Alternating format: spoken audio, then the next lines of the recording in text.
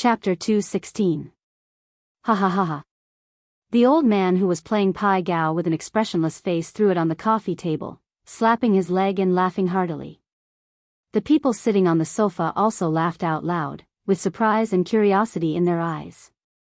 In contrast, Mao and Walnut's first reaction was not to laugh or be surprised, but to breathe a sigh of relief. Fortunately, this cat has the ability, so it didn't lose out. Mao thought. Zheng Tan didn't care about the people on the sofa, but stared at the attacker he had just thrown out. The one who had attacked Zheng Tan wasn't a human, but a monkey wearing a small suit. It seemed to be the kind of macaque that was shown on TV. Macaques were widely distributed in the country and were considered a relatively common species of monkey. However, there were not many people who had the right to raise them. Other than the acrobatic troupes, zoos, and some tourist attractions, Zheng Tan had only seen one in real life. At this moment, the macaque had already gotten up and ran to a person's side, squeaking. Zheng Tan didn't know what it was saying, but from the way the monkey pointed at Zheng Tan and then at the small suit on its body, it was probably complaining. F***ck, you dared to complain when you took the initiative to attack? The atmosphere in the room began to liven up again. Some were talking about the trick Zheng Tan used to throw the monkey, some were making fun of the monkey, and most importantly, they had made a last-minute bet when Mao went to find Zheng Tan, betting on who would lose out. Strangely, except for the owner of the monkey and two other people, the others, including Walnut and the old man, all bet on Zheng Tan. Now these people were busy collecting money. What were they saying just now? Woo, song, hit, hoo, ha ha ha. Walnut and the others who had won the bet shouted in unison. This group of people's personalities were really bad. Zheng Tan cursed in his heart. Mao also took some time to talk to Zheng Tan and told her about the monkey. The man who raised the monkey was also Celestine and Mao's senior. He was also He Tao's junior. His name was Pei Liang, and he used to be a soldier. After retiring from the army, he returned to his hometown and opened a shop. Pei Liang's family was located in a tourist area. It was close to a mountain. The shop he opened was a tourist business. His life was pretty good. However, one day when Pei Liang went to make a delivery, a little monkey suddenly ran over and jumped up from his trousers, hugging Pei Liang's arm and not letting go. Later, he found out that it was a tourist who met a little monkey without a mother while traveling. Out of curiosity, he wanted to bring it back to play. Who knew that the little monkey would find an opportunity to escape? For some reason, it grabbed Pei Liang's arm and refused to let go. After the tourist left, the little monkey was brought back to the mountains by the person in charge of that place. However, after a period of time, the little monkey somehow found Pei Liang's house and ran to his house every few days. The people living nearby would sometimes encounter monkeys, but after all, it was not often. Sometimes, in order to prevent the monkeys from going down the mountain to steal things, they would take some protective measures. There were not many incidents like Pei Liang's house that always had monkeys visiting. The monkey that Pei Liang encountered at his house was an exception. Gradually, it became familiar with Pei Liang's youngest son and did a lot of catching fish and birds. It helped pass the shovel to the children at home when they dug traps. It also followed the children at home when they went to join in the fun. However, it could not be like this all the time. Under his son's strong request, Pei Liang went to find someone to go through some procedures. After all, without the approval of the relevant forestry administrative department, the practice of privately raising nationally protected animals was illegal transportation and breeding. When he was naming it, Pei Liang wanted to just call it the Great Sage, Heaven's Equal. It sounded domineering, but Pei Liang's family was more particular and felt that the name could not be too high. Therefore, he removed Heaven and Sage and left Qida. However, Qida sounded a little like someone's boss. Pei Liang felt that it was too troublesome to think of a name, so he directly added the word da at the back.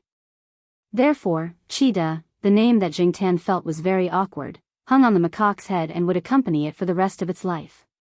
Qida's status in the family was not low. The children protected it, and the elders doted on it. Pei Liang's old mother even wore reading glasses and personally sewed a set of great sage, heavens equal, clothes. In Mao's words, it looked like it was singing an opera. The monkey's IQ was higher than some animals. After interacting with humans for a long time, it naturally learned some things. In the past 5 years, it became even more clever and strange. Therefore, Pei Liang did not dare to let it out at Celestine's wedding. Qida, this fellow, learned a lot of bad habits from the children at home. Celestine finally got married. If something happened, Celestine would definitely blame it on Pei Liang. Later on, there was a production team filming a movie at Pei Liang's place. Pei Liang's son brought Qi Dada over to watch the show and was fancied. After some discussion, they paid Pei Liang a sum of money to guide Qi Dada to make a cameo appearance. Originally, they prepared a trained monkey, but the monkey saw that it was not as intelligent as Qi Dada and changed it at the last minute. Reality proved that the effect was not bad. During that time, Qida got along very well with the film crew. It was always funny. After that, there were people who went there to film movies, TV series, scenes, documentaries, and promotional videos. It was unknown if the film crew had contacted each other, but they went to look for Qida. This monkey became very popular, and even Pei Liang's family business flourished for a long time. Now, many tourists went there for a vacation. When they heard Qida's name, they curiously went to take a look and even took photos. Qida, this monkey, loved to take photos. Who knew how many photos there were at home? When it looked at the camera, it naturally posed in a pretentious manner. Did you hear that? Whose pet can make more money than people? This is also supporting the family. Pei Liang sighed and showed off. He wanted to save some face for his monkey. Qida next to him also chirped a few times, as if it was responding. However, when they heard Pei Liang's words, pets make money to support the family, Mao and Walnut looked at Jing Tan at the same time, but did not say much. A few people around them noticed Mao and Walnut's actions and asked a few questions. However, Mao did not elaborate. He only said that this black cat also made money to support the family, and it was a rich man. It turns out that this mongrel cat is more powerful than Qida. This is too low-key. We haven't seen any news about this cat, someone said. That's because its father doesn't allow it to be high-profile, Mao answered. That's right. The old master slammed the coffee table. Several people looked at the coffee table at the same time. After making sure that the coffee table was not broken, they continued to talk and laugh. They were all muttering in their hearts. When would the master change his bad habit of slamming the table? Fortunately, the old master knew not to destroy things in the hotel. The old man didn't feel that he had done anything inappropriate, so he continued, "This is to protect the cat." Nowadays, some people are blinded by greed and will do anything. Besides, animals don't enjoy some protection like people do, especially those that are not listed in the national protection level. They can only accept it if they suffer, so it's better to protect them. Pei Liang, you should learn from this. Yes, yes, yes. Pei Liang nodded. It's not because my home is in the mountains, unlike the big cities where there are many people. I'm not the only one raising monkeys there. Are other people's monkeys as popular as yours? The old master glared. No. Pei Liang withered. I will definitely pay attention. Cough, speaking of which, this cat is really strong. Someone received Pei Liang's pleading look and changed the topic.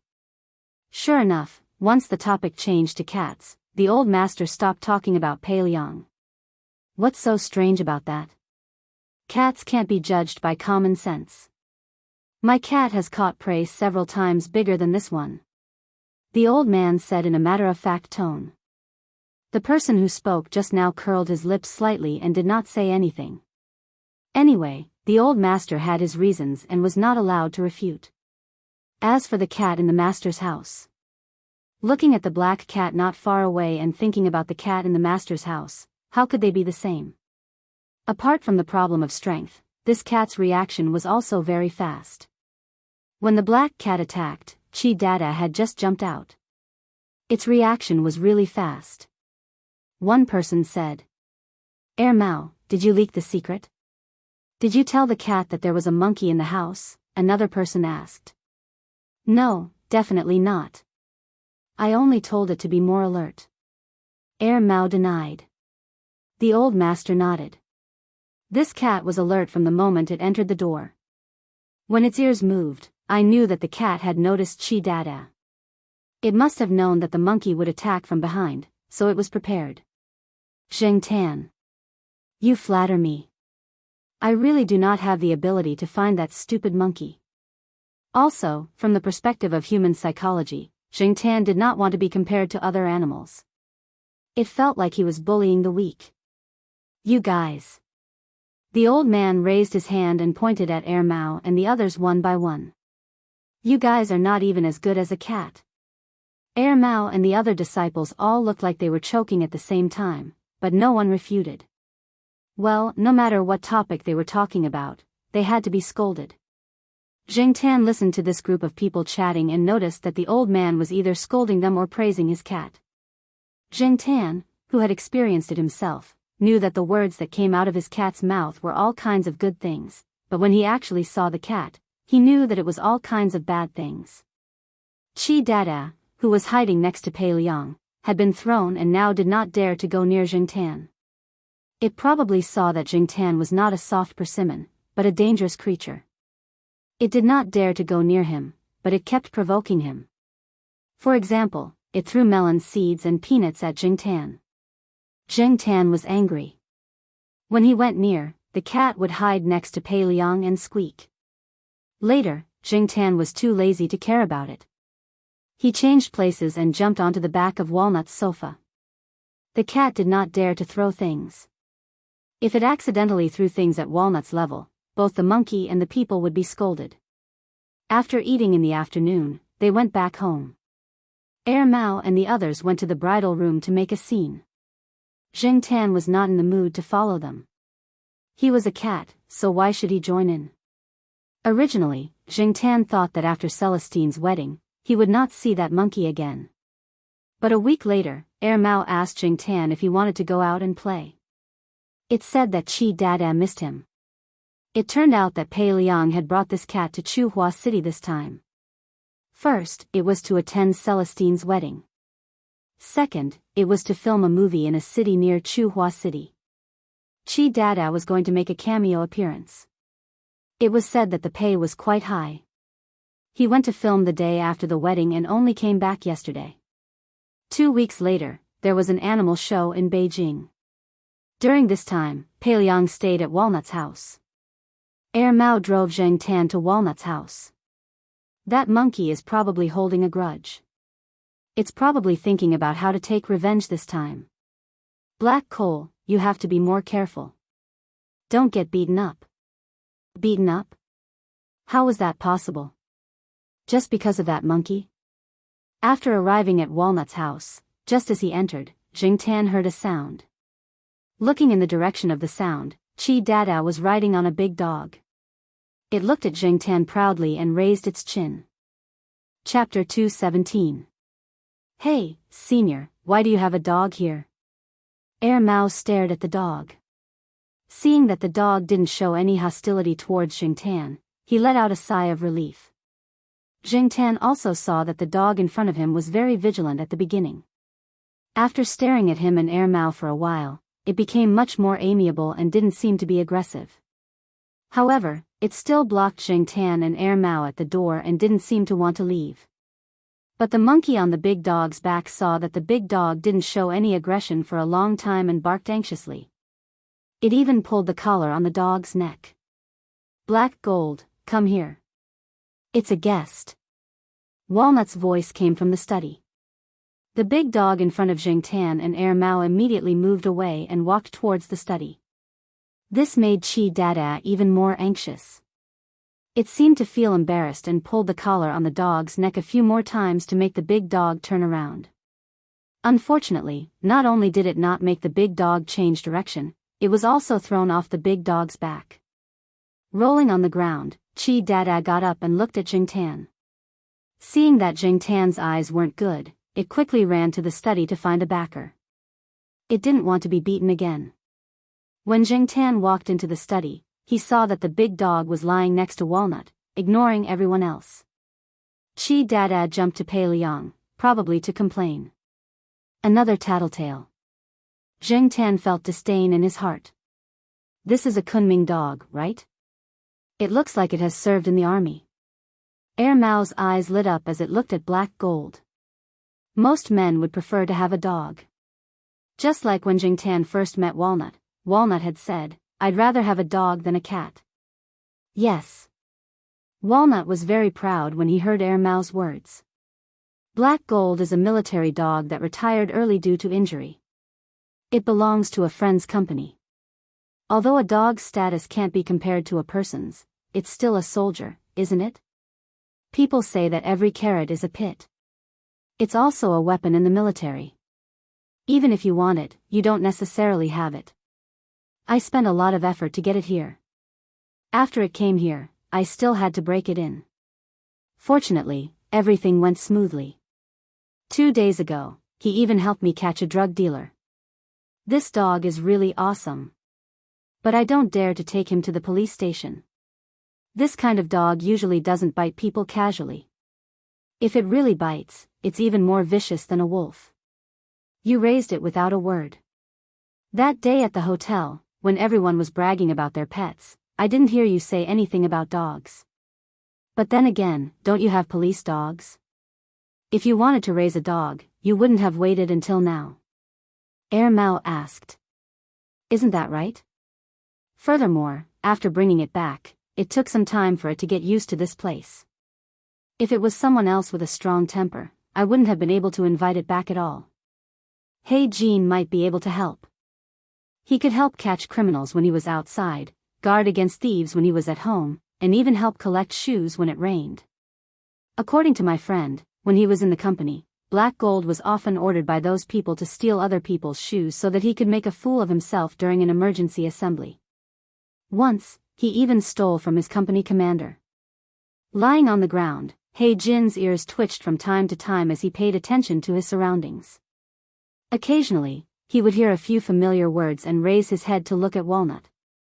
When Walnut talked about his friend and the company, He Jin whimpered from the ground. Walnut leaned over and patted He Jin's head.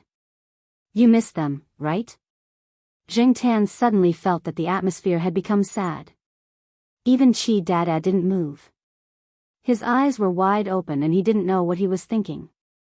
Hey, Mao, let me show you some photos of Chi Dada from a while ago.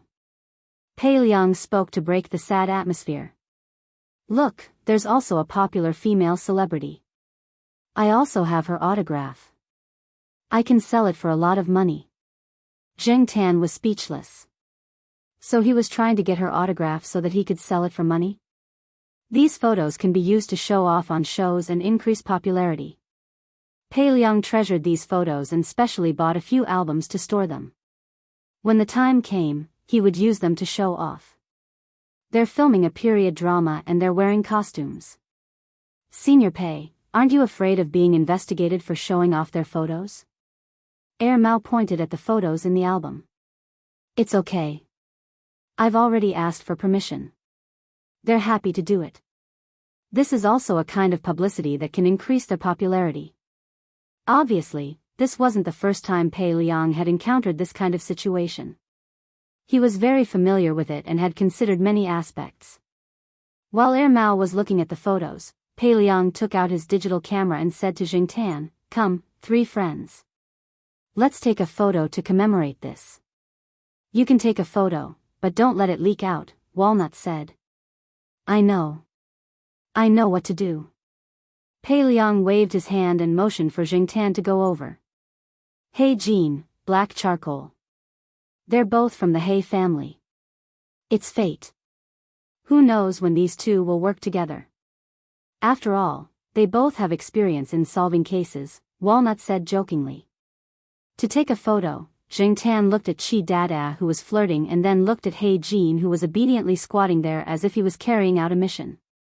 Jing Tan thought for a while and jumped onto a small chair. If he was short, he had to stand taller. Otherwise, if Chi Dada and He Jin came over, Jing Tan would look thin and small. Chi Dada didn't dare to stand close to Jing Tan. He let He Jin stand in the middle while Jing Tan and Chi Dada stood on both sides. Jing Tan didn't care if he stood in the middle or on both sides. He just needed to take a photo. After returning home, Jing Tan thought he wouldn't see that monkey again. However, a few days later, Pei Liang brought Chi Dada to visit him. Actually, Mao didn't allow them to enter the house. They had to come to the Jiao family.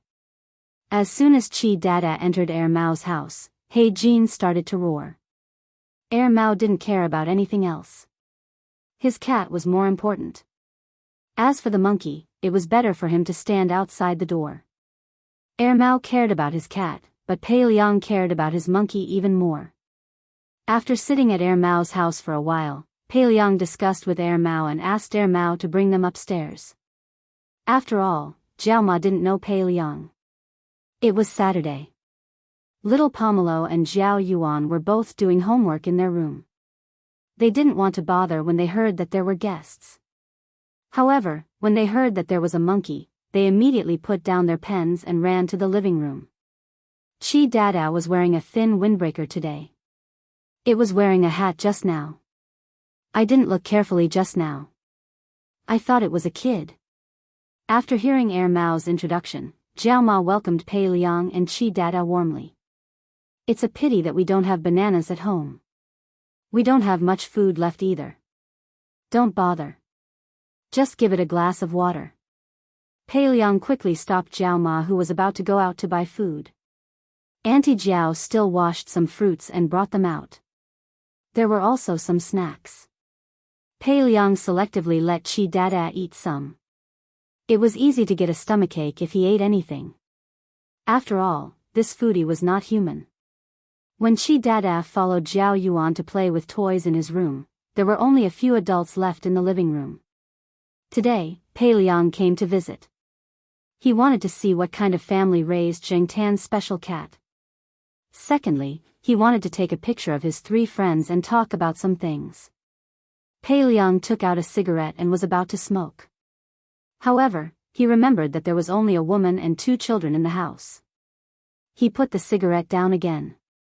It's okay. Go ahead. No. If I take out the cigarette, Chi Dada will waste another one of my cigarettes. Oh, it even smokes. Jiao Ma was surprised. Yeah. Pei Liang began to complain. From smoking to drinking, now it even knew how to play cards. This guy even has its own wardrobe made by its family. There are also some souvenir clothes from the crew. Chi Dada is so arrogant.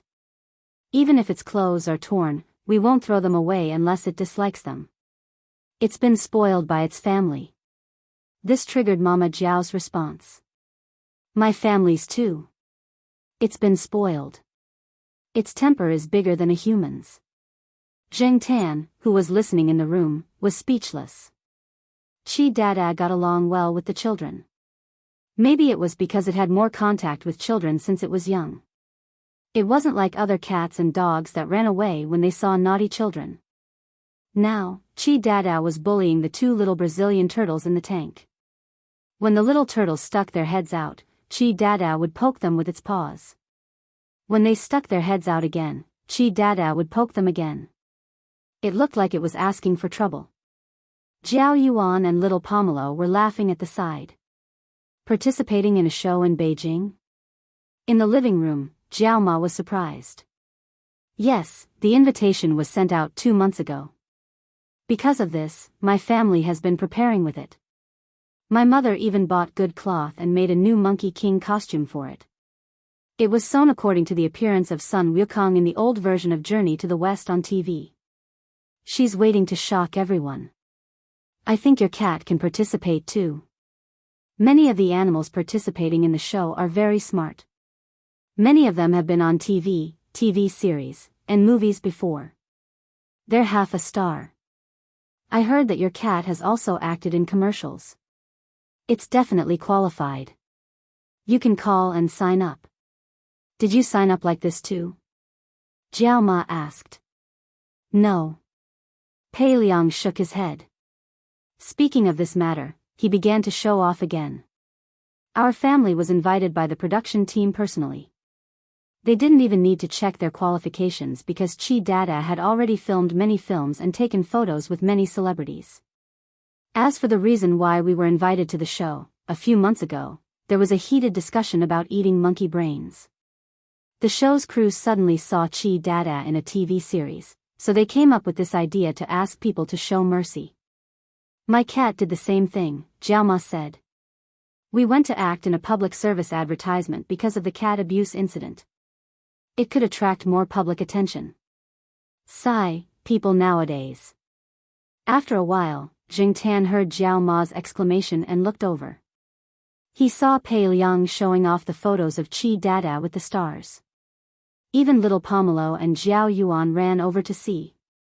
Before Pei Liang left, he left his phone number and the address of his restaurant. If the Jiao family wanted to travel there, they could inform them in advance. They would reserve a room for them, provide food and drinks, and even provide a tour guide.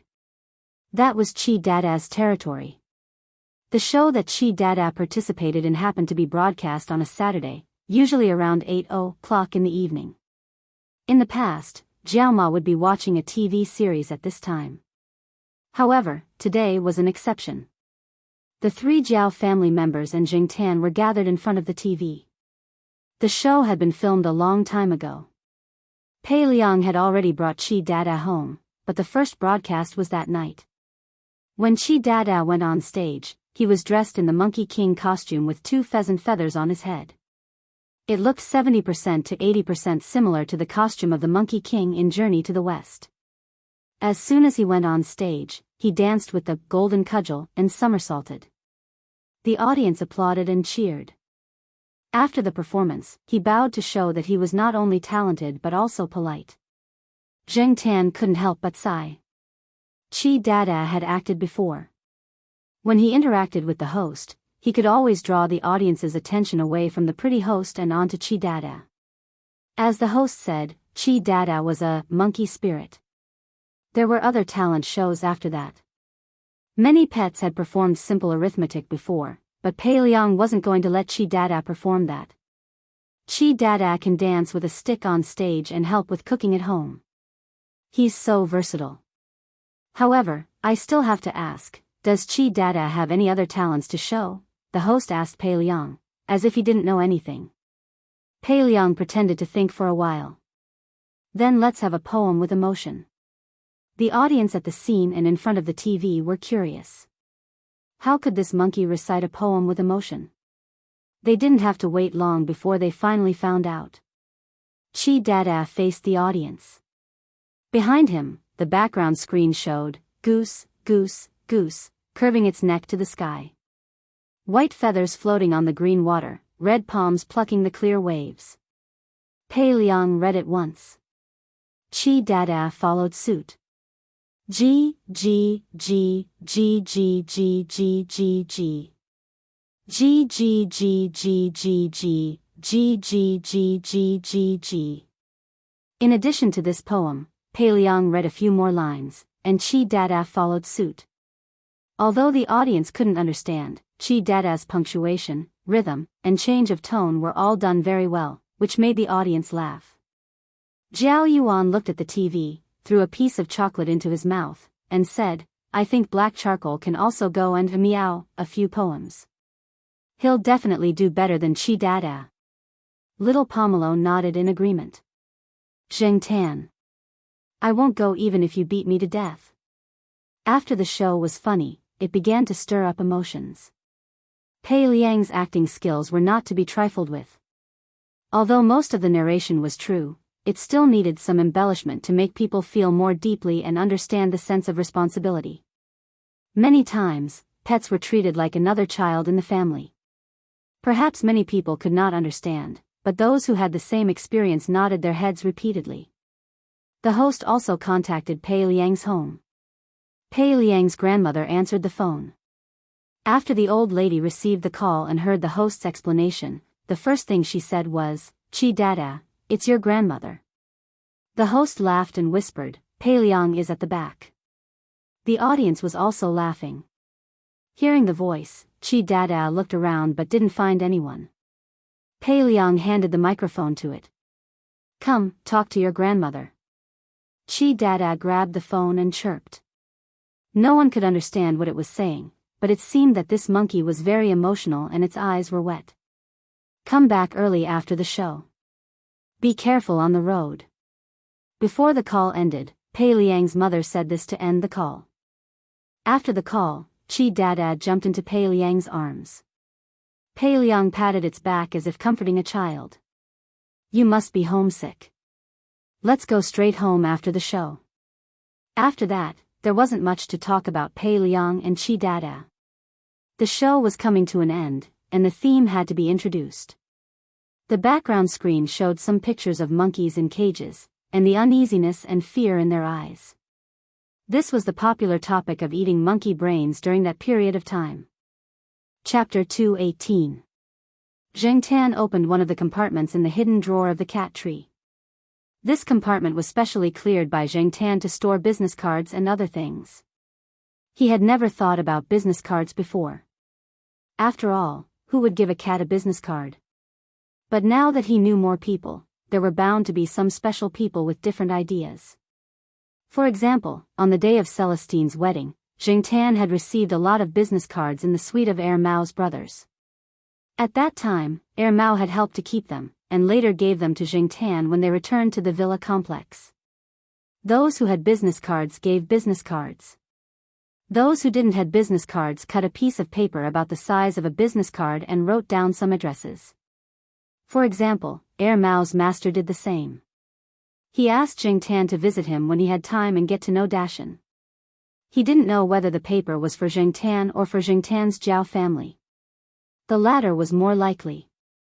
In these people's eyes, a cat could understand everything. It was already very capable to receive business cards. Pei Liang's business cards were quite professional. They were exquisitely made. Pei Liang often went out and interacted with many people, so he was more particular about business cards. Pei Liang also allowed Zheng Tan to travel there with the Jiao family when she had time. They could go sightseeing. Zheng Tan really wanted to travel, but he couldn't travel alone in his current cat form. The three Jiao family members couldn't leave either. Even if it was the holidays, Jiao Ma didn't dare to take the two children far. If they wanted to travel, they had to wait for the Jiao Pa to come back. Zheng Tan counted the days. It had only been half a year since the Jiao Pa left. He had to wait. Celestine was now married and had a wife. Recently, he was busy making babies. He quit smoking and drinking and didn't go to the nightclub. He was very well behaved.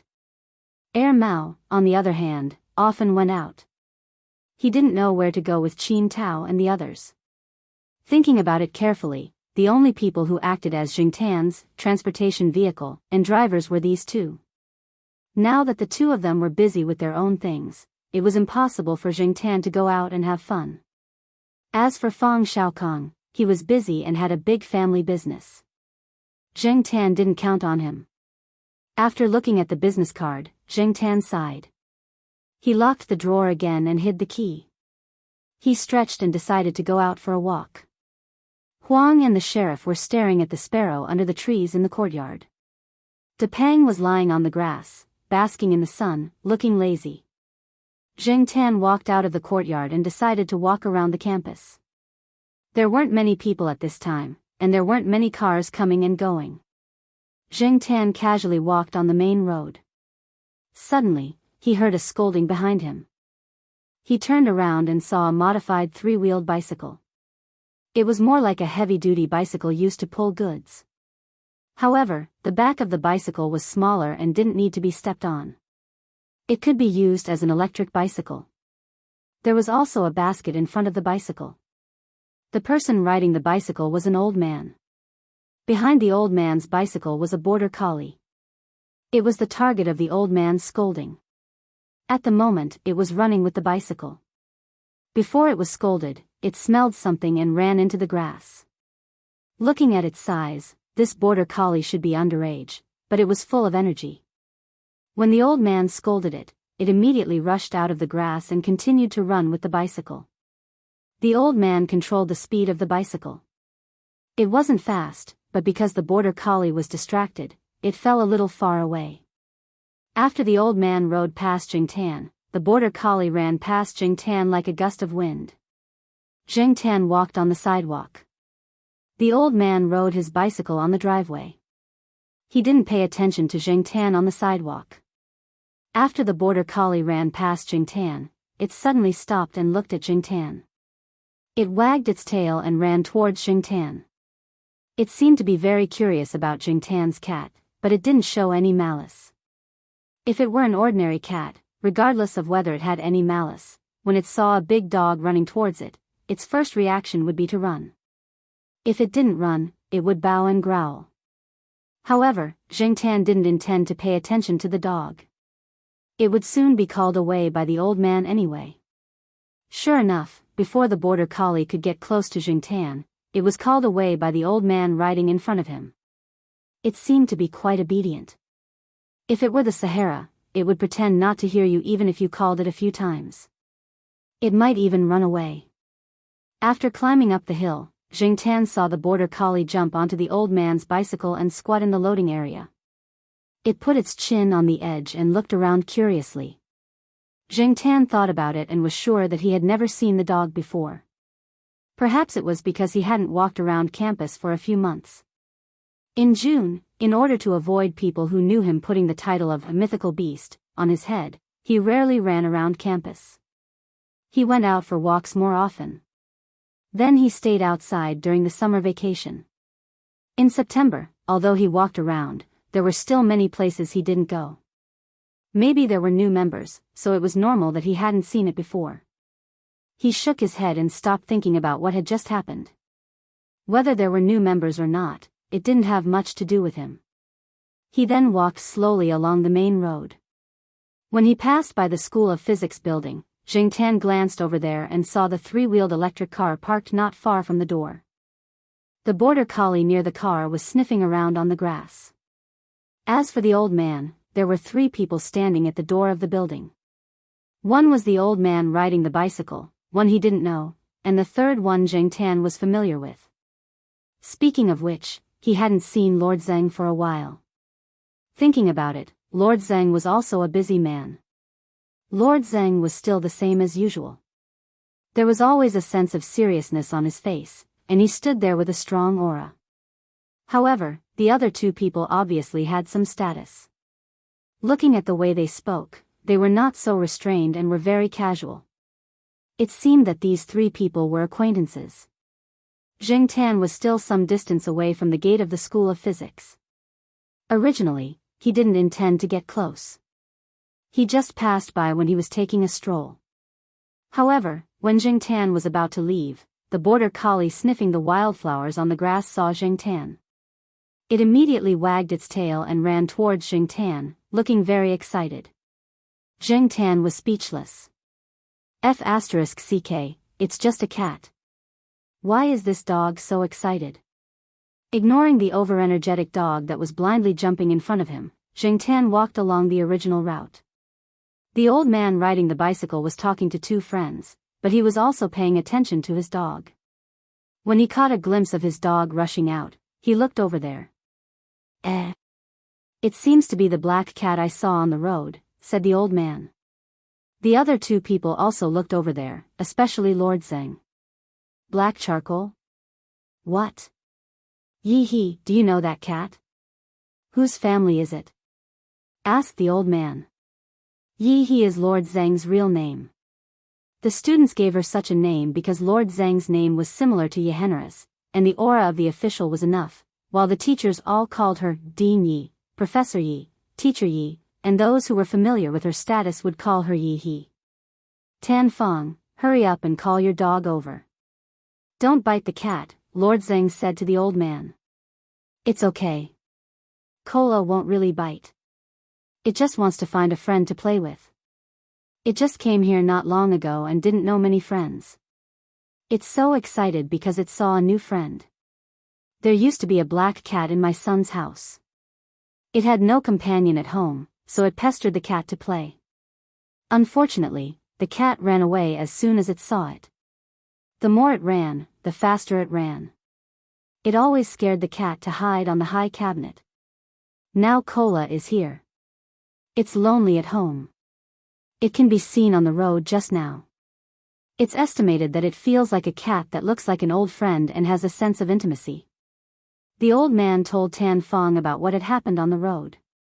Tan Fong's first impression of Jing Tan was that the cat was either too stupid or too brave. Otherwise, how could it be so calm in the face of a dog that was many times bigger than it? Yi he, do you think the cat has a problem with its IQ or something? Tan Fong asked Lord Zheng. Nonsense, the cat is smart, and it's not afraid of dogs. Its family lives in the East Courtyard, a teacher's family in the Academy of Biological Sciences. The cat is very famous in the East Courtyard. Almost everyone there knows it. I only knew about it because of a student. Tan Fong, call your dog back. Lord Zheng was still worried that the dog would do harm to Jing Tan. All right. The old man called the dog back, but he was thinking that he would take the dog for a walk after dinner today. Tan Fong moved to the West Courtyard this summer. He used to live outside. This year, because his granddaughter was admitted to Tsinghua University, he decided to move into the school and live with his granddaughter. He could take care of her at ordinary times. He really didn't know a lot about the school. When Jing Tan continued to walk around the school, he didn't know that the old man on the electric bike was inquiring about him everywhere. Tan Fong was surprised when he inquired about it. Although he knew that these things were not comprehensive and there were exaggerations, he could see that the cat was smart enough, especially when it came to catching thieves. It was said that dogs were nosy. What about the cat catching thieves? He did all the work of the dog. As for how credible it is, it's just a rumor. It can't be completely believed, but it's not without reason. It's not easy for his dog to find a playmate in school. He's idle, so it's good to go and have a look. After dinner, Jing Tan lay on the sofa and pulled his ears. He looked at the old man and the dog in the living room reluctantly. Next to the sofa, Zhao Yuan and little Pomelo were surrounding the border collie named Cola. Maybe it was because dogs were more likely to arouse children's enthusiasm, but Zhao Yuan and little Pomelo had a good attitude towards the border collie. Jiao Ma was chatting with the old man with the surname Tan with a warm smile. Tan Fong only said that he was a retired physics teacher, but Jiao Ma had good eyesight. When the old man in front of her said Lord Zheng's name casually, she knew that this person's identity was similar to Lord Zheng's. Jiao Ma was more or less nervous about a big name who was similar to Lord Zheng. Even if the person in front of her looked very easygoing, Jiao Ma didn't dare to be careless. It didn't matter if he was from Jiao Pa's school or not, it would be good for Jiao Pa when he came back. These old men were very capable. Therefore, Jiao Ma had been very polite. Most of the time, when people communicate with their pets, it's faster to get familiar with each other. The old man mainly talked about pets, but he also led Jiao Ma to talk about her own cat. Unknowingly, the pressure in Jiao Ma's heart lessened a lot. But soon, the smile on Jiao Ma's face froze. I take Cola out for a walk every week.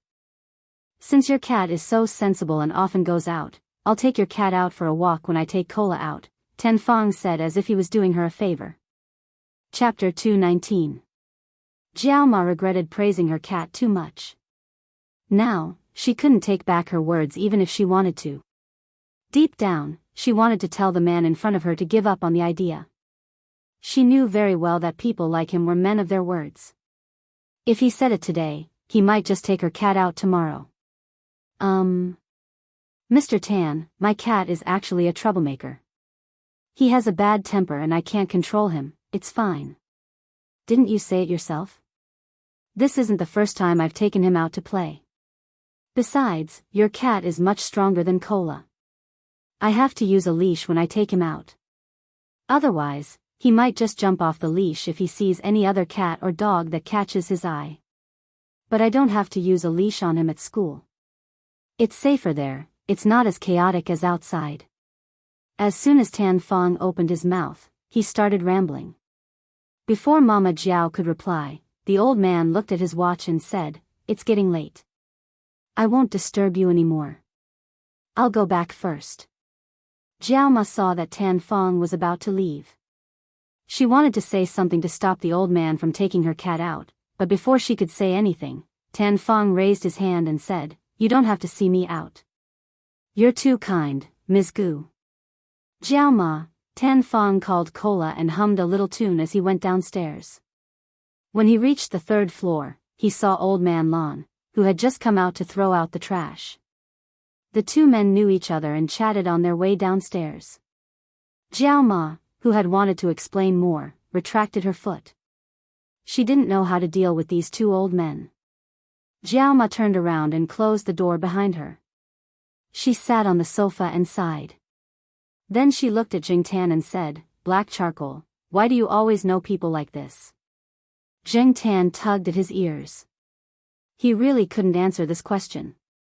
He did want to go out for a walk. He had already walked around the surrounding areas of Tsinghua University.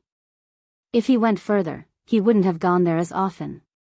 Only the road to Jiao Yuan School was a little further away. The other directions were basically unfamiliar. Of course, if Jiao Ma insisted on not agreeing, he would ignore the old man. Jiao Ma stared at Jing Tan for a while before letting out a long sigh. She got up and walked to the bedroom. She decided to send an email to her husband, who was far away in the ocean, to tell him about it and let him make a decision. It wasn't just because of what happened today. Her cat was always running outside. In the past, when she was brought out by Wei Ling and Air Mao, she wasn't very happy. Now that there was another person, if this continued, would her cat become more and more wild and eventually run away from home? Jiao Ma's colleagues in the office all said that cats didn't love home as much as dogs, so she couldn't help but worry. If Zheng Tan knew what Jiao Ma was thinking, he would think that her worries were unnecessary. He really didn't want to leave the Jiao family.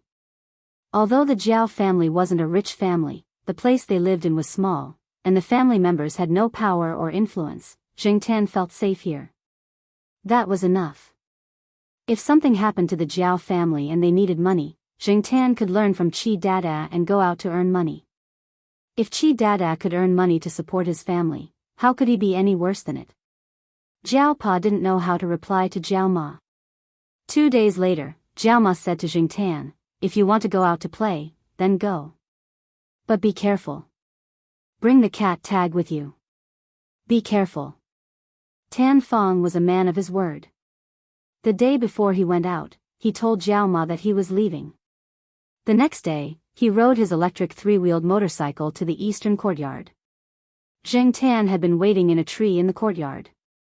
The border collie named Cola was sitting on the 3-wheeled motorcycle. It was probably excited to see the other 3 cats in the courtyard. It wanted to come down, but it was scolded by Tan Fong and stopped. It still had a leash around its neck, so it couldn't jump down even if it wanted to.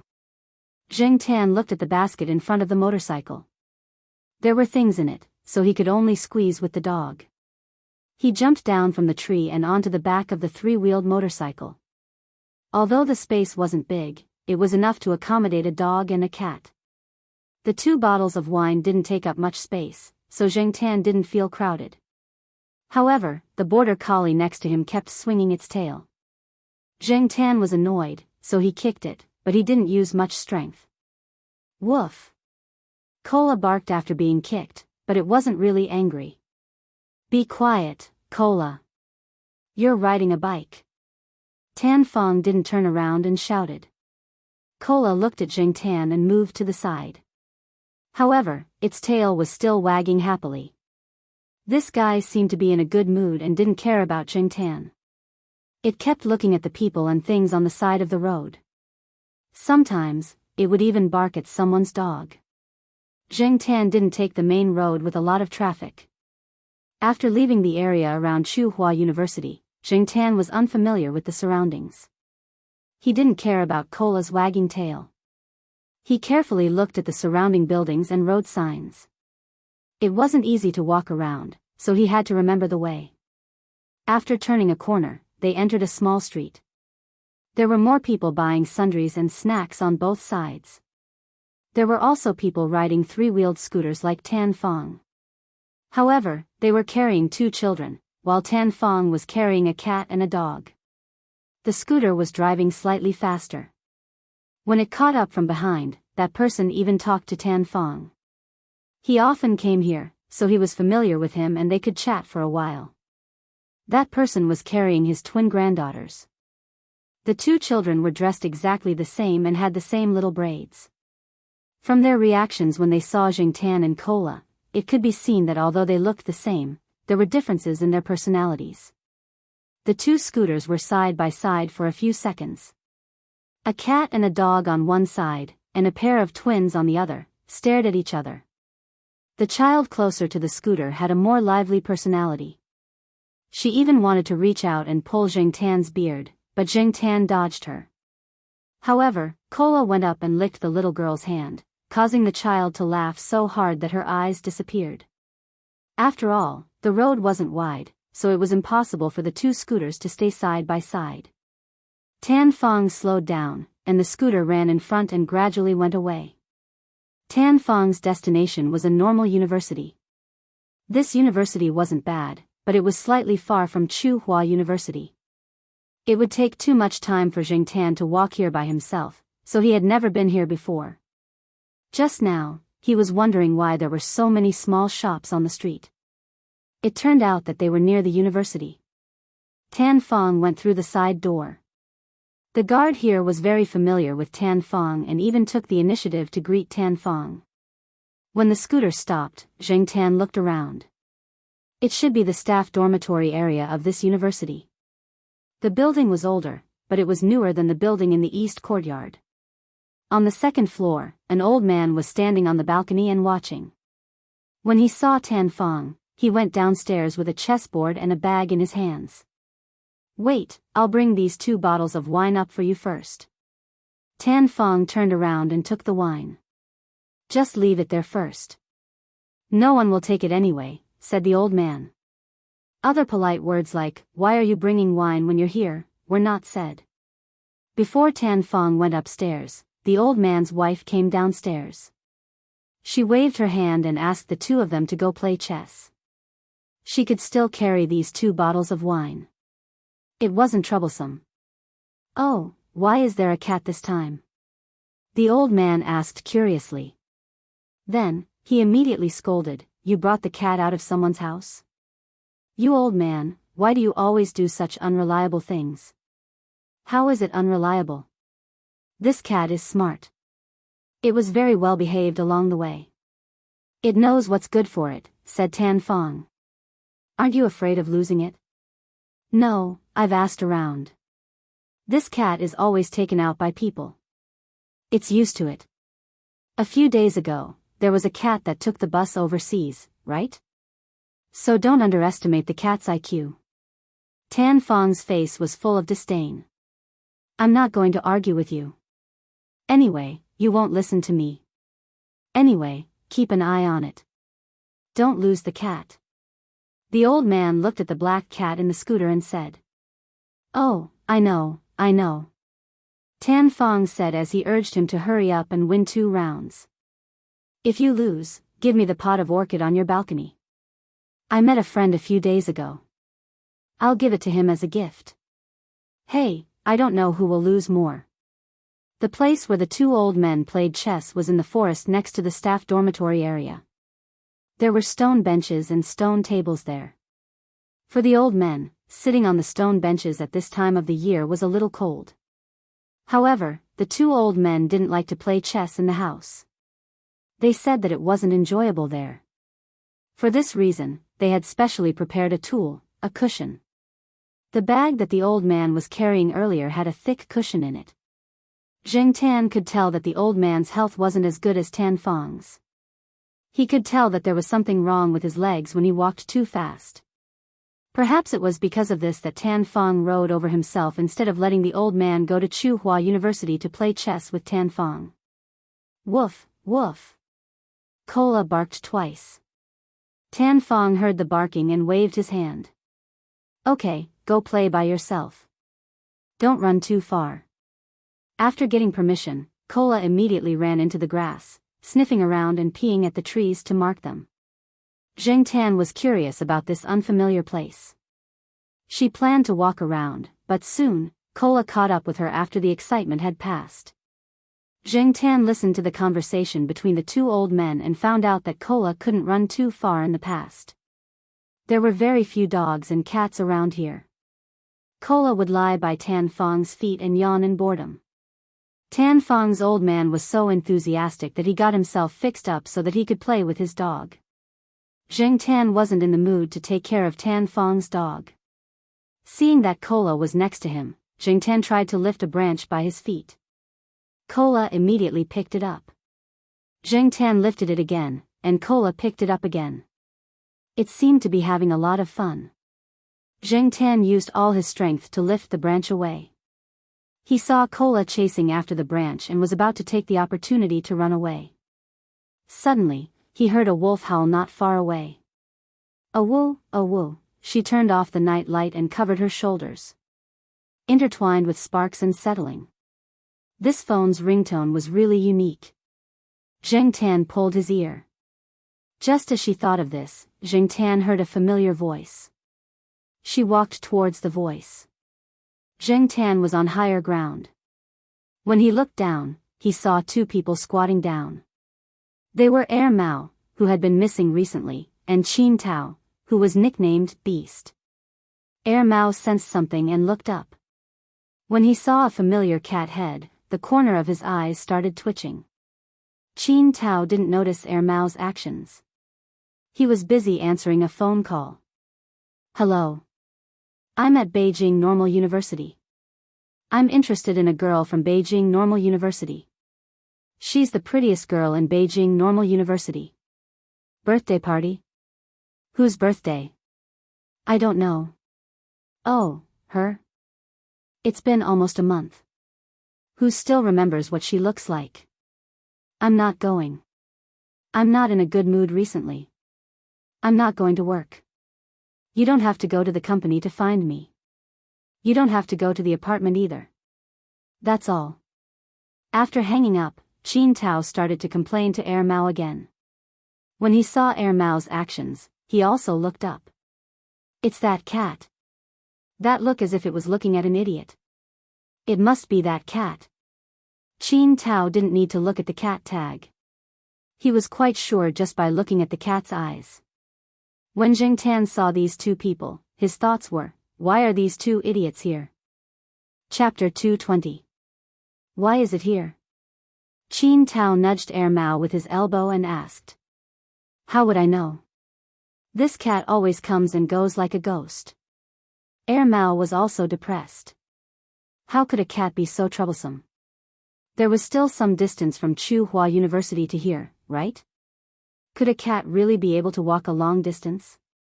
But it would be at night. There were so many people and cars in the day. It didn't make sense. Just as he was thinking about the reason, Mao's phone rang. Looking at the caller ID, Mao's eyes narrowed and he immediately picked up. Seeing Mao like this, Zheng Tan and Qin Tao thought something big had happened. They didn't make a fuss and quietly waited for Mao to finish the call. It's really here? Mao's voice went up a notch when he heard the voice. He felt that he was too excited and calmed down. Okay, I'll go back right away. Thank you. I'll treat you to a drink next time. After hanging up, Mao's face was gloomy. Damn it. It's really her. That cat actually dares to come over. Which cat? That little bastard that only shows its teeth when it sees me. Mao said angrily. How long has it been since Black Rice gave birth? I finally had a few days to relax, and this bastard came over again. If they relapse and give birth to another litter of kittens, I'll be tortured to death. When Mao said this, Zheng Tan knew that peanut candy must have run to the courtyard again. Qin Tao laughed gloatingly. Speaking of which, it's been 4 months since your Black Rice gave birth. She can definitely give birth to another litter. I've seen a mother cat get pregnant again before her kittens left. Shut up. Air Mao raised his leg and kicked Qin Tao. You're asking for a beating. Qin Tao jumped up to avoid the kick and made an orchid gesture. Come on, hit me. Jing Tan and Air Mao were speechless. They suddenly felt that this person was getting more and more despicable. Air Mao didn't have time to play with Qin Tao. I'll go first. Go find your goddess yourself. If you catch her, I'll treat you to a meal. Got it. Cat slave Mao, hurry up and go home. I heard that cats are hard to keep. Even if it's on the 3rd floor, it can probably escape. There are many ways that you can't think of. Before Qin Tao could finish, Air Mao ran away like the wind. TSK, look at him. He's just a cat slave. Qin Tao looked at Air Mao's back with disdain. He probably felt too bored and wanted to talk but couldn't find anyone. Looking around, Qin Tao's gaze fell on Jing Tan. He waved at Jing Tan and took out his phone to show Jing Tan the photo album. Qin Tao's mobile phone was a new model with a large color screen. Compared to current mobile phones, it was considered high-end. The screen was slightly larger than other mobile phones, and the photo on it was also clearer. Jing Tan stood at the top, some distance away from the bottom. He looked to the side and walked down a staircase not far away. He looked at the photo on Qin Tao's phone. Qin Tao squatted down and handed the phone to Jing Tan. He had to admit that the girl on the phone was quite pretty. How is it? Isn't she pretty? And this was without makeup. Love at first sight. Understand? Qin Tao raised his head and covered his chest as if he was deeply in love. The gentleness when you lowered your head was just like the shyness of a lotus flower in the cool breeze. He even recited a poem. Jing Tan shook off the goosebumps and despised him in his heart. According to the rumors he had heard about Qin Tao, this guy's love at first sight was too easy and too cheap. Sure enough, the deep love on Qin Tao's face soon became wretched. He raised his hand and drew a heart in the air. Do you know why the heart is in this shape? Jing Tan looked at him. This is the shape of a woman's buttocks when she bends. Qin Tao shook his head regretfully. TSK, a cat like you won't understand the meaning of this shape. Jing Tan poked at his sore spot. Jing Tan wanted to say, If King understood it deeply too. Unfortunately, the King god had turned him into this. CK, do you King know my pain? Just like what Air Mao said before it left, this guy really deserved a beating. As they were talking, Qin Tao's phone rang with a text message. After reading the content of the phone, Qin Tao's smile widened. I won't chat with you anymore. I'm going to meet the beauty. Qin Tao waved the text message on his phone in front of Jing Tan. He didn't expect a cat to understand it. He just wanted to satisfy his vanity. Jing Tan looked at it. The sender was Beauty Chin. Before he could read the content of the text message, Qin Tao took the phone back. Qin Tao took out a small and delicate bottle of perfume and sprayed it on his wrist. He touched his middle finger and ring finger on his wrist, then touched the back of his ear, the back of his neck, and his hairline.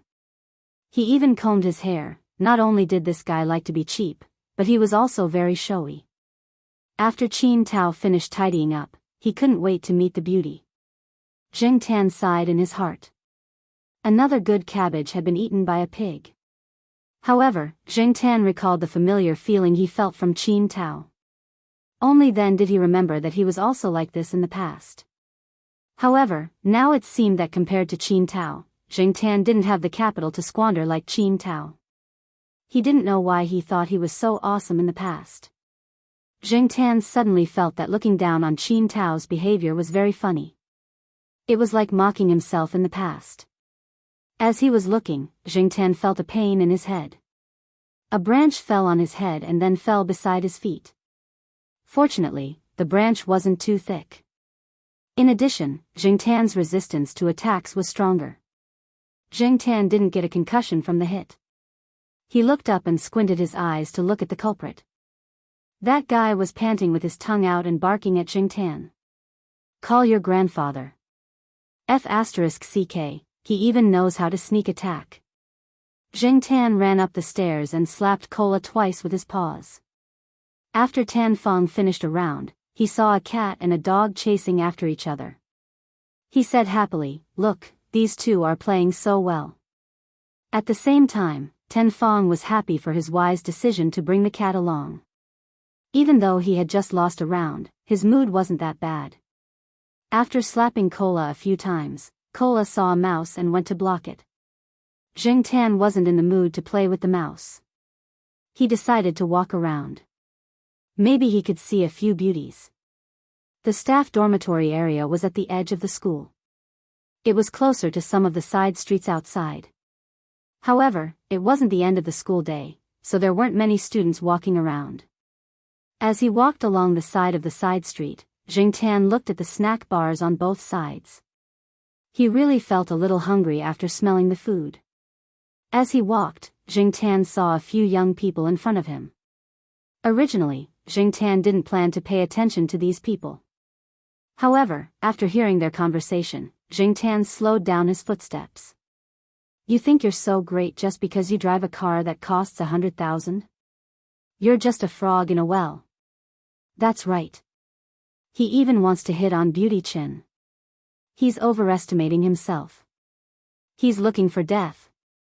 If he dares to go again, it won't be as simple as getting hit with a stick.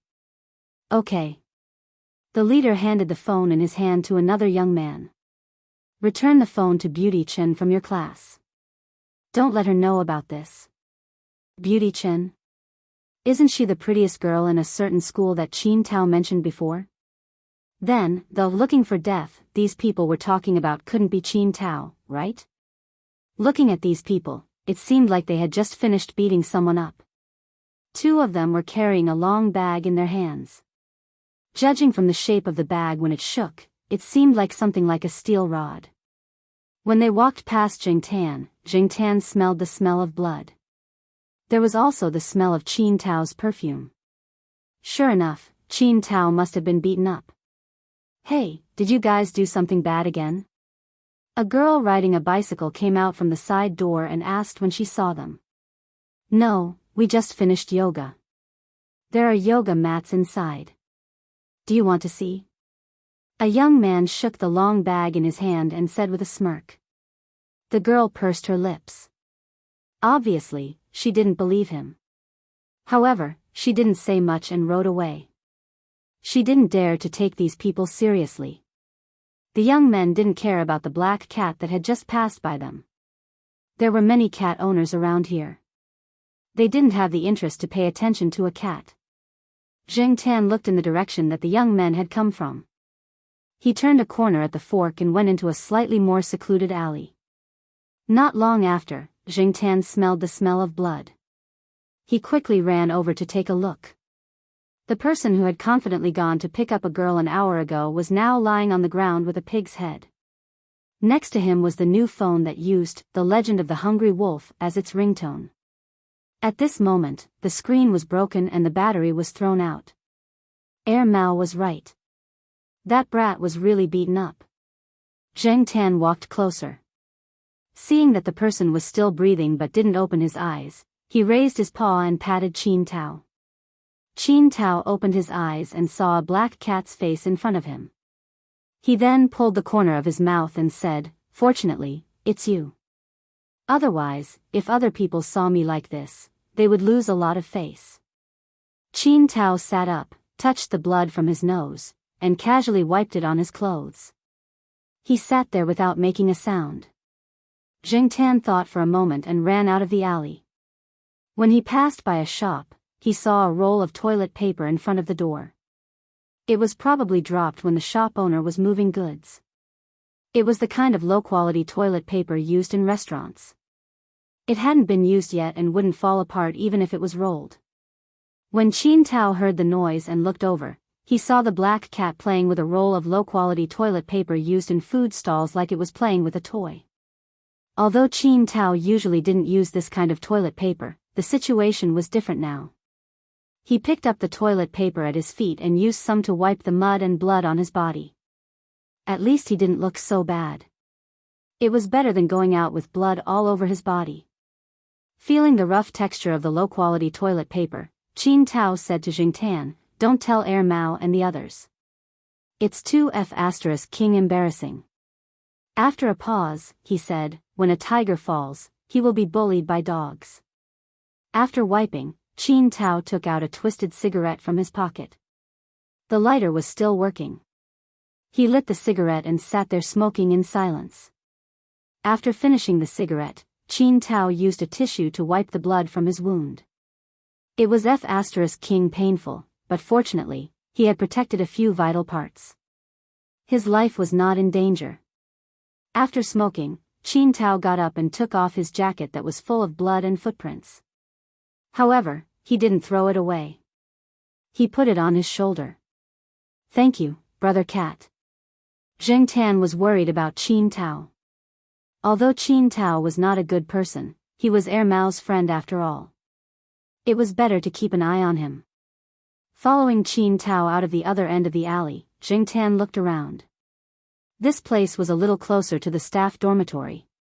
It was in a V shape. After walking out, they found that it was not far from the other entrance of the side street. After coming out of the alley, Zheng Tan saw that the windshield of the car parked not far from the alley had several holes. Zheng Tan looked at the car and felt that it was quite familiar. Just as he thought of this, he heard Qin Tao say in a relieved tone, "Fortunately, this car is Air Mao's. It's cheap and not worth much." Zheng Tan. No wonder it was familiar. Last month, Qin Tao lost a bet with Air Mao. They exchanged cars. Air Mao bought a car that was worth about 100,000 for Qin Tao to drive, and Qin Tao's luxury car that was worth 1 million was driven everywhere by Air Mao. Previously, Qin Tao was quite depressed, but now it seemed that if his car was smashed, the loss would be great. However, if it was really his luxury car that was worth 1 million, would these people really dare to smash it? Shaking his head, Qin Tao stopped thinking about it. No matter what, it had happened. What should be done was done. Some people around pointed at the car, but Qin Tao did not care. He opened the door and got in. There were a few stones in the car. They were probably used to smash the car. If it was my car, it would not have been smashed so easily. Air Mao's cheap car is really lousy. While complaining, Qin Tao picked up a few stones from the car, took out a bag, and put a few stones in it. He threw them on the passenger seat, together with his coat. Qin Tao's eyes looking at the stones made Zheng Tan feel uncomfortable. He mourned for those people in his heart. How could Qin Tao take this lying down? However, Zheng Tan did not have the leisure to care about that. Qin Tao could do whatever he wanted.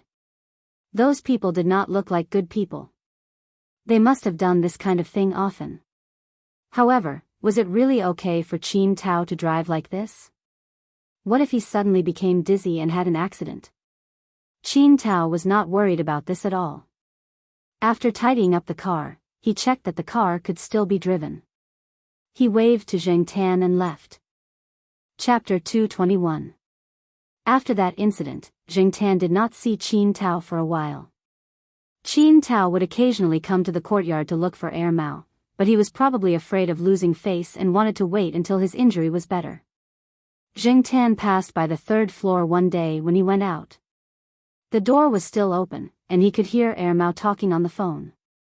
Air Mao was very angry. He could not find Qin Tao recently, so he asked around for some information. After he found out, Air Mao did not intervene because Qin Tao said that he wanted to solve it himself. Air Mao let him do whatever he wanted. With Qin Tao's ability, he would not lose face if he was prepared. During this period, Zheng Tan followed Tan Fong to Beijing Normal University a few times and heard some gossip. From the students, Zheng Tan knew that Qin Tao had taken revenge. Basically, everyone who was involved in that incident was beaten up and sent to the hospital. They would be hospitalized for at least 1 or 2 months. When the students who were shopping on the side street were talking about this matter, they didn't know that the other party was Qin Tao, but this didn't stop them from gloating. Thinking about it, the number of students who didn't like those people and had suffered losses at their hands wasn't small. Just like what the students had analyzed during their discussion, neither side was easy to deal with. Qin Tao had taken revenge, but the discussion about this incident in Beijing Normal University's BBS was still ongoing. Even Tan Fong and Mao mentioned it once when they were playing chess.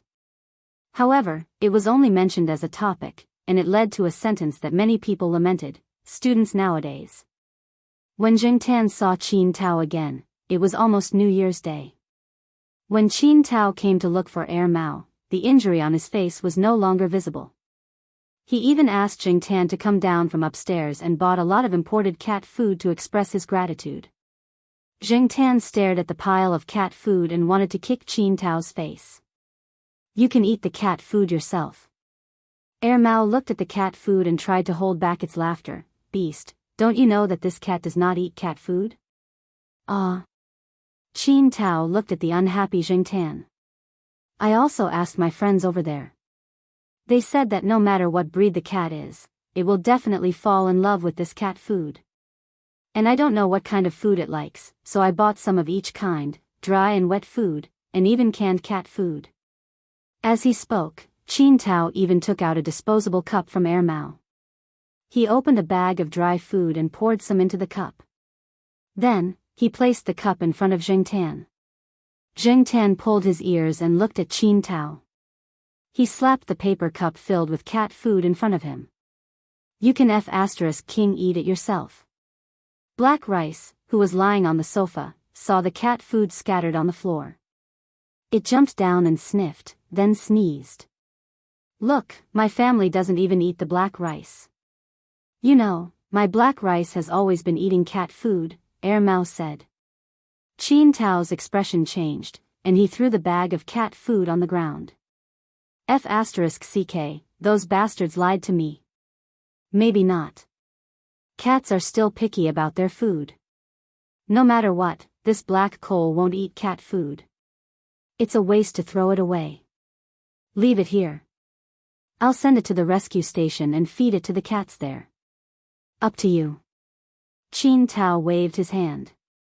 He didn't want to talk about this anymore. He turned to the black cat and said, Brother Cat, I don't know how to thank you. When you go to Pearl City, I'll take care of your food and drink. If it was in the past, Qin Tao would never talk to a cat like this. Ready to go? Mao asked. Yes, my mom is urging me. No matter how unwilling I am, I have to go. Otherwise, I'll be dragged back to the capital. Pearl City is better than the capital. If I stay in the capital, I'll probably be nagged to death by the old man. That's right. If you go back to the capital, you'll be beaten up first. And you can't fight back. After that, you'll be watched. Mao nodded in agreement. It was just like how it didn't dare to go back to the capital. I've fixed the car for you and modified it. It's much better than your old car. Qin Tao threw the car key to Mao. You should be more careful in the future. Don't get tricked again, Mao said. I know. I was too careless this time. I was too proud and didn't keep my guard up. Before Qin Tao left Chuhua City, Mao and a few other people who were close to him sent him off.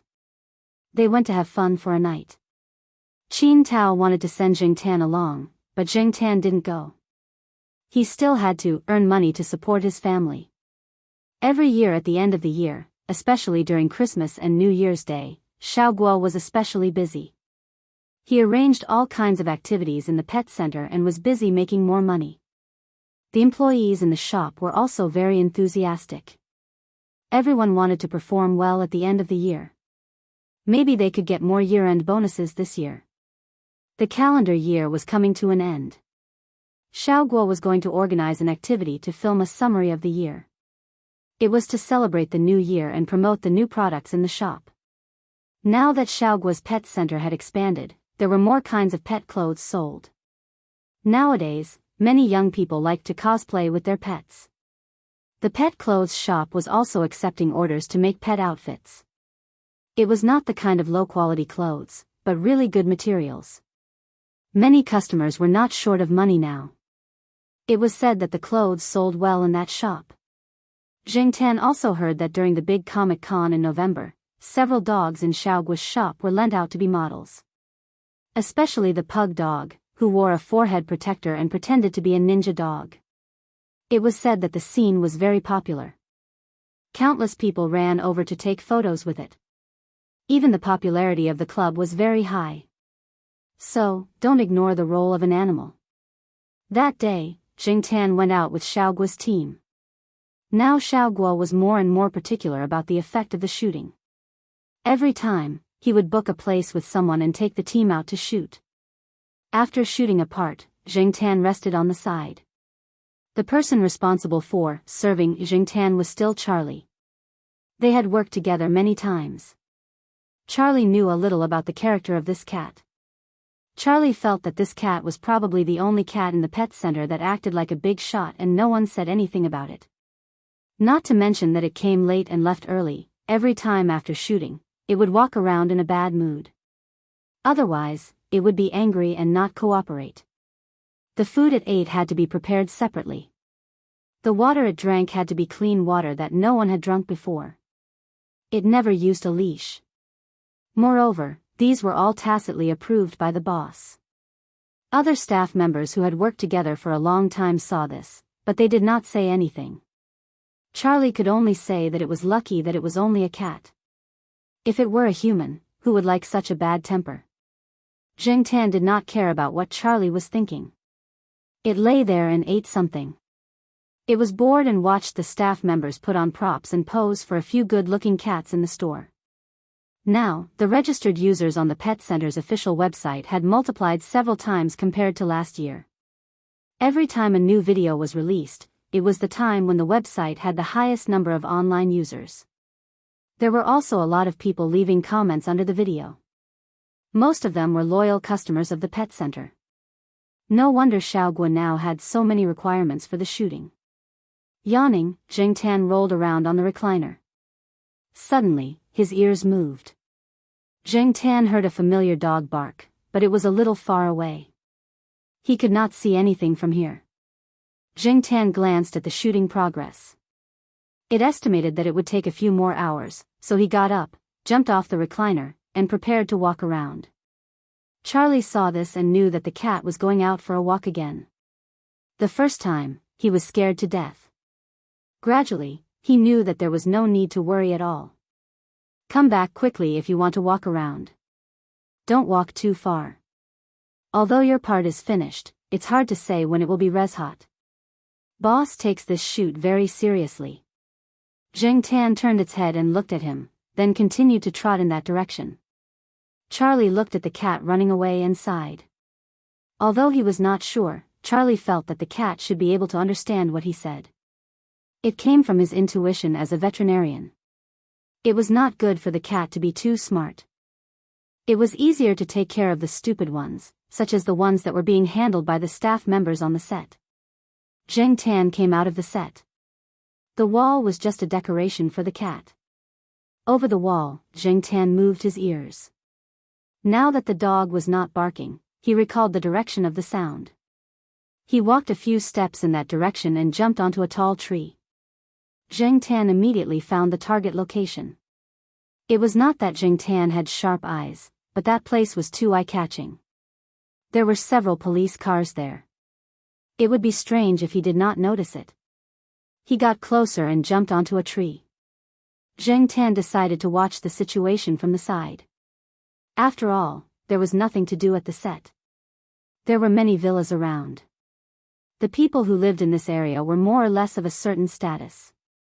There was some distance between the villas. There was a cordon around one of the villas. There were a few people in police uniforms talking outside. Some people were questioning the surrounding residents and making records. Jing Tan also saw Senior Walnut. He was talking to a few people. However, after Senior Walnut was promoted, shouldn't this kind of thing be handled by his subordinates? Why did he come here personally? As for the dog that had barked earlier, Jing Tan looked over and saw that the dog was being led around by someone. It seemed to be sniffing something and could not be stopped no matter how hard one tried to yell at it. The police officer who was leading it was being forcefully dragged along, and it looked like the dog was leading the man around. The greenery in this area was done well. There were many trees around. The grass was no longer green, but the surrounding evergreen trees did not give off the bleak feeling of autumn and winter. There were several holes in the grass. They were all the work of He Jin. The surrounding residents were already looking at them with disdain. This made the police officer who was leading He Jin feel a lot of pressure. He was only helping his superior look after the dog. His superior had told him to lead the dog around. Perhaps he could find some clues. However, from the looks of it, there were no clues at all. The dog was purely causing trouble. It was almost causing trouble in the grass of the neighboring family. He Jin, don't cause trouble. The police officer pulled on the leash and scolded. He Jin turned to look at the police officer and bared its teeth. It seemed to be unhappy with the police officer's scolding. It looked around and found Zheng Tan on a tree not far away. Woof woof woof. He Jin barked at Zheng Tan a few times. It even went over to Zheng Tan. Zheng Tan ignored it and pretended not to know it. The police officer who was leading He Jin did not know Zheng Tan. Seeing He Jin's reaction, he said helplessly, "You really just think it's fun? Don't scare other people's cats." Zheng Tan looked at He Jin, who was coming over from under the tree. He felt that He Jin was seriously looking for something. It was still sniffing around the ground. Suddenly, it smelled something. It dug around and pushed away some of the leaves on the ground. It growled and raised its head to bark a few times. "You're doing it again." The police officer touched his forehead. "Since you can't dig holes in the grass, you're digging holes here?" Chapter 222. The officer pulled on the leash in his hand, intending to take He Jin away. But He Jin didn't want to. It insisted on staying there, so the man and the dog pulled each other. He Jin was probably also annoyed by the young officer's actions. He turned around and pounced on the young officer as he opened his mouth and shouted at the young officer. The officer saw that He Jin was about to bite him. He got nervous and let go of the leash in his hand. He fell to the ground and took a few steps back. But He Jin didn't run away. It stayed there, sniffing around, but didn't dig anymore. Seeing that He Jin didn't run away, the officer was relieved. But he didn't want to come into contact with the dog again. It really scared him. He really thought that the dog was going to bite him. He didn't expect it to just scare him. But this dog was much fiercer than the dogs he saw in the station. It just looked obedient on the surface. Shaking his head, the officer looked at where his superior was and ran over there. It was better to get someone else to take care of the dog. He really didn't have the ability. After the officer left, Zheng Tan jumped down from the tree and walked over to where He Jin was digging. He Jin, who was sniffing around, looked at Zheng Tan and immediately rushed over to guard where the hole was dug. To be exact, it was where the black bug was. It was as if it was afraid that Zheng Tan would mess it up. Zheng Tan walked towards the bug, and He Jin immediately let out a warning growl. He retracted his foot. The warning immediately stopped. He raised his foot again and He Jin growled again. After testing a few more times, Zheng Tan didn't plan to walk in that direction anymore.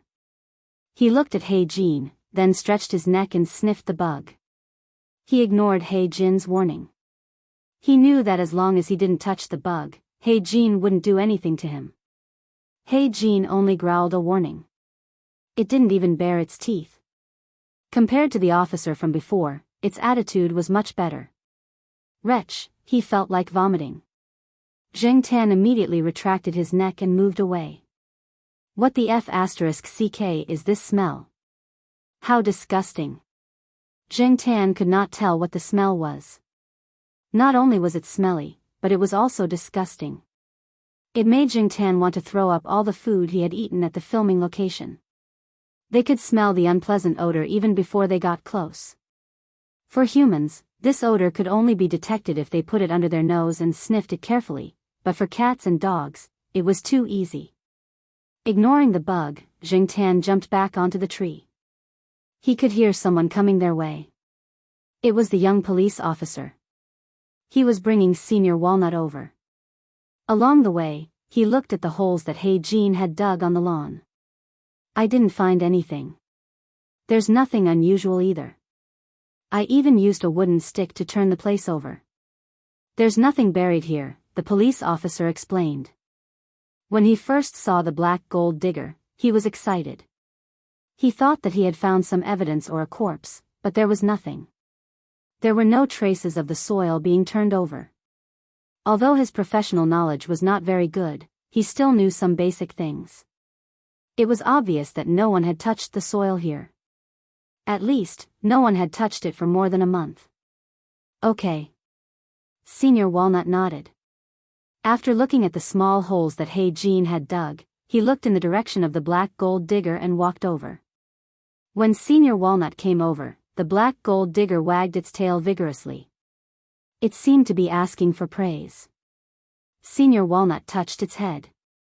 He did not immediately look at the holes dug by the black gold digger. Instead, he looked at the black cat in the tree. Black charcoal? Senior Walnut called out. Jiangtan moved his ears, but did not raise his head. He continued to stare at the place where the black gold digger had dug. He did not look at Senior Walnut.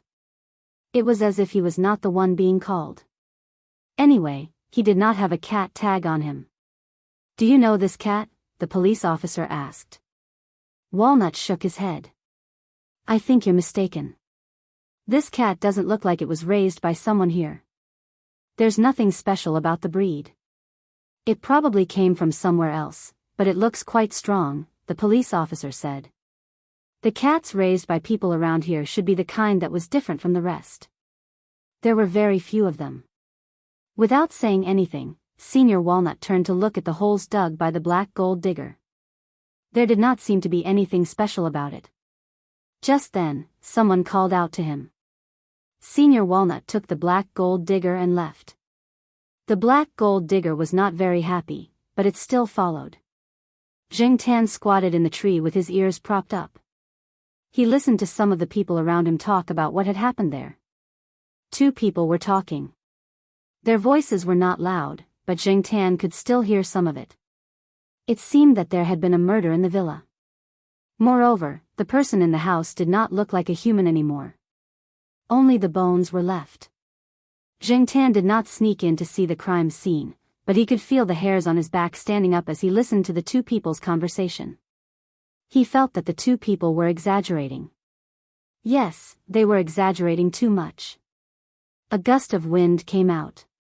Jiangtan shivered. It was better to go back to the filming location. It was better to be bored than here. Not long after Jiangtan left, Senior Walnut, who had finished dealing with people, looked in the direction of the tree. Seeing that the cat was no longer there, he laughed softly. Did he make a mistake? How was that possible?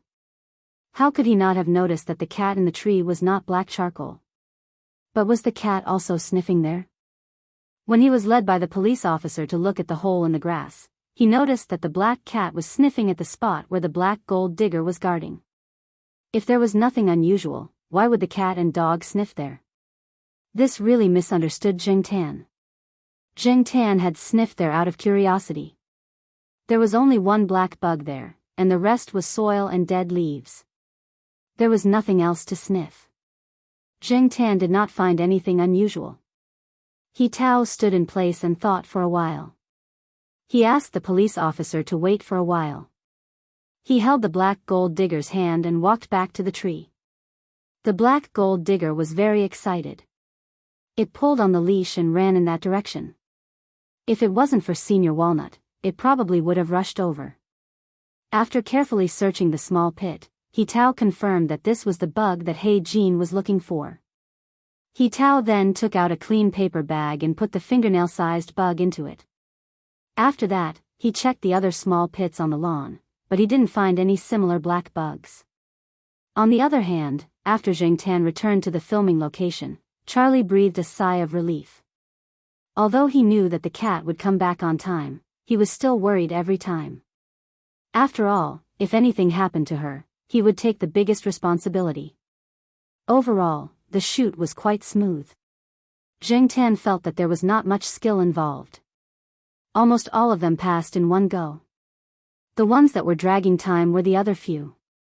When he got home, Zheng Tan did not think about what happened during the day. He went back to his usual routine and thought about where to go in the future. Around Tsinghua University, only the Jiao Yuan school was further away. Zheng Tan decided not to go there in the near future. There was no need to look at the construction site. After all, it was mostly built. Which path should he take? Zheng Tan decided to look at the map when Zhao Ma and the others were not at home. There was a detailed map of the campus and its surrounding area on the desk in the master bedroom. He would choose the right path when the time came. That night, Zheng Tan slept peacefully, but some people did not sleep at all. For example, He Tao's wife. He Tao did not return home the whole night. Yesterday, he said that he had something to do, but there was no reply. His phone could not be reached either. In the past, when he was working on a case, he would turn off his phone. However, this time, He Tao's wife felt uneasy. She waited until dawn, and after her child went to school, she called Mao. Mao was still sleeping at that time. For Mao, 8 or 9 o'clock in the morning was the best time to sleep. When it was woken up by the call, it did not sound very happy. It wanted to directly reject the call, but when it saw the caller ID, it immediately picked it up. After hearing his sister-in-law's words, Mao's sleepiness disappeared. His phone has been turned off. When I called his colleagues, they said that He Tao left a long time ago. However, it seemed that he had something urgent and left with He Jin. They still haven't returned. No one in the bureau knows either, He Tao's wife said anxiously. Have you called senior brother Wei? No, I don't know the exact situation yet. Little Wei just got married not long ago, so I didn't bother him. I'm just worried. Yes, I know, sister-in-law. I'll ask a few friends first. He Tao's wife knew about Mao's background and knew that he had some ability. Otherwise, she would not have called him. After hanging up the phone, Mao scrolled through the numbers and called a few friends. An hour later, Mao scratched his head in annoyance. The situation was not good. Brother Walnut's car was found, but he was nowhere to be seen. The bureau obviously knew that there was something going on, but they did not tell his sister-in-law. As expected, his sister-in-law's worry was justified. After a while, Mao received an email. This was the information that he had asked someone to get in a short period of time. It was not comprehensive, but it gave him a general idea of what had caused this. In general, this was a bloody incident caused by a business war.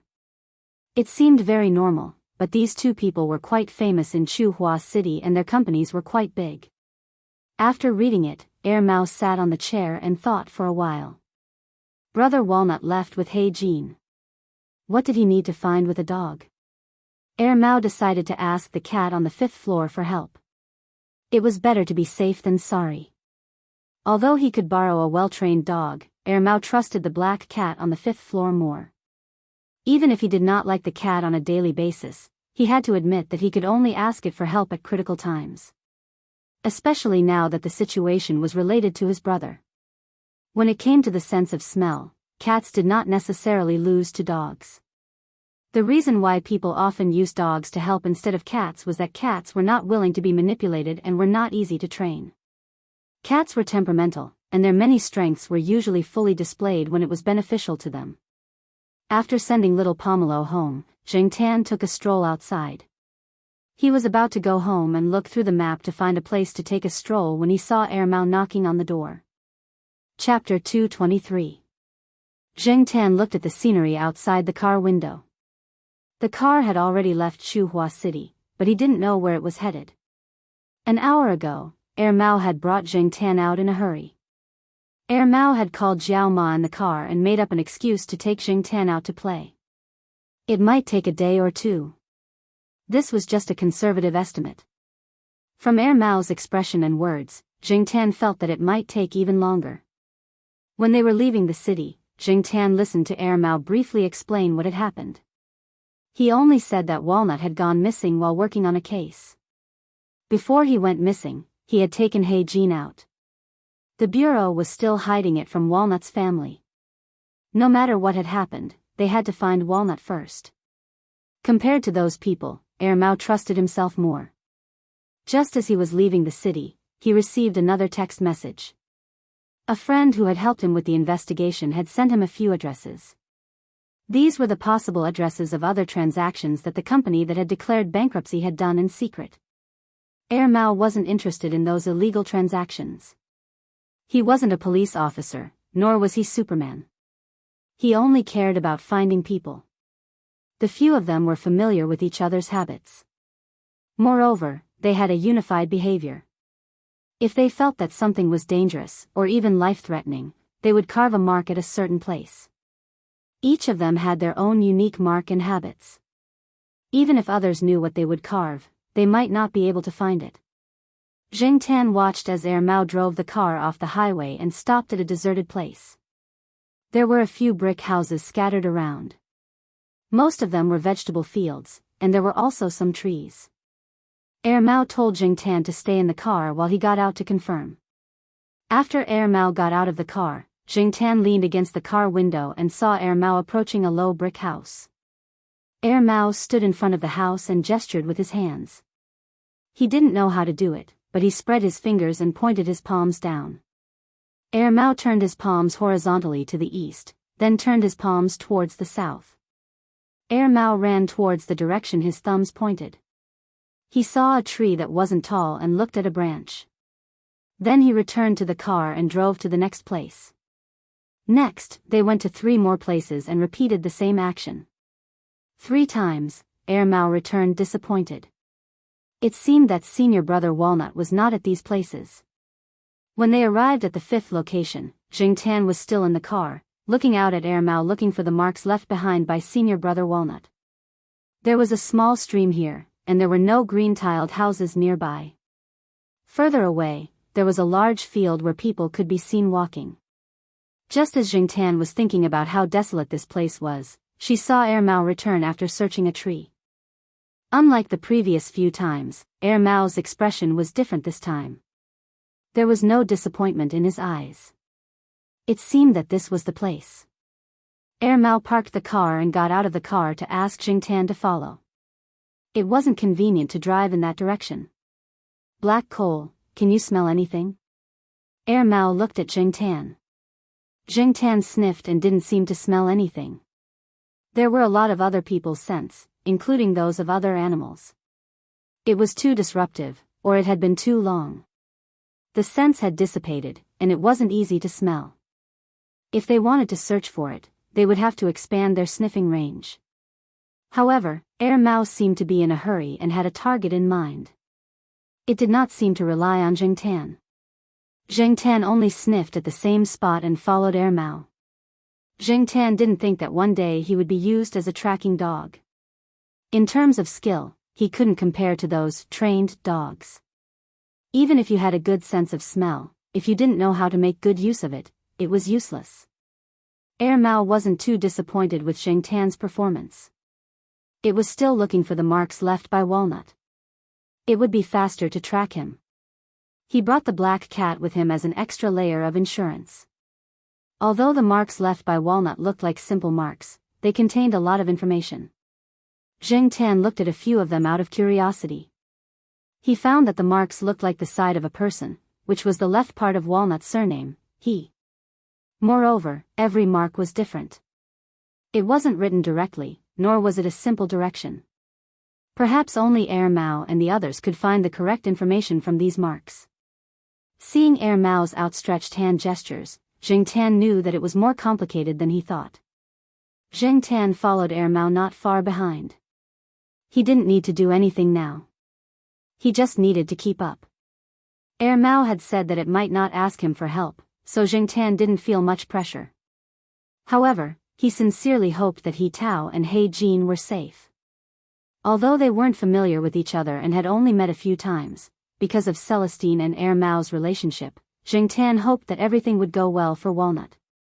As he was thinking, Jingtan's footsteps paused. He raised his head and sniffed. He looked in a direction that was slightly off from Air Mao's route. Jingtan thought about it and ran in that direction. As the smell got stronger, Jingtan saw a black bug crawling by his feet. Looking forward, there were even more bugs crawling on the ground. If it wasn't for the dried leaves blocking the way, he might have seen more. Air Mao, who was following the mark, noticed the situation at Jingtan's side. It turned around and jogged over. "What's wrong?" Air Mao asked. Jingtan ignored him and continued walking until she came to the side of a dried-up ditch. It looked like it had been used as a canal in the past. There were more trees around, and most of them were deciduous. Someone had swept the leaves from the ground into this ditch, so the leaves were piled up slightly thicker. If not, the place Jingtan had just walked through would have more leaves. And the place where there were more bugs seemed to be slightly more protruding than the other places. Now, Jingtan and Air Mao's attention wasn't on the leaves, but on the bugs.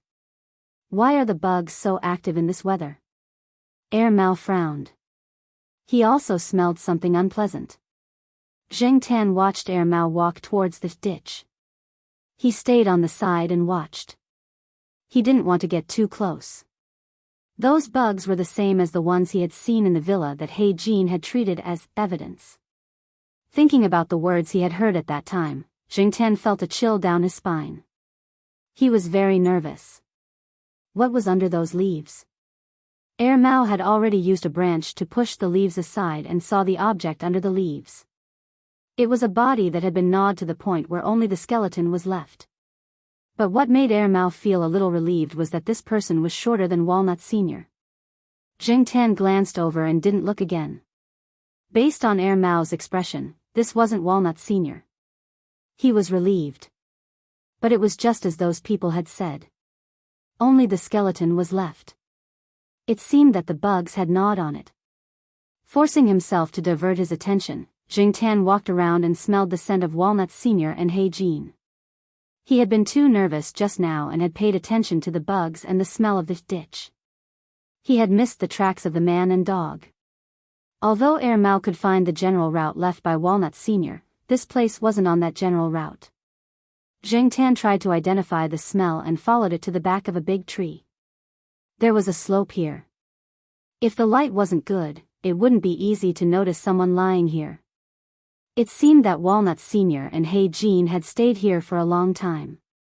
The smell they had left behind was more obvious. Guessing that when those people were dealing with the ditch, Walnut Sr. and He Jin should have been here to watch. Walnut Sr. only continued to follow after those people left. Air Mao finished looking over there and took a few photos. Then, he covered the leaves again and followed Jingtan. After seeing the situation here, he could guess what had happened. Good job, Black Coal. After confirming that Jingtan hadn't found any other clues, Air Mao continued to look for the markings. After searching along the road for a while, Air Mao stopped. The markings stopped here. The last mark didn't tell Air Mao where to go next, nor did it indicate a stop. Could it be that time was too tight and the incident happened so suddenly that Walnut Sr. didn't have time to leave a mark? Air Mao didn't know. He looked around carefully. There were traces of people staying here. He even found some footprints. There were at least 3 people. There were also some cigarette butts. Those people had smoked here. Then, Air Mao's gaze fell on the narrow cement road about 10 meters away. Those people had probably driven away. But which way should he go? The information Air Mao had obtained pointed to a few locations. There was one nearby, but on the other side of the road, there was another place further away. Could it be that he was going to investigate both places? Air Mao stood there and thought. He was about to let the cat behind him try, but when he turned around, he realized that the cat had gone in another direction. After Jingtan knew that Air Mao couldn't find the markings, he tried to sniff around. Other than the strange scents, there was also Walnut Sr.'s and He Jin's scents, which weren't easy to detect. He Jin's scent was more obvious. When Zheng Tan was looking for the scent, he found something unexpected and stopped there for a while. There's something? Mao asked. At the same time, he took out his folding knife and squatted down to dig the soil. With the skeleton that was almost gnawed away, Mao would think about what had happened here when he saw the cat paws. He also found that there were traces of the soil being moved. Although the area wasn't big, it could be seen. Zheng Tan took a few steps back. After thinking for a while, he took 2 more steps back. Then he squatted there and watched Mao dig. If Zheng Tan could express himself clearly, Mao wouldn't have to waste time digging. He would definitely stop it. However, Zheng Tan couldn't speak and didn't know how to express himself. Even if Zheng Tan tried to stop it, Mao would definitely do it. The soil wasn't tightly buried. Mao could easily pick up the soil above. After a few quick digging, Mao saw what was buried below. A piece of shit. Mao was speechless. Was it He Jin's poop? Chapter 224. Mao wasn't sure if the poop belonged to a human or a dog. Even if it was a dog, it might not be He Jin. He was just guessing that it might be He Jin. Zheng Tan was very sure that it was He Jin's poop, but he didn't understand why cats had the habit of burying their poop, especially those in the wild. He had heard people say that it seemed to be a cat's instinct, except for Zheng Tan himself. There were many speculations about this behavior. One was that cats, as an independent hunting animal, would try to hide their tracks as much as possible. Even though they had been brought into human society, they still maintained their wild habits and instincts. As a dog, it would normally leave after pooping. Why would it bother to bury its poop? Was this also one of He Jin's training programs? How hard must it be for the trainer to train it? Zheng Tan was thinking. His ears twitched and he looked in a direction. He then jumped on a tree nearby and climbed higher to look in that direction. 100 meters away, a pair of dog ears peeked out from behind a dense shrub that didn't have any leaves. It was unknown what kind of tree it was. The small bush was surrounded by many withered and yellow plants, and the dense withered grass beside it had been burned. Therefore, He Jin's figure was not obvious among the yellow and black withered grass. If it was a human eye, it would not be easy to notice him. At that moment, the pair of dog ears were moving, paying attention to the situation. It seemed that it had noticed Mao's movement and was cautiously moving in this direction. No wonder it was a professional. Zheng Tan thought. Mao noticed Zheng Tan's reaction and immediately became alert. It was about to hide when it suddenly paused and looked at the cat on the tree. The cat didn't look like it had seen a stranger or something very threatening. Instead, it looked like it had seen a familiar person or thing. Could it be, although it felt that there was no threat, Mao still acted cautiously. It hid and looked in the direction Zheng Tan was heading. Soon, Mao found He Jin. However, He Jin looked at Mao hesitantly. After all, it wasn't easy for it to accept strangers. Even though it had seen Mao a few times, it still couldn't get close to it. Walnut's senior apprentice brother had also spent a few months gradually getting closer to He Jin. Seeing He Jin, Mao was very happy. Unfortunately, He Jin couldn't speak. Mao asked a few questions, but He Jin didn't have much of a reaction. However, when Mao asked about senior brother Walnut, He Jin heard a familiar name and reacted slightly. He then looked in a certain direction. Looking along the cement road, he couldn't see the end. There wasn't even a car in sight. But Mao could tell from Black Gold's reaction where those people and Walnut had gone. It seemed that Walnut had no choice but to leave first. He couldn't take Black Gold with him, so he had Black Gold wait here. After connecting the dots with the new messages he had received, Mao guessed a place and decided to drive over to take a look. Mao asked Zheng Tan and He Jin to wait here while he drove the car over. It was not too far from where he parked his car. He could already draw a rough route in his mind. Zheng Tan was too lazy to walk. He was happy to wait here. After Mao left, Zheng Tan lay on the tree and looked at the road. He estimated the time and wondered when Mao would come back. If Mao got lost, would he have to experience the life of a vagrant again? Just thinking about it made him feel bitter. Zheng Tan's beard trembled. He wasn't willing to be a vagrant. Plus, he was hungry. What food could there be around? Field mice? After all, it wasn't a real cat. Zheng Tan wanted to finish his business and go back as soon as possible. He looked down at He Jin, who was nestled in the grass. Even though most of the grass here was yellow, He Jin would still choose a place with grass or trees. It was good for concealment and wouldn't stay in a place with a wide view for too long. Even if it was burying its poop, it would choose a more secluded place. Perhaps it wasn't good enough, but for a dog, it was already very good. If Walnut's senior apprentice brother didn't come back, or if He Jin didn't meet them, would this dog keep waiting here? Zheng Tan thought it was very likely. After about half an hour, Mao drove over. He got out of the car and opened the back door, motioning for He Jin to get in. However, He Jin just stood there and looked at Mao without moving. Zheng Tan jumped into the car. At the same time, he found the food that Mao put in the car. He also had his own food. If he wanted to work, he had to fill his stomach first. He didn't know if Mao's work was successful. He Jin looked at Zheng Tan, who was lying in the car seat and eating. It tilted its head and looked confused, but it still jumped into the car. Zheng Tan thought that the dog got in the car because of the food. However, He Jin didn't touch Zheng Tan's food after getting in the car. Even if Zheng Tan was merciful and put the food in front of its mouth, it still wouldn't eat. When He Jin was at Walnut's senior apprentice brother's place, it only ate the food that Walnut's senior apprentice brother fed it. It didn't eat the food that other people fed it.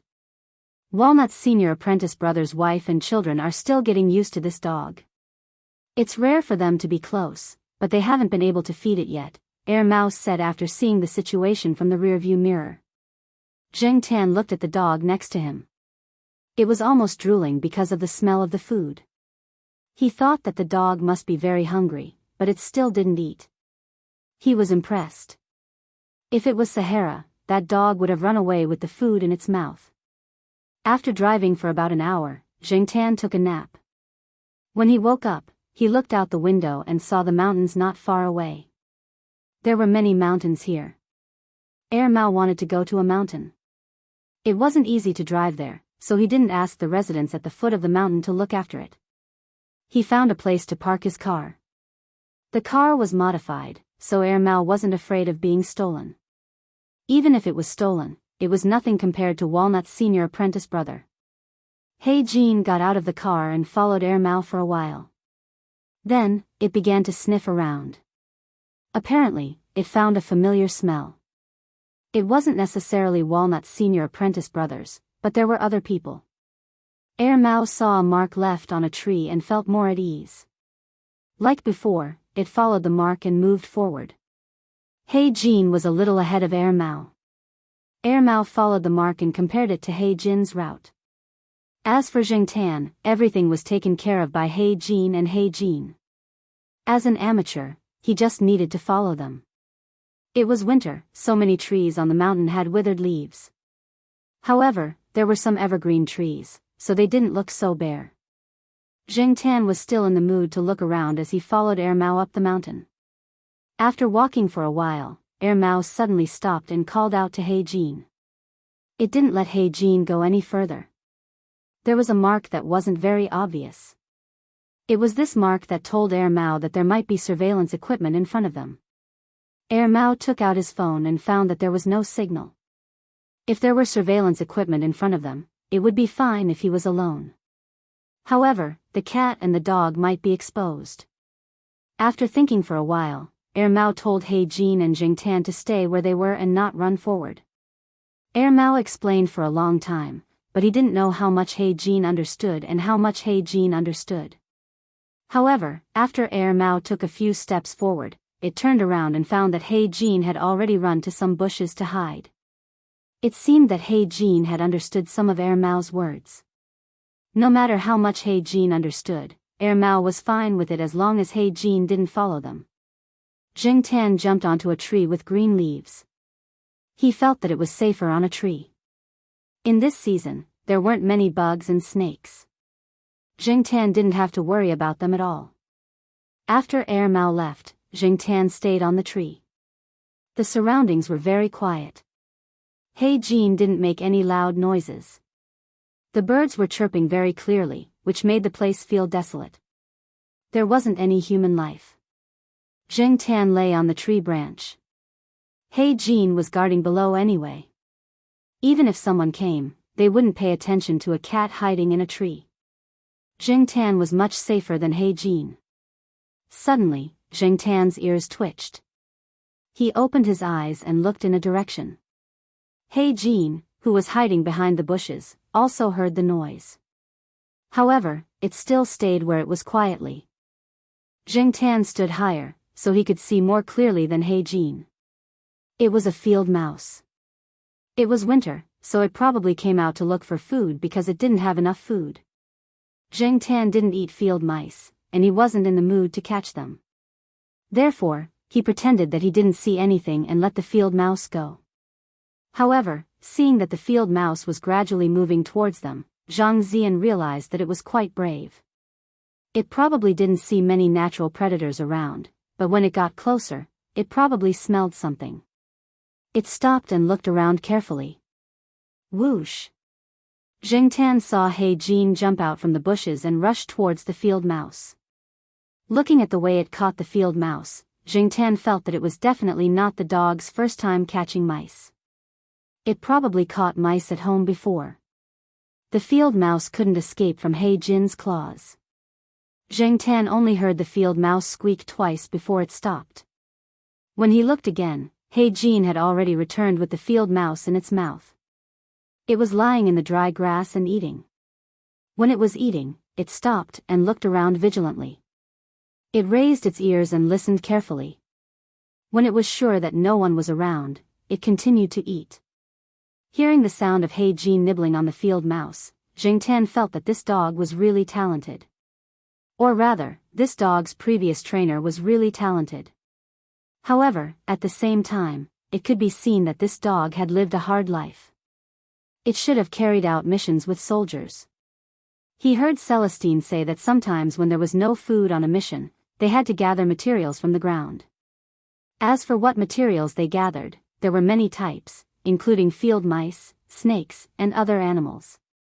He really should let some dogs that like to spoil food come and take a look. When Jing Tan was at the pet center, he saw several times that some dogs licked the dog food and let out 2 grains. After eating, the dog food on the ground would be directly swept away by the staff. The dog owners didn't think much of it, and Jing Tan didn't think much of it at that time. But now, he suddenly felt that it was better to be frugal. After eating, He Jin went back to the bushes. Jing Tan looked and didn't see much blood on He Jin's body. It was licking the blood around its mouth, and it would be licked away soon. Jing Tan didn't know when Air Mao and Walnut would finish their work. He lay on the tree and thought. Fortunately, he ate some food in the car before he came, so he wasn't hungry now. But if he stayed like this for a few more days, Jing Tan didn't know if he would eat field mice like He Jin. As he was thinking, Jing Tan's heart skipped a beat. He looked in the direction of the mountain. Someone was coming. Not an animal, but a human. He Jin obviously heard it too. It stopped licking its mouth and paid attention to the direction of the sound. Soon, Jing Tan saw the people coming. They were 2 strangers with a little accent. They didn't seem like locals. When Jing Tan came, he heard 2 locals chatting, and their accent was different from the 2 people. The route that the 2 people took was still some distance from where Jing Tan was. When the 2 people went down the mountain, one of them was still talking with a walkie-talkie. Listening to their conversation, Jing Tan learned that there was a foothold near the foot of the mountain. The 2 people were going there. Jing Tan thought about it, climbed down the tree, and quietly followed them. He Jin, who was hiding behind the bushes, was puzzled. Chapter 225. Jing Tan was following the 2 men not far away. He twitched his ears and looked back. He noticed that He Jin was following behind him, but he did not follow him immediately. Instead, he kept a distance. Dogs were not as convenient as cats in terms of body size and agility. It was good to keep a distance from the two men. If He Jin only followed Jing Tan, he would not lose sight of him. When the two of them were talking, they would also look around. When they didn't find anyone, they felt much more at ease. However, they did not know that sometimes, it was not only humans that were following them. There were animals as well. Perhaps they thought that it was impossible for any dangerous animals to appear in the middle of the day in winter. In any case, Jing Tan's tailing was very successful. She followed the two men to a 2-story tile-roofed house near the foot of the mountain. From the outside, the house was crudely built, and there was nothing beautiful about it. There were other people in the house.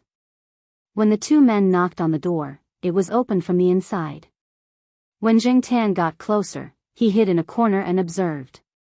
He noticed that there were cameras in 2 corners under the eaves. He walked around the house and memorized the positions of the cameras. As for whether there were more hidden cameras, Jing Tan did not know. The house did not look special from the outside. It did not look expensive. Who would have thought that there would be cameras installed in such a shabby house? Jing Tan looked behind him. He Jin was still hiding a certain distance away from him.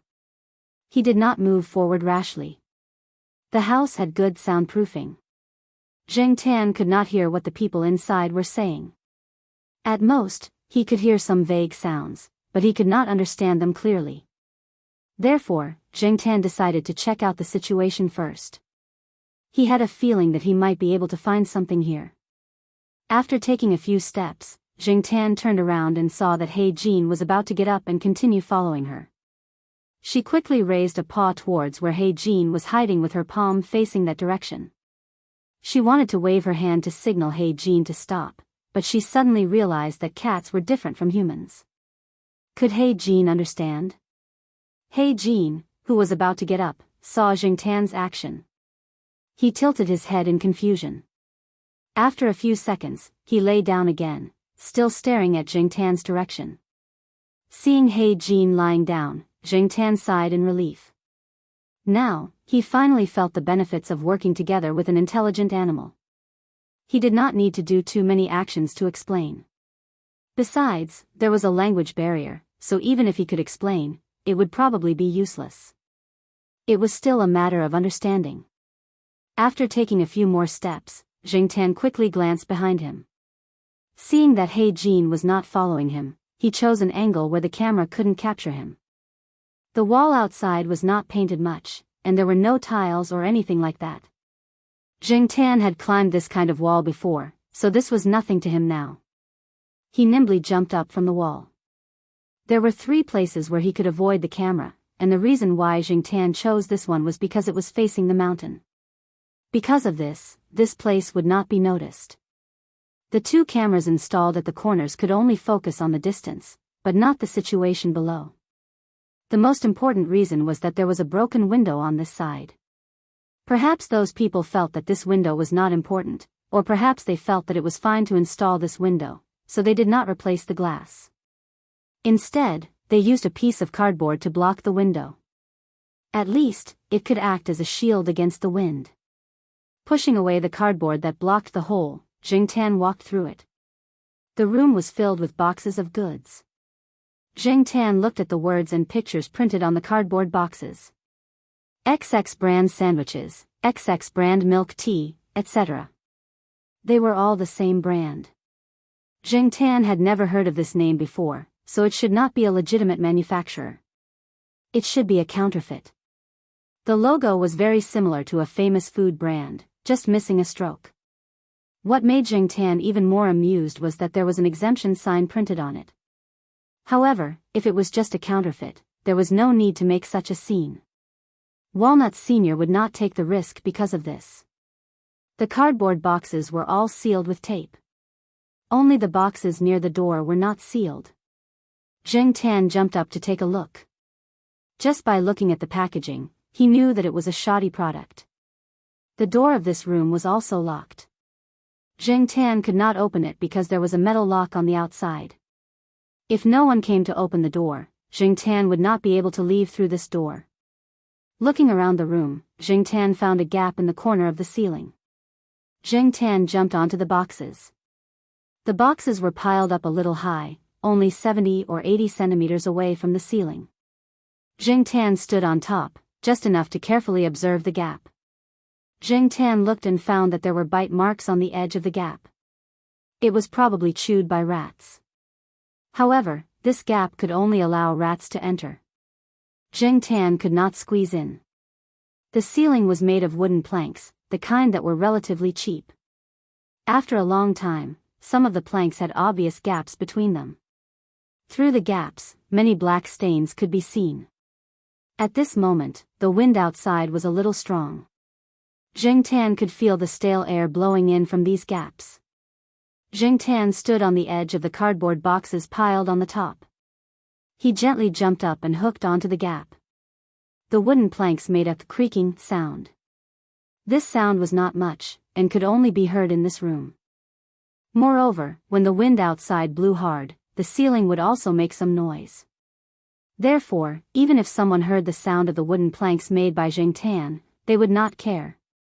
Hooking onto the wooden planks, Zheng Tan used a hand to push the wooden planks next to him. Unexpectedly, he did not know if it was too old or if it had been pushed open when he was piling up goods in the past, but Zheng Tan used a little force to push it open. Carefully pushing up the loose wooden planks next to him, Zheng Tan made sure that the gap was enough for him to squeeze in. Only then did he retract his claws and tightly grab onto the gap and gap. Then, he used his head to push against the loose wooden planks next to him and squeezed up with some difficulty. The wooden planks made a caw sound, but Zheng Tan listened carefully. There was no other movement outside, so he continued to squeeze up. While squeezing, Zheng Tan looked around. Other than a few small insect corpses that had been dead for who knows how long, there was thick dust and cobwebs. After squeezing up, Zheng Tan carefully let the wooden planks return to their original positions without making any loud noises. Only then did he try to walk on the wooden planks. The material of the wooden planks was not very good. Coupled with the fact that they were old, they probably could not withstand the weight of an adult. Even little Pomelo would not be able to stand on them. However, for Zheng Tan, this was enough. No matter what, these wooden planks could withstand the weight of a cat. It was relatively dark inside, but the light that came through some cracks in the tiles and the gaps between the wooden planks below was enough for Zheng Tan to see the layout above clearly. Perhaps because it had been built a few times, it felt a little messy. It looked like it was just for show. From here, Zheng Tan could go to the rooms on the second floor to take a look. The rooms above were not completely blocked. Even if there was a gap between a brick, Zheng Tan could try to squeeze through. Some places were directly connected. Compared to these, Zheng Tan was more troubled by the wooden planks under his feet. Although these wooden planks could withstand his weight, sometimes they would make creaking sounds when he stepped on them. If there was someone in a room, even if they did not immediately think that there was an intruder above, they would guess that it was a bird or a mouse and pay special attention when they heard the creaking sound. Zheng Tan carefully stepped on the wooden planks and walked past a few rooms in succession. He did not see anyone, so he guessed that they were all on the first floor. However, when he came to the top of a room, Zheng Tan noticed that it was different from the previous rooms. Looking down from a small gap between the wooden planks, Zheng Tan found that there was a person locked in this room. The room was not big, and there was not much junk around, so the object in the middle was particularly conspicuous. In the middle of the room was a chair, and a person was tied to the chair. Looking from above, Zheng Tan could not see the person's face. The more eye-catching thing was the burgundy hair. It was very messy, and the hairstyle could no longer be seen. The person was wearing a green cotton jacket. The jacket was patched, and there were a few holes where the cotton inside could be seen. There was a lot of dust on the jeans, and the hiking shoes on the feet. Looking at the pattern, if it was authentic, this person should have some value. Zheng Tan carefully took a few steps forward and looked at it from a different angle. Unfortunately, the person's head was lowered, as if he was sleeping, and he could not see his face clearly. At this time, Tan heard voices outside. Someone was going upstairs, and they were coming toward this room. After the sound of the door being unlocked, the door was opened. 3 people walked in. Tan had seen 2 of them before, and the other person should have been in this room for a long time. One of them, who was wearing a gray coat, walked over to the person tied to the chair, grabbed the person's hair, and shook it. Then, Tan heard a sound that sounded like a pig being slaughtered. "Shut up." The man in the gray coat slapped him. The person's scream stopped, and then it was followed by crying. It was a 4-syllable cry. The first 3 syllables were rising, and the next 3 syllables were falling. The first and 4th syllables were dragging, and the middle 2 syllables were shorter. Although it was still unpleasant, it was at least much better than the pig's cry. Tan had always felt that someone who cried like that was either a child, the type that never grew up, or it was more of an act. He had only heard of some of the children in the compound crying like that. This was the first time he had heard of a grown man crying like that. He felt goosebumps all over his body. When the man in the gray coat raised his head, Tan saw that the man's face was bruised and swollen, and his face was covered in snot and tears. "This is the person you caught?" one of the people who had just come down the mountain asked. "Yes, that's him." The man in the gray coat loosened his grip on the person's hair. The person who asked the question held an ID card in his hand and looked at it. Then, he clicked his tongue. "It's obvious that he's from a rich family. His things must be worth a lot of money, right?" The man in the gray coat chuckled. "The higher-ups only said to lock him up for the time being. They didn't say to not sell anything." Seeing the person frown, the man in the gray coat added, "He only sold a cell phone and a camera. He didn't sell them locally. He had a special channel. He meant to reassure the other party that they would not cause trouble. You've seen the things in his wallet. As for his leather coat, I was wearing it downstairs just now. It's quite warm. Oh, this guy has a lot of good pictures in his cell phone. If they are released, it will probably be another X-rated news. There's nothing in the camera. As for his luxury car, I hid it and didn't deal with it for the time being. When the time comes, I'll sell it and get a sum of money." "Okay." The frown of the person who asked the question smoothed out a little. "Don't let him die yet. He looks like a coward, but he has a good family background. When the time comes, we'll see what the higher-ups want." Recently, things had not been going well. The higher-ups did not seem to want to cause any more trouble. They wanted to settle the matter for the time being. Of course we know that. It's just that this guy always needs to go to the toilet. "Then save some food," the man in the gray coat said. He meant that as long as he did not starve to death, there was no need to give him too much food. The person who was tied up began to cry again. They kept promising to let him go and would give him a lot of money. Unfortunately, the 3 of them ignored him. After asking a few more questions, they left. There was the sound of the lock being jammed outside the door. Tan pricked up his ears. He heard the 3 of them talking about whether they should move the person to another place. After all, they were going to ship the goods tomorrow. He could not hear what they said after that. The 3 of them had already gone downstairs. Tan was about to find a place to go down to the first floor to listen in on their conversation. However, when he lifted his foot, he saw through the gap between the wooden boards that the person who was tied to the chair and crying a moment ago had stood up from the chair. He did not know when the ropes tied to him had been cut. They were wrapped into a bundle and stuffed into the pocket of the tattered cotton-padded jacket. After putting on the cotton-padded jacket, the person walked to the corner and picked up the half a steamed bun that had fallen there. It was the breakfast that he had not finished in the morning. Chapter 226. He really was faking it. Tan looked at the people below through the cracks in the wooden boards. When the 3 people came in, Tan thought that the person who was tied up was an immature rich second generation with a childish temper. Coupled with the fact that he was crying and snot after being beaten up, anyone would think that he was a good-for-nothing wastrel. Not everyone could cry to such an effect. Comparing the huge contrast before and after, Tan felt that this person could simply win an Academy Award.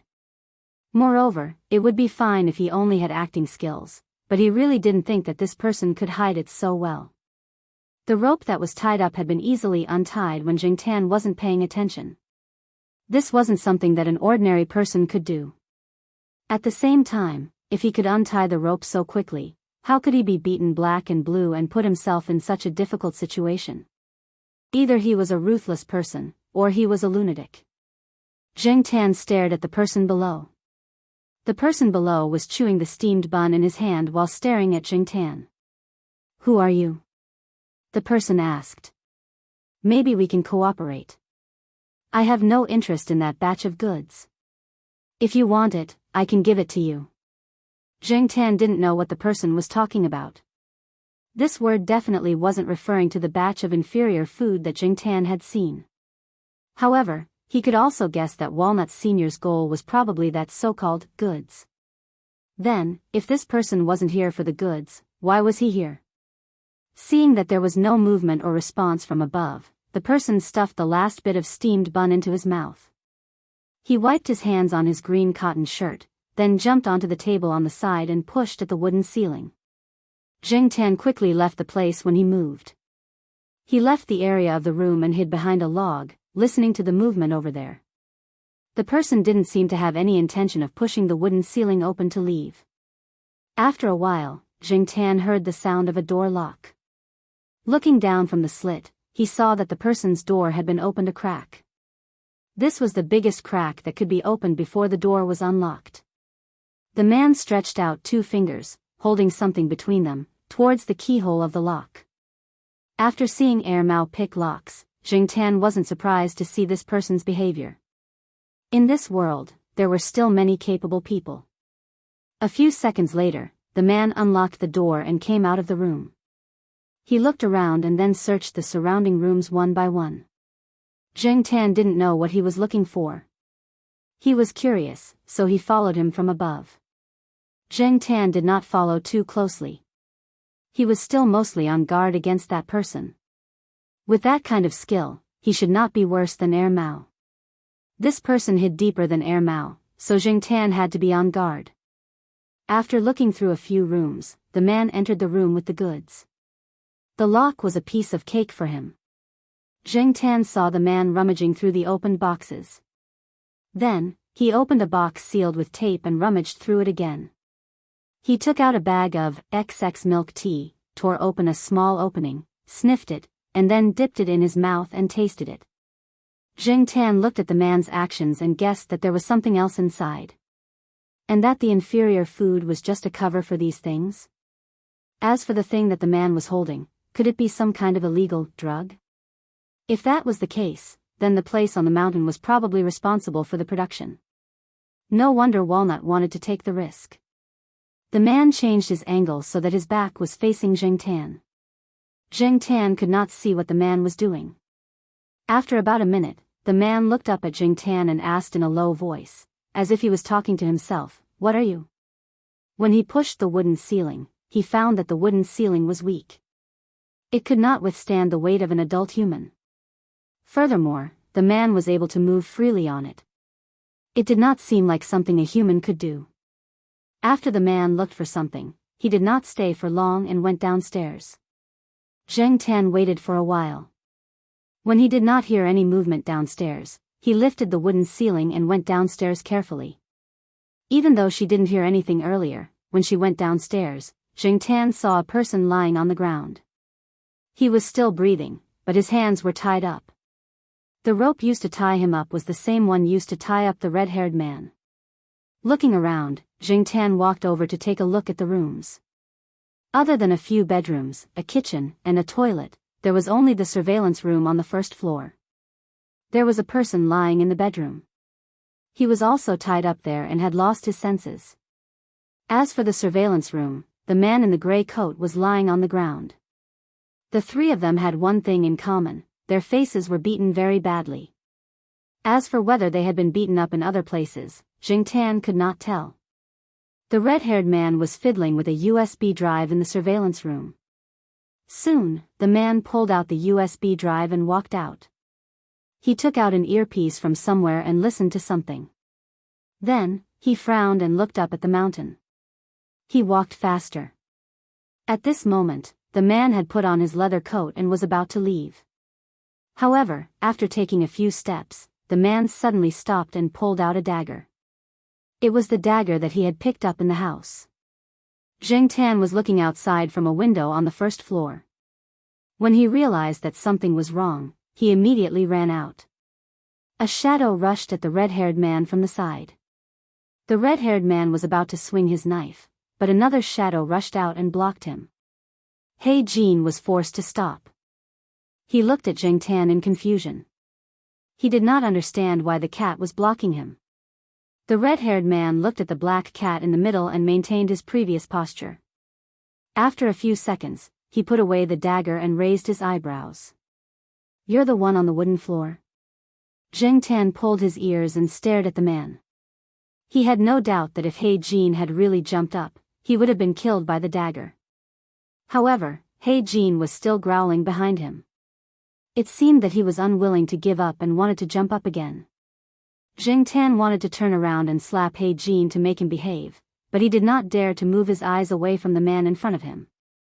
He could tell that the man was skilled from how he had taken down the people in the room without making a sound. He did not kill anyone because he did not want to get involved in a lawsuit. However, not killing people did not mean that he would not kill dogs and cats. The man did want to kill He Jin. However, Zheng Tan did not feel any killing intent from the man's eyes. He was more curious and sizing him up. The man stared at Zheng Tan for a while. Then, he played with the dagger in his hand, put it away, and left. After the man left, Zheng Tan breathed a sigh of relief. Zheng Tan listened to the surroundings. He did not sense anyone approaching, so he walked back into the room. He Jin hesitated for a while before following him. To him, most of the time, he would just follow orders. It was rare to see someone like this black cat who always did things its own way. However, He Jin did not have a better choice, so he might as well follow Jianghu. When Zheng Tan came out of the room, he saw that the cameras could be turned off. As for the people in the room, Zheng Tan did not know when they would wake up. It would be troublesome if they woke up now, so he had to do something. After looking at them one by one, Zheng Tan grabbed the pants of the man who had fallen down the stairs and dragged him to the room. There was a bedroom there, and there was another person lying in there. Zheng Tan decided to leave them there and lock the door. Even if they woke up, they would not be able to come out for a while. He Jin saw this and bit the pants of the other man in the room. He followed Zheng Tan and dragged him to the room. Seeing that one of them was about to wake up, Zheng Tan looked around and grabbed a wooden chair next to him and knocked on it. Dong! The person who was about to open his eyes fainted again. Zheng Tan searched the three of them and took out a bunch of keys. She found the lock and locked the door. He Jin was squatting at the side, watching the black cat jumping up and down. He did not understand what the cat was doing, but he felt that the cat was doing the right thing. He Jin moved his ears and looked in a direction. After the door was locked, Zheng Tan looked at the door as well. They did not close the door when they came in, so He Jin was closer to the door than Zheng Tan was, so he could sense the movement outside. The wind blew in, and He Jin smelled the scent of the people outside. Woof! He Jin barked. When Zheng Tan saw He Jin wagging his tail, his nervousness dissipated. As expected. After He Jin barked, a head popped in from the door. It was Mao. F***ck. Why are the two of you here? Mao came down the mountain from another route, so he did not pass by the place where He Jin was waiting. Therefore, he did not know that He Jin and Zheng Tan were no longer there. When he heard the noise from outside, he was wondering how many people were inside, especially when he heard the dong sound. He was wondering if they were interrogating some unlucky person, but he did not expect it to be the two of them. He Jin was in a good mood when he saw Mao, wagging his tail vigorously. He looked behind Mao, but did not see the person he was looking for. Senior is still on the mountain, and there is still a mission. We just have to wait here, and the reinforcements will be here soon. Mao patted He Jin's head. This time, He Jin did not avoid it. Hearing Mao's words, Jiangtan stretched his body. He was so tense that he could finally relax. Mao pried open the lock and looked at the 3 people who had been locked up by Jiangtan. The ropes had been tied up professionally, and the wounds on their bodies were obvious. It was impossible for a cat and a dog to cause such damage. Where are the others? Mao asked. He Jin looked out of the door, and then back at Mao. They left? Then forget it. Mao checked the surveillance cameras around, turned on the door again, and closed it. The reinforcements that Mao mentioned arrived soon. They were all fully armed, and it was very nerve-wracking to look at. Jiangtan only saw a portion of them, and the rest were cooperating with the people on the mountain. Since there were people to deal with it, Mao did not stay in one place, and went upstairs and downstairs. When he saw Mao rummaging through the bags of low-quality food, Jiangtan was sure that he had guessed correctly. These people were indeed manufacturing some illegal drugs on the mountain, and at the same time, producing some low-quality food. They put the drugs in similar bags, and then shipped them out with the food to be sold to buyers. The bags looked almost the same, and the only difference was the barcode. If one did not look closely, one would not be able to tell. In one of the rooms, they found the bugs, and they were locked in big, sturdy boxes. No wonder the red-haired man did not touch the boxes when he was looking at them from above. He obviously knew that the bugs were inside. Jiangtan thought. Mao said that it was a type of beetle that was brought in from abroad. It was probably mutated by humans. They did not have reproductive abilities, but their appetite was very big. A box of bugs like this could gnaw an adult into a skeleton in less than half a day.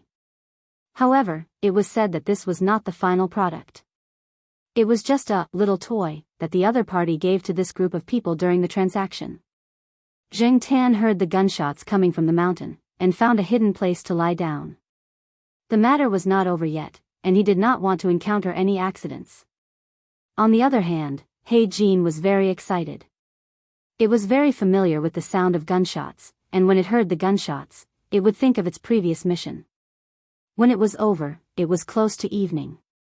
Walnut's arm was injured, and he looked a little tired, but his eyes were bright, and he was in the mood to joke with Mao. Listening to their conversation, Jiangtan knew that the boss, who had a criminal background, was involved in drugs, and who knew how many murders he had committed, had been arrested. The follow-up investigation and arrest were still in progress. However, Walnut Sr. was already very satisfied to have caught such a big fish. There was only one thing that made him unhappy. They said that the rich second generation who went up the mountain to catch squirrels in the middle of winter was not seen. I think that this is probably someone who hides deeply, but I don't know who he is. If he is an enemy of this gang, then it's fine. After all, this gang's companies on the surface and their secret dealings are an eyesore to some people, Walnut said. On the surface, this group of people's companies had gone bankrupt because of the commercial war, but the majority of their business was still secret dealings. As long as this business existed, they would have a chance to make a comeback. However, more people did not want them to make a comeback. Perhaps, the one who pretended to be a rich second generation belonged to this category? I think that this person is not necessarily an enemy or an ally of this gang. If he was an enemy, the 3 people in the room would have died long ago. There would not be any left alive, Mao said. At the same time, on a certain highway, in a luxury car, a person with wine-red hair was wearing a headset and talking to someone. When the group of people on the mountain searched the car, they did not find the other phone hidden in the car. Have you received the information? But you don't have to waste your time now. They are probably already in the hands of the police, and there is basically no possibility of them getting up again. Of course, although you don't have to do anything, you have to honor the money you promised me. This time, in order to find evidence, I was almost disfigured. That can't be helped. Being beaten up is better than being fed to the bugs.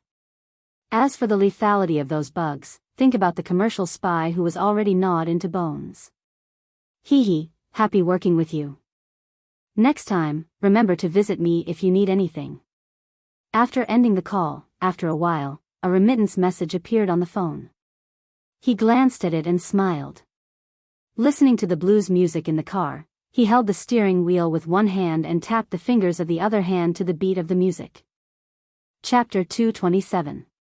When Zheng Tan returned home, Jiao Ma scolded Mao. He had suddenly taken the cat away for 2 days and hadn't even called to tell her that he was safe. This made Jiao Ma worried that Mao had taken her cat to a bad place. Mao stood there obediently to be lectured, constantly admitting its mistakes. Seeing Mao's sincere attitude and the fact that there was nothing wrong with her cat, Jiao Ma left after a few words. Walnut really wanted to thank the Jiao family. In his opinion, Zheng Tan and the Jiao family were bound together. If he couldn't repay the cat, he could repay the Jiao family. But now wasn't a good time to tell the truth. Maybe later, Walnut thought. The case was going smoothly and there was hope for a promotion. But what made Walnut unsatisfied was that there was still no news about the rich kid who caught the squirrel. The so-called car turned out to be rented and the ID was fake. In this day and age, the difference between an ID photo and a real person was so big that you wouldn't be able to recognize them even if they were standing right in front of you. He had checked all the rich kids in the area and there was no such person. Those who had seen the fake rich second-generation heir couldn't even remember what he looked like. What left a deeper impression was the embarrassing scene of him crying after being beaten black and blue. Zheng Tan and Black Gold had seen him, but Walnut knew that he couldn't let them tell him anything unless the fake rich kid appeared again. Black Gold would definitely recognize him. Last time, Mao had no choice but to give black rice to the pet center. But this time, when Mao sent black rice over, he emphasized to the people there that peanut candy was not allowed to get close. Otherwise, he would complain to the pet center. Actually, Mao also wanted to move to another place. There were many places in Chuhua City where he could help look after pets, but black rice didn't buy it. It wouldn't go anywhere else at all. Once it went there, it would keep barking. Mao's heart ached when he heard that. After walking around, it was still sent to the pet center. Since this VIP customer had said so, the people at the pet center naturally did as they were told. Therefore, when it went to collect the black rice, it heard the people at the pet center promise not to let any male cats near it. This made Mao quite satisfied. However, after he brought black rice home, black rice ignored him again for 3 days. Every time black rice was sent to the pet center, Mao would always receive the same cold treatment. As for Zheng Tan, he had been doing well recently. Every time he experienced those unpleasant things, he would always sigh with emotion at how peaceful and beautiful life in the courtyard was. The weather was getting colder and colder. At the end of the year was approaching. The students had already gone home after the final exams. Those who were in school were also packing up and would be leaving soon. Therefore, the main roads and many places that were usually lively on campus were now much quieter. To Zheng Tan, this was a good thing. With no one around, he could play more freely. Recently, Zheng Tan would drive his little pushcart out to play every day. In the past, because the Jiao family only had Jiao Ma and 2 children, Zheng Tan couldn't let the 3 of them climb up and down the pushcart every day. The pushcart was much heavier than a normal toy car. Moreover, the Jiao family lived on the 5th floor. It was tiring to move up and down the pushcart. If the Jiao Pa was there, it would be fine, but the women and children were out of the question. Therefore, Zheng Tan usually didn't move the pushcart out except when Fang Xiaokong came to find him to play at Old Lu's place. But now, Zheng Tan could play with the pushcart every day. It adjusted his mood and warmed him up. This matter started last week. Last week, Fang Xiaokong came to Chuhua University to look for Qing Zhong, the graduate student from the Department of Engineering who had built the pushcart for Zheng Tan. The reason was that after Fang Mengmeng found out that Zheng Tan had a pushcart, she wanted to build one for her family. The third master Fang didn't say anything and asked Qing Zhong to build another pushcart like Zheng Tan's to please his precious daughter. Therefore, Qing Zhong was busy building the pushcart. At the same time, he would compare it with Zheng Tan's pushcart, update some parts, and record some parameters. Every day, after Zheng Tan finished playing with the pushcart, he just had to drive to the place where the Jiao Wei and the others played with the pushcart. Now, many of the students who played with the pushcart and airplane models had left. Chengzhong had set up a temporary studio there, and 2 local students were learning from Chengzhong. Therefore, Jingtan didn't have to find someone to move the pushcart back to the Jiao family every day. Chengzhong also installed a heating device in the pushcart, and a layer of fluffy cloth was installed in the seat to keep it warm. When Jingtan stayed in the pushcart, although his head and most of his torso were still exposed, he didn't feel cold. When Jingtan drove the pushcart on the road, some people would laugh a little when they saw it. However, at most, they felt that it was a novelty. Everyone thought that someone had taken out a toy car to play with the cat.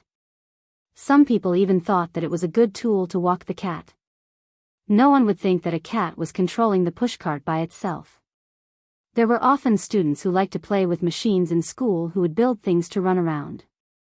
Over time, when people saw similar things, they just laughed and didn't think too much about it. The steering wheel was inside, and Jingtan's 2 paws were stepping on it. Therefore, in the eyes of the people outside, the cat was just squatting inside. The person controlling the car was probably someone else, and no one would suspect Jingtan at all. There wasn't much wind today. In the winter afternoon, the sun was warm and made Jingtan feel a lot better. Until, brother hey, Jingtan. Day. His good mood was gone just like that. F***ck, why didn't this little brat take a nap at this time? What was he doing out here? Without looking back, Jingtan knew that the children's electric pushcart, which was much bigger than his pushcart, had caught up with him. Jingtan didn't want to hear the little brat's babbling, so he sped up. Although Jingtan's pushcart looked like a toy, it had all the functions. If he really wanted to speed up, it would be much faster than Jiao Ma's electric pushcart. However, Jingtan didn't dare to do that in school. At most, when Fang Xiaokong took Jingtan to Lao Lu's place, he and Lu Yao would race down the car. Usually, he would drive slowly to adjust his mood. Even if he couldn't speed up the pushcart to the speed that Jingtan wanted, it was enough to shake off the children's 4-wheeled car behind him. Brother hey, the childish voice was soft and sounded like it was about to cry. It made Jingtan want to hit the steering wheel. F***ck. This trick every time. With a sigh, Jingtan slowed down the pushcart and waited for the children's 4-wheeled car to catch up. Zhuo Kitten's electric pushcart looked like a cat, and the picture on it was of a cat. From the front, the car's headlights looked like a cat's eyes, and there were whiskers around its mouth. Some of the teachers in the school had bought such cars for their children to play with, but most of the children were around 3 years old, unlike Zhuo Kitten, who started playing with them when he was less than 2 years old. For safety reasons, Xiao Wan, who was in charge of taking care of Zhuo Kitten, held the remote control in his hand and didn't let Zhuo Kitten drive the car. Zhuo Xiao the cat seemed to know that he was not in control of the car. He was not like other children who would drive excitedly. He would look directly at Xiao Wan and tell him the direction that he wanted to go. Start, turn, or stop.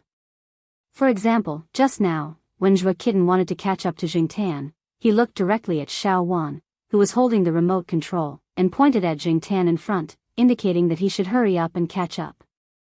After Jingtan's pushcart slowed down, Xiao Wan quickly walked up.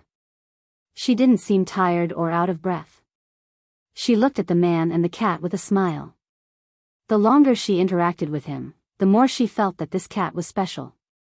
In fact, when she was choosing the car, she showed Zhuo Kitten many pictures of cars, but the child wasn't satisfied. He pointed at a picture hanging on the wall. There were many pictures hanging on the wall. Most of them were taken when Zhuo Kitten was 1 year old. One of them was of him and the black cat together. Zhuo Kitten wanted a pushcart in the shape of a black cat, but Xiao Wan felt that black was too heavy for a child. It would have a bad impact on a child's growth, so she changed it to an orange one. As for the deformed graffiti on the car, they were all drawn by Zhuo Kitten himself. From the outline of the graffiti, it could be seen that it was in the shape of a cat. Xiao Wan was very satisfied with this. After all, he was only a child. Many children of Zhuo Kitten's age might not be able to hold a pen steadily. When Zhuo Kitten's car came close, the little kid laughed and waved at Jingtan. Brother Black. What the hell was he calling? Jingtan pulled his ears and turned his head slightly to look at Zhuo Kitten, who was sitting in the car wrapped up like a furry ball. He wanted to go over and give him a few slaps. Running out in the middle of winter, he wasn't afraid of catching a cold. Little Juan followed by his side. Every time little kitten Zhuo saw the black cat, he would become very talkative. Although his words were not clear and he could not understand what the child was saying most of the time, little Juan just let him be since the child was talking happily. Zhuo Kitten's learning ability was very strong. Xiao Wan could see that this child's IQ was higher than other children of the same age. As for how much higher, she couldn't say for sure. Zheng Tan pulled his ears and listened to the little brat babble for nearly half an hour. He couldn't understand what the little brat was trying to say. The child could only say a few words clearly, and Zheng Tan's name was one of them. When the child was excited, his words became vague. However, Zheng Tan could feel that Zhuo Kitten's language ability was improving. At least compared to last time, Zheng Tan could make out 1 or 2 words in a sentence. When Zhuo Kitten finally got tired of playing and said he was tired, Xiao Wan brought him back to rest. It was windy. It wasn't good to stay outside for too long in this weather. If Zhuo Kitten hadn't made a fuss about coming out, Xiao Wan wouldn't have compromised. After Zhuo Kitten left, Jing Tan drove the car to the old tile-roofed house and handed it to Qing Zhong and the others. After that, he decided to go out for a walk. Before the incident with Senior Walnut, he had planned to go there and didn't go out. The weather was good now, and little Pomelo and the others were also on vacation. There was no need to pick them up on time. Jiaoma had been busy marking test papers and doing statistics at school recently, so she came back a little late. Dinner was usually around 6 o'clock, so Jing Tan could play more. Coming out of one of the side doors, Jing Tan remembered that this side door was on the same line as the side door in the east courtyard. When he took the bus, he passed by here. It was also marked on the map. After walking for a while, Jing Tan saw Tsinghua University's affiliated hospital. Jiaoma had been here when she was hospitalized. Jing Tan didn't plan to go through the hospital's main entrance. He didn't like the atmosphere in the hospital. In his memory, behind the hospital, there was a big courtyard near the inpatient department. The scenery inside was not bad, and there were often people walking around. Jing Tan didn't plan to stay here for long. The hospital always made him feel depressed. Every time he came here, he would think of Jiao Ma's hospitalization. He just decided to go through here. Jumping on the wall of the courtyard was slightly higher than the wall Jing Tan saw on Old Street. From here, Jing Tan's field of vision was slightly wider. There were many evergreen trees in the courtyard. This could also reduce the emotions of the patients when they saw the withered leaves. At this time, there weren't many people walking around outside. Jing Tan didn't pay much attention to it. He planned to walk along the wall. Chapter 228. Jing Tan had heard too many of such words, especially those that were filled with strong disgust. Jing Tan paused and looked in the direction of the voice. 2 people were standing beside a tall cedar tree. One of them was about 40 years old and looked like a noblewoman. The other had a head full of white hair and was wearing a light-colored shawl. Her entire person exuded a sense of tranquility and peace. The one who spoke was the middle-aged woman. She supported the old woman next to her and looked at Jing Tan with undisguised disgust. Jing Tan found it strange. He didn't provoke this woman, so why did she speak as if she had a grudge against him? However, the old woman next to the middle-aged woman didn't have any disgust in her eyes.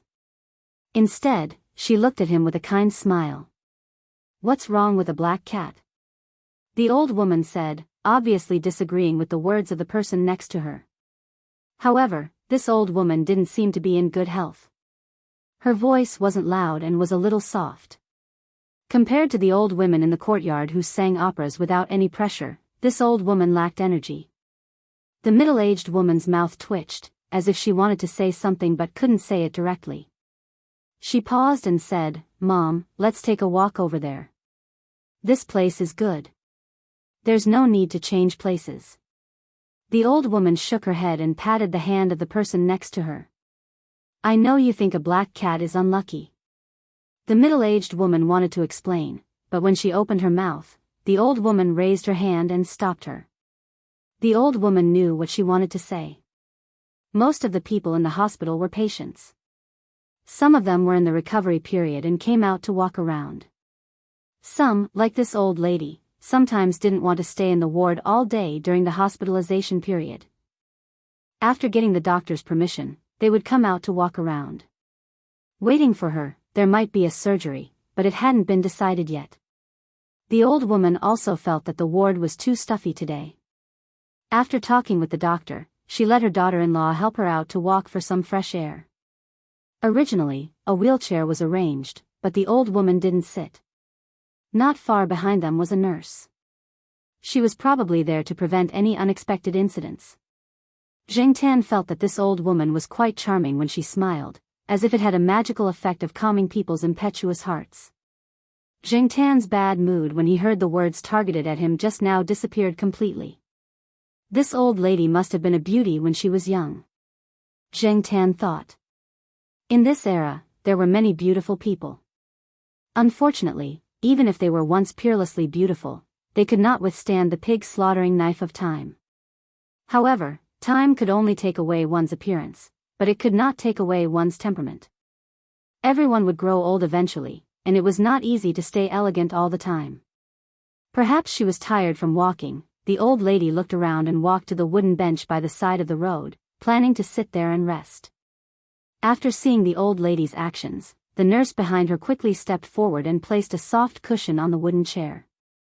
The old lady smiled and thanked the nurse. The young nurse's impression of the old lady immediately improved. The middle-aged woman looked at Jiangtan and could not help but feel disdainful. She cursed the black cat on the wall 1,000 times in her heart. It couldn't be helped.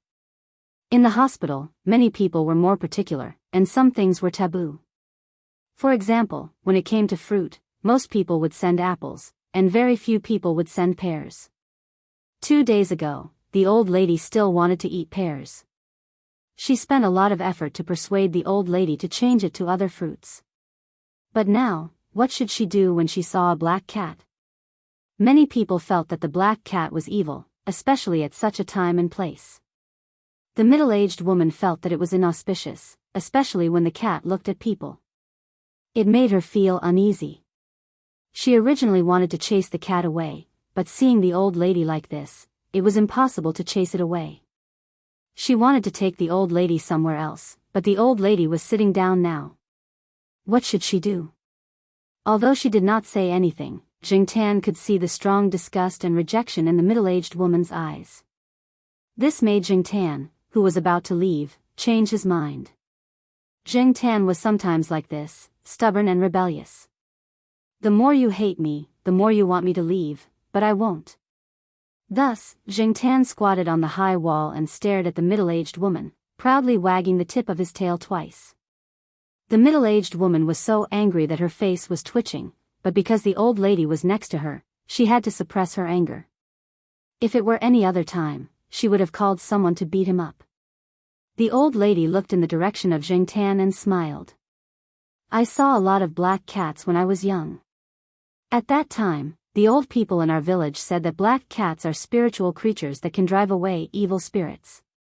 The middle-aged woman was disdainful of this saying. Drive away evil spirits? She thought that the cat itself was evil. You don't believe me, I remember, at that time, our village. The old lady looked in the direction of Jiangtan, but her eyes seemed to be looking through Jiangtan to recall the things that happened many years ago. The old lady said some things, but the middle-aged woman only listened to a story. The disgust she felt for the cat on the wall did not decrease much. If she was hospitalized, she would definitely not want to see this pure black cat.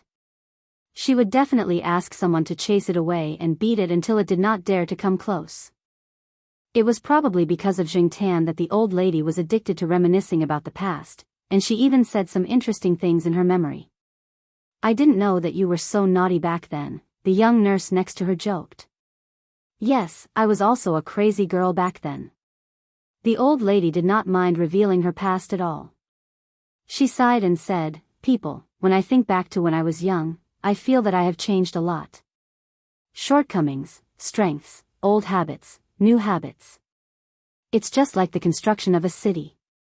Some places have to be torn down, and some places have to be rebuilt. After a few years, you will find that the city has changed a lot. The young nurse did not know what to say at this time. She did not know the old lady, and she was afraid that she would say something wrong and make the old lady sad. For an old person at this age, a small illness could be fatal. Emotions were very important. The middle-aged woman saw that the old lady's words were not right, so she quickly changed the topic. Unexpectedly, the old lady did not want to change the topic at all. She looked at the black cat on the wall and said to the middle-aged woman, I think this cat is quite spiritual. Spiritual, my ass. The middle-aged woman cursed silently. The old lady was excited and waved at Jingtan. Hey, black cat on the wall, do you have time to talk to me? What could it know? The middle-aged woman was about to comfort the old lady, but unexpectedly, she caught a glimpse of a black shadow on the wall. When she looked over, she saw that the cat that was originally squatting on the wall had jumped down and was slowly walking towards them. This time, not only the middle-aged woman and the young nurse, but even the old lady was surprised. She was just saying it casually and did not expect the cat to come. Jingtan had a good impression of the old lady, so he decided to give her some face. Also, he wanted to make the middle-aged woman angry. Seeing that Jingtan was really coming, the old lady was happy. She waved and patted the wooden chair next to her, indicating that Jingtan should sit there. The middle-aged woman wanted to say that the cat had a lot of germs, but seeing that the old lady was in a good mood, she did not dare to say anything. Jingtan did not hesitate and jumped onto the bench. Although the middle-aged woman was patient, when Jingtan came over, she could not help but move to the side like avoiding the plague. She did not want to be too close to the cat. See, what did I say? This cat is spiritual, right? The old lady raised her hand and touched Jingtan's head. Jingtan turned his head to avoid her. The old lady did not care. She felt that cats were more vigilant. It was good enough that they could come over. Therefore, the old lady's happiness did not decrease at all. This time, the young nurse found an opportunity and quickly said, That's true. This cat can drive away evil spirits. She originally wanted to say that the cat could get rid of diseases, but she changed her mind. Otherwise, she would not be able to bear the consequences if something happened. What could she say? Although the middle-aged woman was very repulsed by the cat on the bench, she had to force a smile and say a few words to make the old lady feel better. Jingtan, on the other hand, stood beside the old lady with a smug look on her face. She looked at the middle-aged woman with a provocative look. The middle-aged woman took a deep breath and suppressed the surging anger in her heart. She originally thought that she was overthinking things. How could there be such a gaze in a cat's eye? But the more she looked, the more she felt that it wasn't an illusion caused by her emotions. She immediately clenched her fists. Because she had to take care of the old lady, her long nails had been cut. If not, when she clenched her fists, her nails would have pierced her palms. Jingtan saw the middle-aged woman's small movements and was very disdainful. Although this woman looked like a rich madam, she did not dare to dress up too much when taking care of a patient.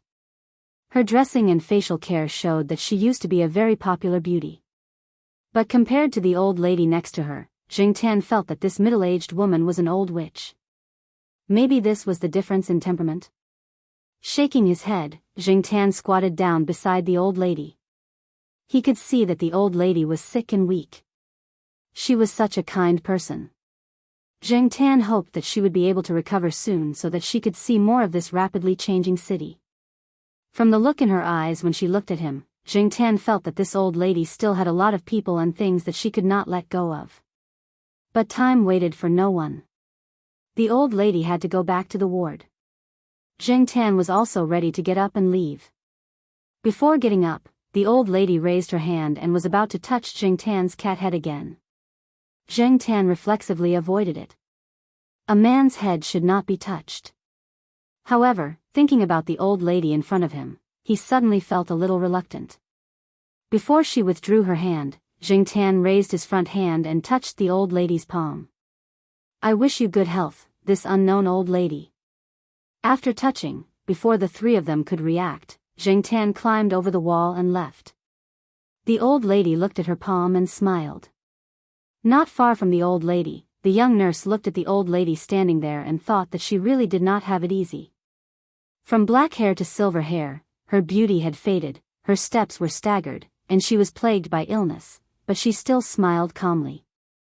The old lady pulled her shawl and said softly, "Prepare for the operation." "Mom, are you sure?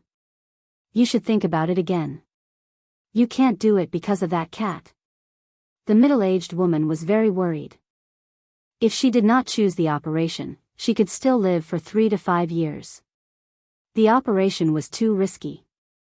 If it was successful, the old lady could see the changes in this city for a few more years. But if it was unsuccessful, she would never see this city again. Chapter 229. It was Jing Tan's third New Year, and there was nothing special about it. Jiao Ma brought the 2 children and the cat back to the Jiao family's house for the New Year. She also went to visit Grandpa Gu for a few days. On New Year's Eve, the Jiao Pa called and said that he would be back in the second half of the year if he was fast enough. However, he did not promise anything. No one could be sure when it came to the research project. Jing Tan's impression of the new year was that there were not many ups and downs. Jing Tan leaned on the balcony and yawned. He looked into the distance from the balcony on the 5th floor. After school reopened, the school began to rejoice again. It was another year of spring. When the flowers bloomed, some trees began to sprout. This was Jing Tan's 3rd year here. After getting used to it, he did not have many thoughts. Sometimes, even if he did not want to admit it, he had to compromise with fate. What else could he do? Torture himself for fun? There was no need to be so distressed. Jing Tan rubbed his chin on the flower pot next to him and rolled around in boredom. He remembered what little Pomelo said when he woke up this morning. Jing Tan ran into the bedroom and jumped on the makeup table. He looked at the Jiao Ma's makeup mirror. It seemed that he had gained some weight.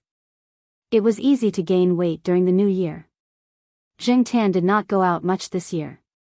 He ate and slept all day. With Jing Tan's huge appetite, it would be strange if he did not gain weight.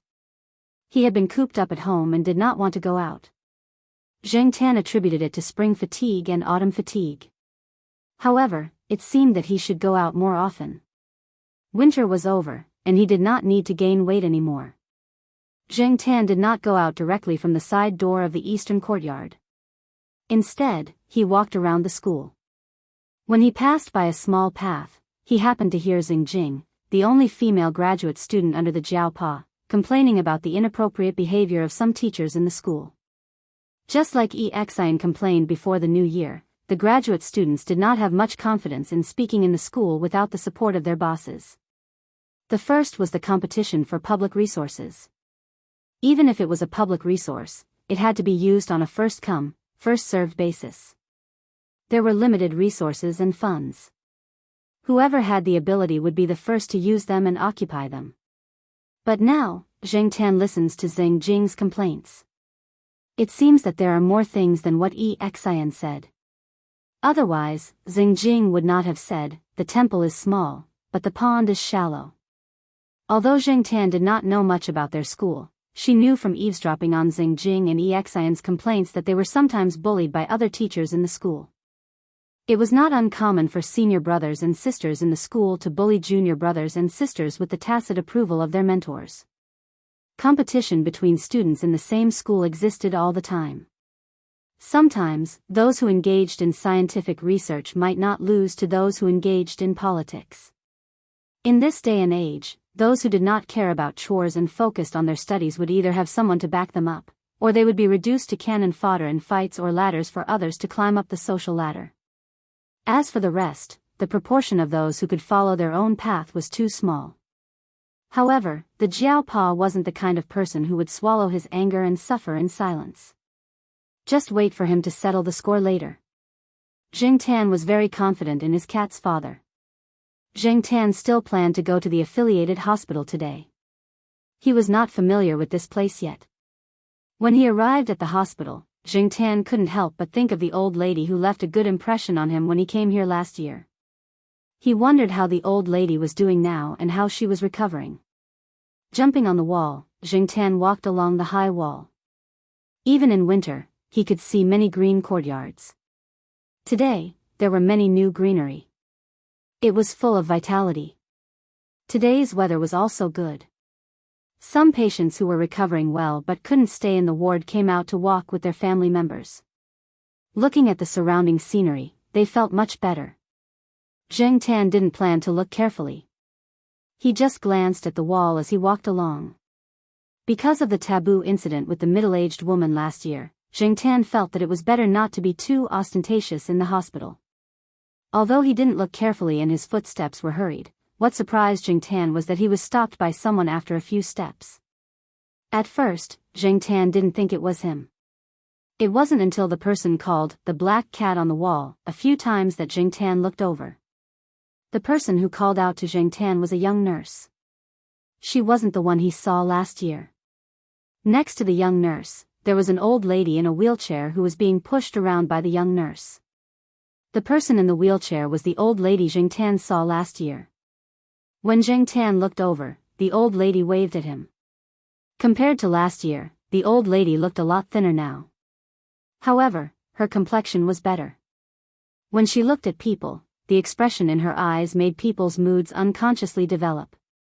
Thinking about it, the old lady saw Jing Tan but couldn't shout, so she asked the young nurse who was in charge of pushing the wheelchair to speak. The young nurse looked at Jing Tan with a puzzled gaze. She knew that many people in the hospital were afraid of pure black things. Last time, there was a person who wore a black suit when visiting a patient. The patient threw something at him. The patient said that the person had sinister intentions and scolded him for a long time. But now, the old lady was so enthusiastic about a black cat. It was really puzzling. There were patients who came out for a walk around. When they saw the old lady like this, they asked the doubts in their hearts. However, they didn't get close. People who were particular about this were afraid of provoking something bad. Old lady, my surgery went so smoothly thanks to this cat. Regardless of the truth, the old lady did have the intention to whitewash Jing Tan. Some people around believed it and some didn't. He didn't care about what others thought. Jing Tan felt that since the old lady wanted to protect him, there was no reason for him to directly embarrass her. Since the old lady beckoned him over, Jing Tan jumped off the wall and walked over. The old lady wanted Jing Tan to sit in her arms, but Jing Tan didn't do it. He walked beside the wheelchair. The young nurse slowly pushed the old lady down the road. Perhaps it was because there was a black cat following them, but the young nurse purposely avoided crowded places to avoid causing trouble for the other patients. After all, not everyone could tolerate a black cat in a place like this. After walking half a circle, the young nurse was ready to push the old lady back. Jing Tan looked at the old lady's tired face and knew that the old lady wanted to rest. He decided to walk with her and leave. Hearing that the old lady's surgery went smoothly and her recovery was ideal, Jing Tan's heart was relieved. However, this was just a coincidence.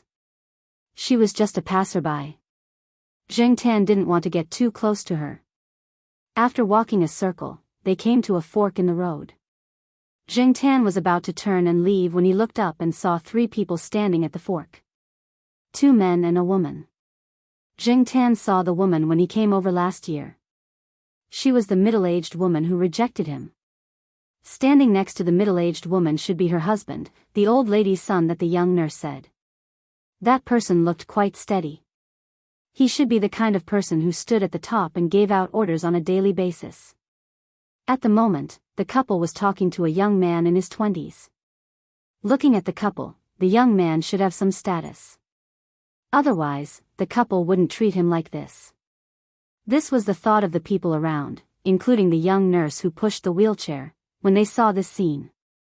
Your son came to see you again. The young nurse saw the people standing at the fork and said with a smile. She knew that the old lady had a very capable son. She heard that he was the boss of a big company. He was usually very busy, but when he had time, he would come to the hospital to see the old lady, especially during the days of the old lady's surgery. He was almost always with the old lady. If it weren't for the old lady's insistence, this person would have sent more people to take care of her. Previously, he was prepared to arrange for the operation abroad, but the old lady refused. In general, he was a filial son. The old lady was also very satisfied with this son, and the smile on her face deepened. However, standing next to the wheelchair, Jiangtan's heart was in turmoil. He just glanced at the couple and didn't pay attention to them anymore. His focus was on the young man. That young man, how to describe it, was dressed in a suit and leather shoes. His hair was meticulously combed, and he had put in a lot of thought into his clothes. When he spoke to the couple, his smile was appropriate, not humble, not ostentatious.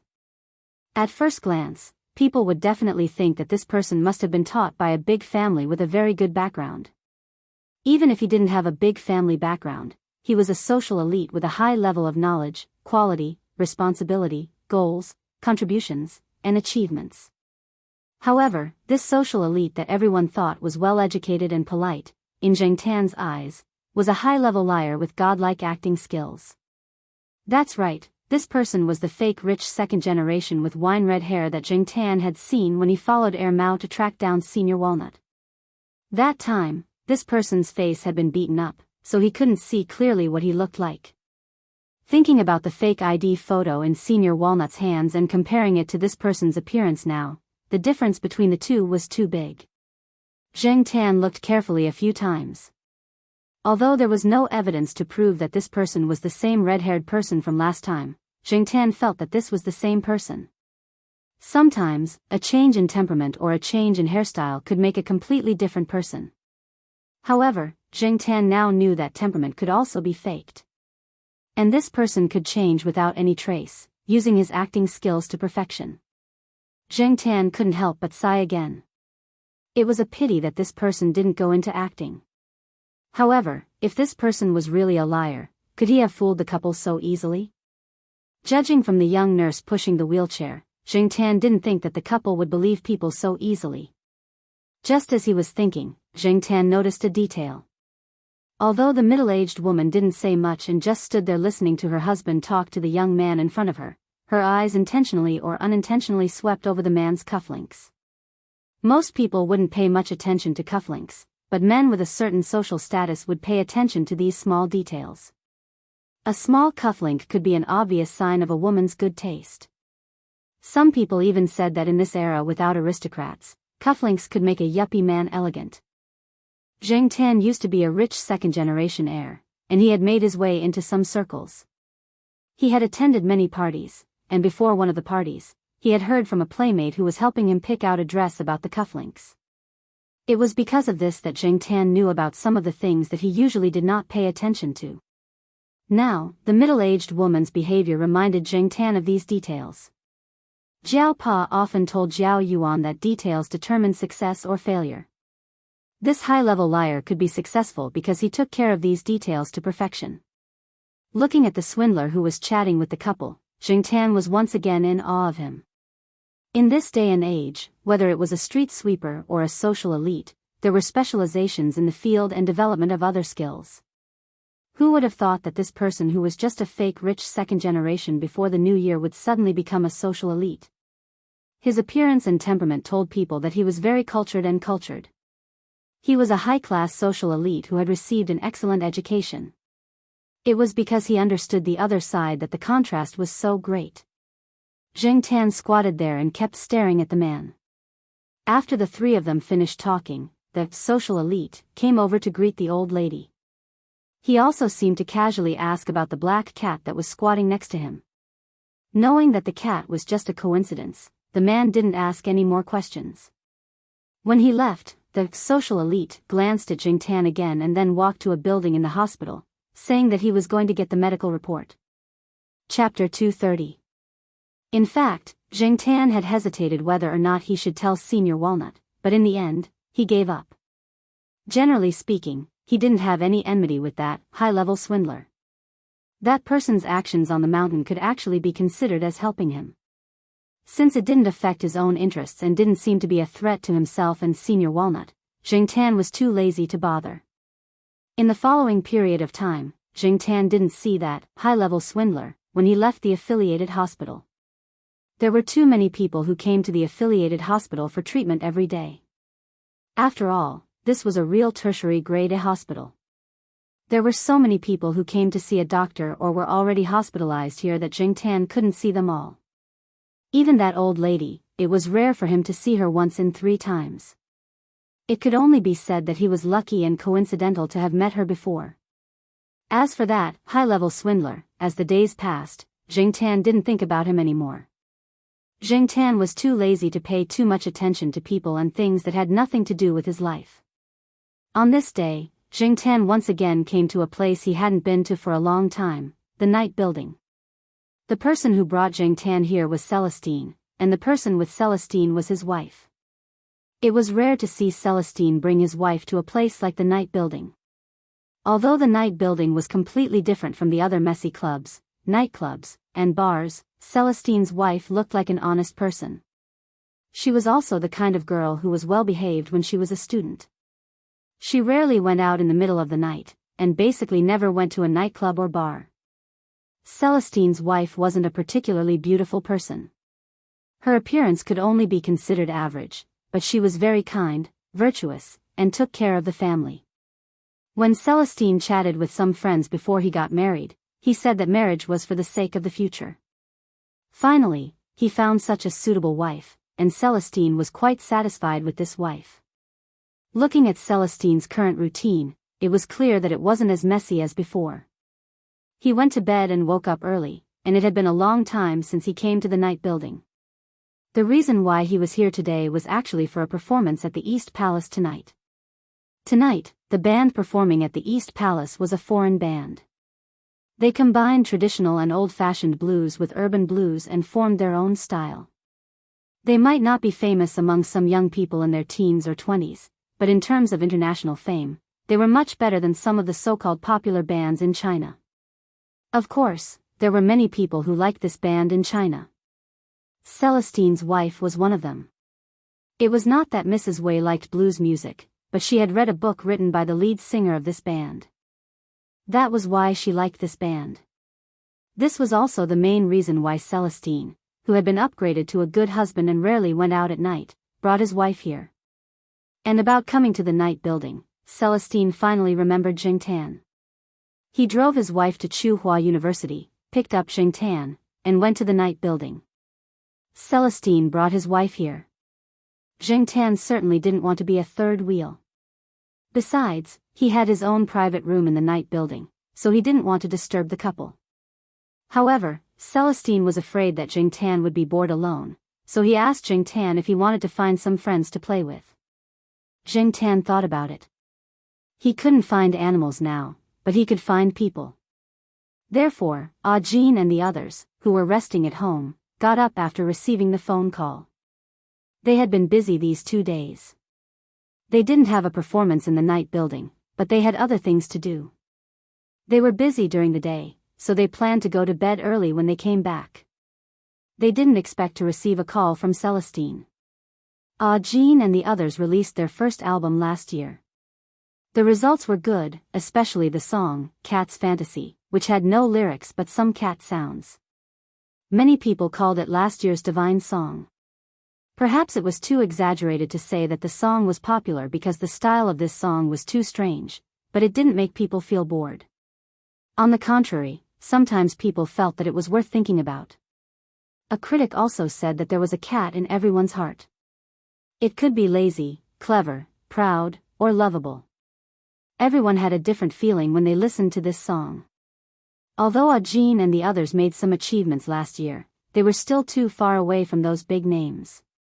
Just like how Jean and the others were still not qualified to perform in the East Palace, there were many bands that performed outside the East Palace that were more famous than Jean and the others. They were not qualified to enter the East Palace, let alone Ajin and the others. With Ajin and the others' status, it was impossible for them to have a private room in the night building, let alone a private room.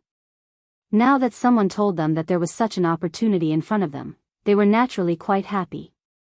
They naturally knew the bands that performed in the East Palace today.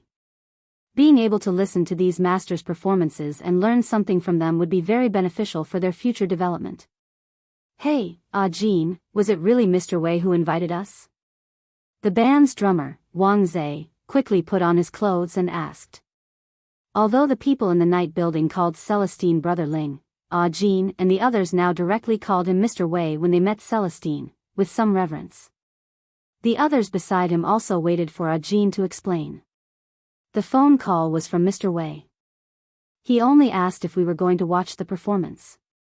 As for the private room, Ajin now calmed down and realized that Celestine did not seem to let them go to his private room. Forget it, we'll talk about it when we're there. It's good enough that we can go to the private room. Let alone a private room, we don't even have the money to go to the East Palace. Be content.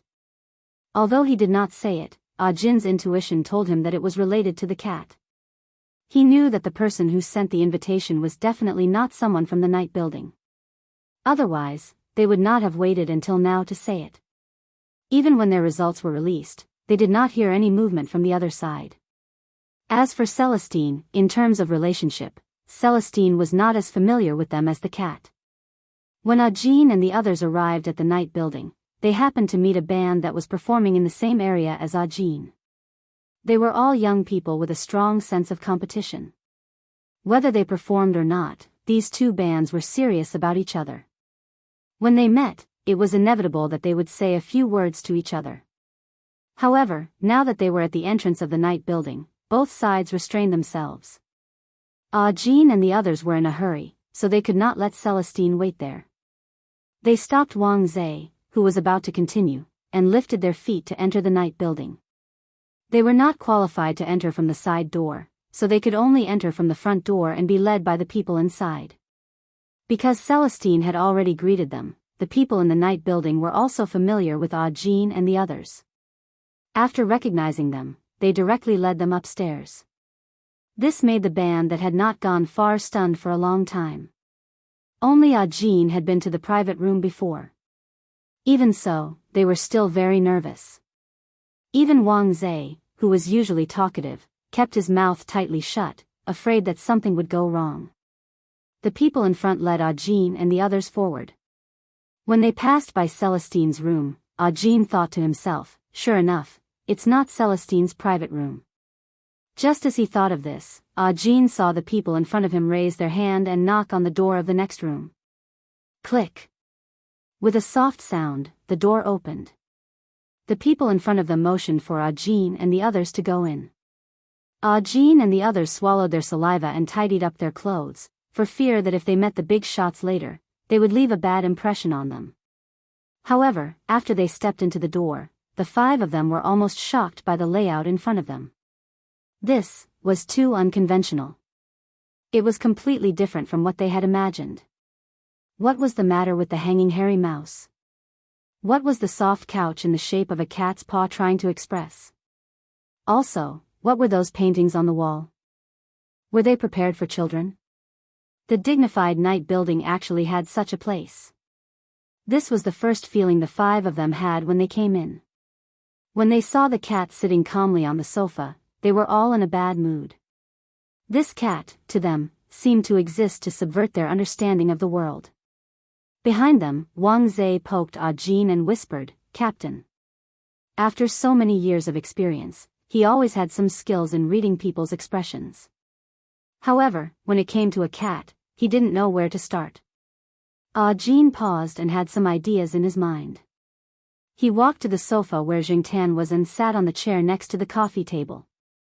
Jingtan glanced at him and pushed a plate of nuts on the coffee table in front of him to Ajin. Ajin looked at the various nuts on the plate and began to peel them. He didn't eat the peeled nuts but put them on another small plate in front of Jingtan. The four people behind Ajin were speechless. Did this mean that they were going to serve the cat? At this time, Celestine came in from next door. After coming in, he briefly explained to Jean and the others. The general idea was that he called them over just to let them accompany the cat and listen to the performance. After that, Celestine went back to accompany his wife next door. Now, the performance outside had already begun. Except for Jean, the other 4 people were somewhat restrained and helpless. They didn't speak the same language and were of different species, so they always felt very awkward. However, seeing Jean like this, they couldn't stay idle, so they all came over to help him peel the nuts. Zheng Tan was only familiar with Jean, and he rarely met the other 4 people. However, now it seemed that these people were quite smart. Even in the face of a cat, in the face of such an unexpected situation, they could try to calm down and deal with it as calmly as possible. They didn't have too many tricks. In general, Zheng Tan now had a good impression of these people. He thought that if he came again, he could call them over to help him peel the nuts. This was a mutually beneficial thing. Zheng Tan came here just to relax, and Jean and the others could better listen to some masters of the East Palace. Zheng Tan didn't need to pay for his expenses here. They were all free. In fact, he didn't spend much. He didn't dare to drink now, because he would definitely be scolded when he went back. If he just listened to the performance and ate some snacks, the cost was nothing to the night building. When they peeled half a plate, Zheng Tan raised his paw and pushed the remaining nuts to Jean. Then, he ate a few pistachios and went to the window to look at the performance below. Cats also eat this? Wang Zhe opened his mouth and asked Jean silently. He carefully pointed to the small plate on the coffee table with all kinds of peeled nuts. Jean glanced at him, indicating that Wang Zhe shouldn't talk nonsense. Then, he also went to the window and looked at the performance below. The main purpose of their coming here was to watch the performance.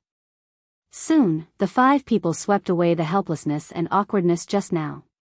Looking at the performance below, the 5 of them also exchanged their experiences and talked about their own differences. Zheng Tan was not interested in music. When he scrolled down, he mainly focused on the good-looking girls, such as the white-collared lady in professional attire, or the innocent-looking female student, or, F***CK. When Zheng Tan's gaze swept over one place, he froze. He saw an acquaintance. That high-level liar. Chapter 231. Zheng Tan was quite surprised to see this person in the night tower. The cost of living in the East Palace was not a small amount. Was this person really not short of money? These days, swindlers lived a much better life than white-collar workers who worked hard in offices. They drove luxury cars, flirted with high-quality girls, and often lingered in expensive places. Even Zheng Tan could not help but sigh at the difference. The person did not notice Zheng Tan's gaze. Perhaps even if he did, he was used to attracting attention in the venue below. In fact, from the light and angle, it was not easy for the people below to see the situation in the private room above. Even if they could, Zheng Tan did not care.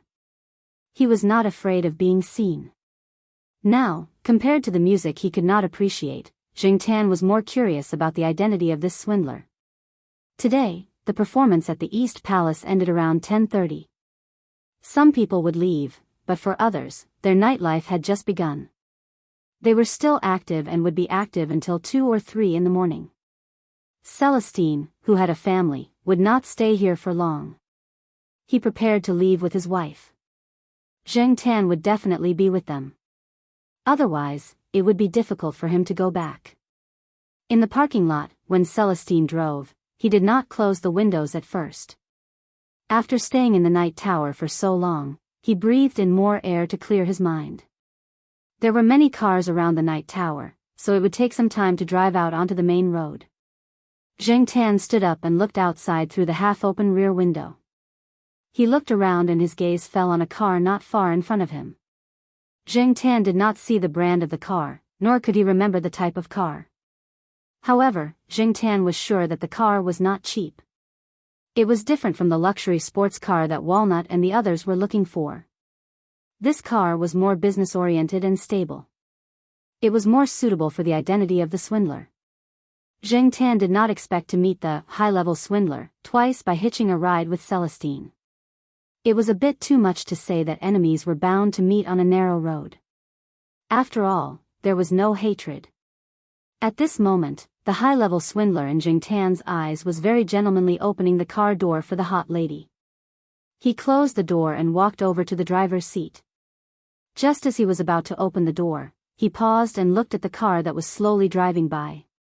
The neon lights and street lamps outside the night building were all turned on, and the angle of the light was just enough to shine on Zheng Tan's cat head that was peeking out of the half-open car window.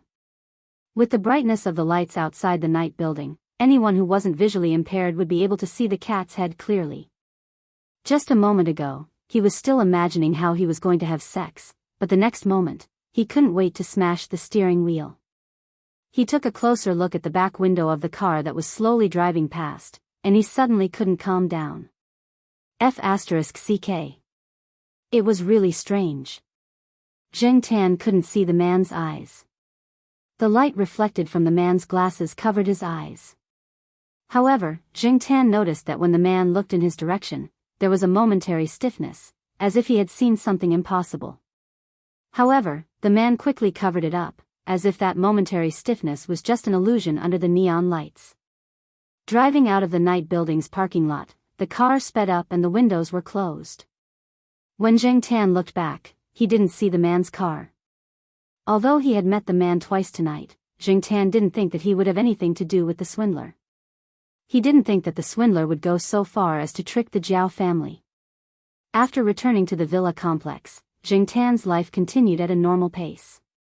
He did what he was supposed to do, and there were no ripples caused by the swindler. The flowers were blooming in spring, and there were more insects. Just look at the active birds in the surroundings. However, around the villa complex, not only were the birds active, there were also cats. When the sheriff and Huang saw the jumping insects on the ground, they were as excited as Er Tong seeing its favorite poop. De Pang, who was sent out by his grandmother, probably wanted to find a quiet place to sleep without being disturbed, so he climbed up the crabapple tree nearby. Then, there was the scene that Zheng Tan saw of a dragonly pressing down on a crabapple tree. This crabapple tree wasn't very thick in Zheng Tan's eyes. He heard that there was a small path here a long time ago, and crabapple trees were planted on both sides of the path. However, when the school was built, most of the crabapple trees were dug up, leaving only a few. After so many years, this was the only remaining crabapple tree. Now, the only crabapple tree was being pressed down by the fat man De Pang. Zheng Tan saw that the branches looked like they were about to break. Sure enough, cats were a big killer for plants. In places where cats were often active, plants had to be resistant to bites, scratches, and pressure. After watching the sheriff and the others eat a few insects of unknown species in the villa complex, Zheng Tan ran out of the house for a walk. It was such a good time to come out for a walk. Only then would one feel that the day was so complete. After passing by the affiliated hospital, Zheng Tan walked along the flower beds and walls on the side of the street. The area near the hospital was not noisy. Although there was a commercial street here, it was still a little far from here. Moreover, it was not on the same line as the hospital, so he had to turn halfway. Zheng Tan didn't turn, but walked straight along the street. According to the map, he could see a lake in front of him. The lake was not small, and there were some developed properties around it. He had heard from Er Mao that his great-aunt lived in a house near the lake, but he didn't know which lake it was. After all, there were more than 2 or 3 lakes in Chuhua City. Zheng Tan didn't want to visit Er Mao's great-aunt. That old woman was too difficult to please, and he wasn't in the mood to visit her. After walking past a big hotel and some small shops around it, Zheng Tan saw a residential area marked on the map. Zheng Tan jumped onto a big sycamore tree by the side of the road to take a look. Part of the residential area was made up of small villas, while the other part was made up of tall elevators. He had heard that some teachers in Chuhua University had bought houses here. It was close to the university, and the environment was good. It was not noisy. Zheng Tan had once heard from the Jiao Pa that he had the intention to buy a house here. One of his colleagues had bought a house here, but because of his job transfer, he had planned to sell it.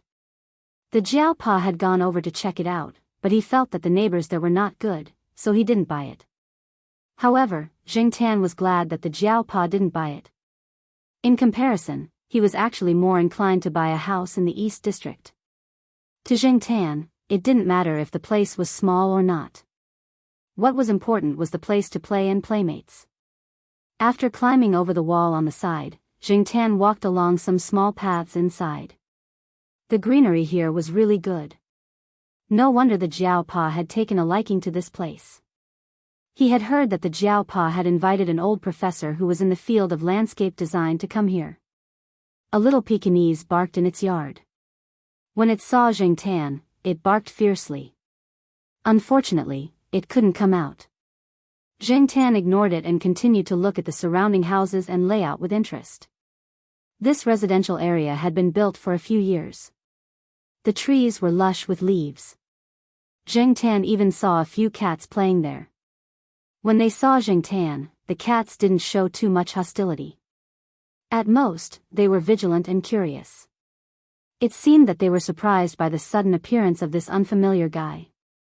They didn't show any hostility, and Jingtan didn't have the intention to fight for territory. They went their own ways. The residential area near the lake was built with high fences not far from the lake.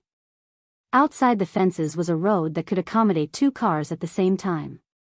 On the other side of the road was a green belt, and on the other side was the lake. There were all kinds of warning signs and fences by the lake. Many incidents of people falling into the lake had happened around this area. Coming out of the residential area, Jingtan walked along the road near the lake. He jumped onto a tree and looked around to identify the road ahead. Unexpectedly, Jingtan really found something that interested him. It was a car, a high-end car, and it looked quite familiar. Jingtan wasn't sure if it was the same car that he saw at the night building that day. He jumped down the tree and walked over the fence. The place where the car was parked was still the villa area. In fact, the villas in this area all looked similar. Except for the few that the owners had specially spent a lot of effort to decorate, there wasn't much difference. Jingtan looked at the house number of the villa and listened to the movements inside. There were voices in the house. There were 2 people talking. One was the liar in Jingtan's eyes, and the other was the old lady that Jingtan saw at the hospital. The atmosphere of the 2 people's conversation was quite relaxed. Jingtan heard the old lady laugh. It turned out that the old lady lived here. The door was closed, but the window next to it wasn't closed. Jingtan listened to the conversation from under the window. The general content seemed to be that because something had happened to a colleague in the company, the senior liar sent the colleague to the hospital for a checkup and then sent her home. That colleague was a beauty, and this scene was coincidentally seen by the old lady who went out for a walk. When she saw that it was an acquaintance, she invited him to the house for a cup of tea. As they chatted, that person talked about his hard work history. Jingtan listened and got goosebumps. That person's image of himself was what people called other people's children. He was born poor, had a miserable life, had excellent grades, worked hard, had the courage to work hard, had the ability, entered a big company, was valued by the boss, and finally became a social elite. At the same time, he talked about the ups and downs of the process, which made the old lady look at him more kindly. Jingtan spat in his heart. What a load of bullshit. Who was the good-for-nothing that pretended to be a rich second generation on the mountain? That person didn't keep talking about his successful career. After his career, it was time to talk about his love history. He talked about the female colleague that was sent over today. The more Jingtan listened, the more he felt that something was wrong. This person was really good at making up stories. If he hadn't seen the other side, Jingtan would have been fooled like the old lady. Speaking of which, Jingtan was really curious. Did this person also pretend to be shy when making up stories? Could he be so thick-skinned and shy? After thinking about it, Jingtan jumped on the windowsill and looked inside. Needless to say, that person's smile was indeed a little shy. The old lady was amused and remembered the past. Back then. The old lady was about to tell the story of her past to encourage the young man in front of her, but she didn't expect that when she slightly tilted her head to look outside the window, she saw a black cat standing on the windowsill. "Oh, isn't this that one?" The old lady's attention was immediately diverted. She called the housekeeper to see if there was any suitable food to feed the cat. A certain liar who was sitting on the sofa with a cup of tea in his hand couldn't help but twitch his face. Although he didn't show his surging emotions, he had already cursed the entire alpaca community in his heart. Numb. Numb. Damn. Chapter 232. Under the old lady's invitation, Jingtian calmly stepped onto the sofa next to her and lay down. The nanny originally wanted to say something, but seeing that the old lady didn't mind, she didn't say anything. However, she thought to herself that she should go out to buy some flea medicine later. She heard that there were a lot of fleas on cats outside. She didn't know if the fleas would be brought in. Just in case, it was better to be more careful. Zheng Tan noticed that the nanny's attitude towards him wasn't very good, but she didn't have any bad intentions. At most, she was a little annoyed, which could be ignored. The nanny put a small bowl of warm fish soup on the small tea table next to the sofa. Zheng Tan sniffed it but didn't eat it. He wasn't hungry now, and when he was outside, he wouldn't eat anything randomly. In fact, the most important thing was that there was half a fish head in the bowl. Zheng Tan didn't like fish heads. The nanny looked at the old lady and asked if she wanted to change the food. The old lady glanced at the cat on the sofa and waved her hand. "Leave it there for now." After that, the old lady looked at the man again. "I saw this cat when I was in the hospital. I feel that this cat and I are quite fated. I was wondering if it was a cat raised by someone nearby. I didn't expect to see it here." Although the man sitting on the other sofa smiled and listened to the old lady's words, he was roaring in his heart. He didn't feel that he had any fate with this cat. He just felt that he and the cat didn't get along well. Enemies were bound to meet on a narrow road. The old lady was still sighing about the coincidence and luck of meeting this cat at the hospital and at home. Now that she said this, he had to sigh even more. The man didn't doubt that this cat was the same one he met before the new year. He still had a good eyesight. After so many years, this was the first time he met such an evil cat. It was a few hours' drive from Chuhua City to the mountainous area. It was possible to meet this cat in the hospital when he came to Chuhua City. It was also possible to meet this cat when he went out at night to get high. Now, it was even possible to meet this cat when he came out to find a target to talk to. What should he say? What fate? The fate of cat poop. Look. The cat just squatted there, not barking or eating. It just looked at you, as if it was mocking you. Its eyes seemed to be saying, "Lie, why don't you King continue lying?" How could this not be depressing? "Hey, Xiao Gao, where were we just now?" The old lady finally turned the topic back. Zheng Tan looked at little Gao. He remembered that the fake ID in Walnut's hands didn't have the surname Gao. Xiao Gao obviously also noticed the way the cat on the sofa 2 steps away was looking at him. Although the atmosphere and mood had changed, Xiao Gao was quite skillful. It was as if he had not experienced the black cat's disdainful look just now. With a perfect smile, he maintained the same expression and tone as before and said, "You were just about to tell me your story." In this day and age, who wasn't thick-skinned and tough enough to deal with all kinds of unexpected situations? "Oh, yes, here we are." The old lady smoothed out the wrinkles on her clothes, took a deep breath, and seemed to be reminiscing. Xiao Gao gently put down the teacup, as if he was afraid to disturb the old lady's memories. He calmed down and prepared to listen to the old lady's story to confirm if this was the person he was looking for. This was his third suspect, and also the most likely one. If he could confirm it, this task could be completed smoothly. Just as the two of them began to build up their emotions again, ding ding ding ding ding, the sound of the spoon stirring was heard, pulling the old lady's thoughts back from her memories. She looked up and saw that the black cat was standing up.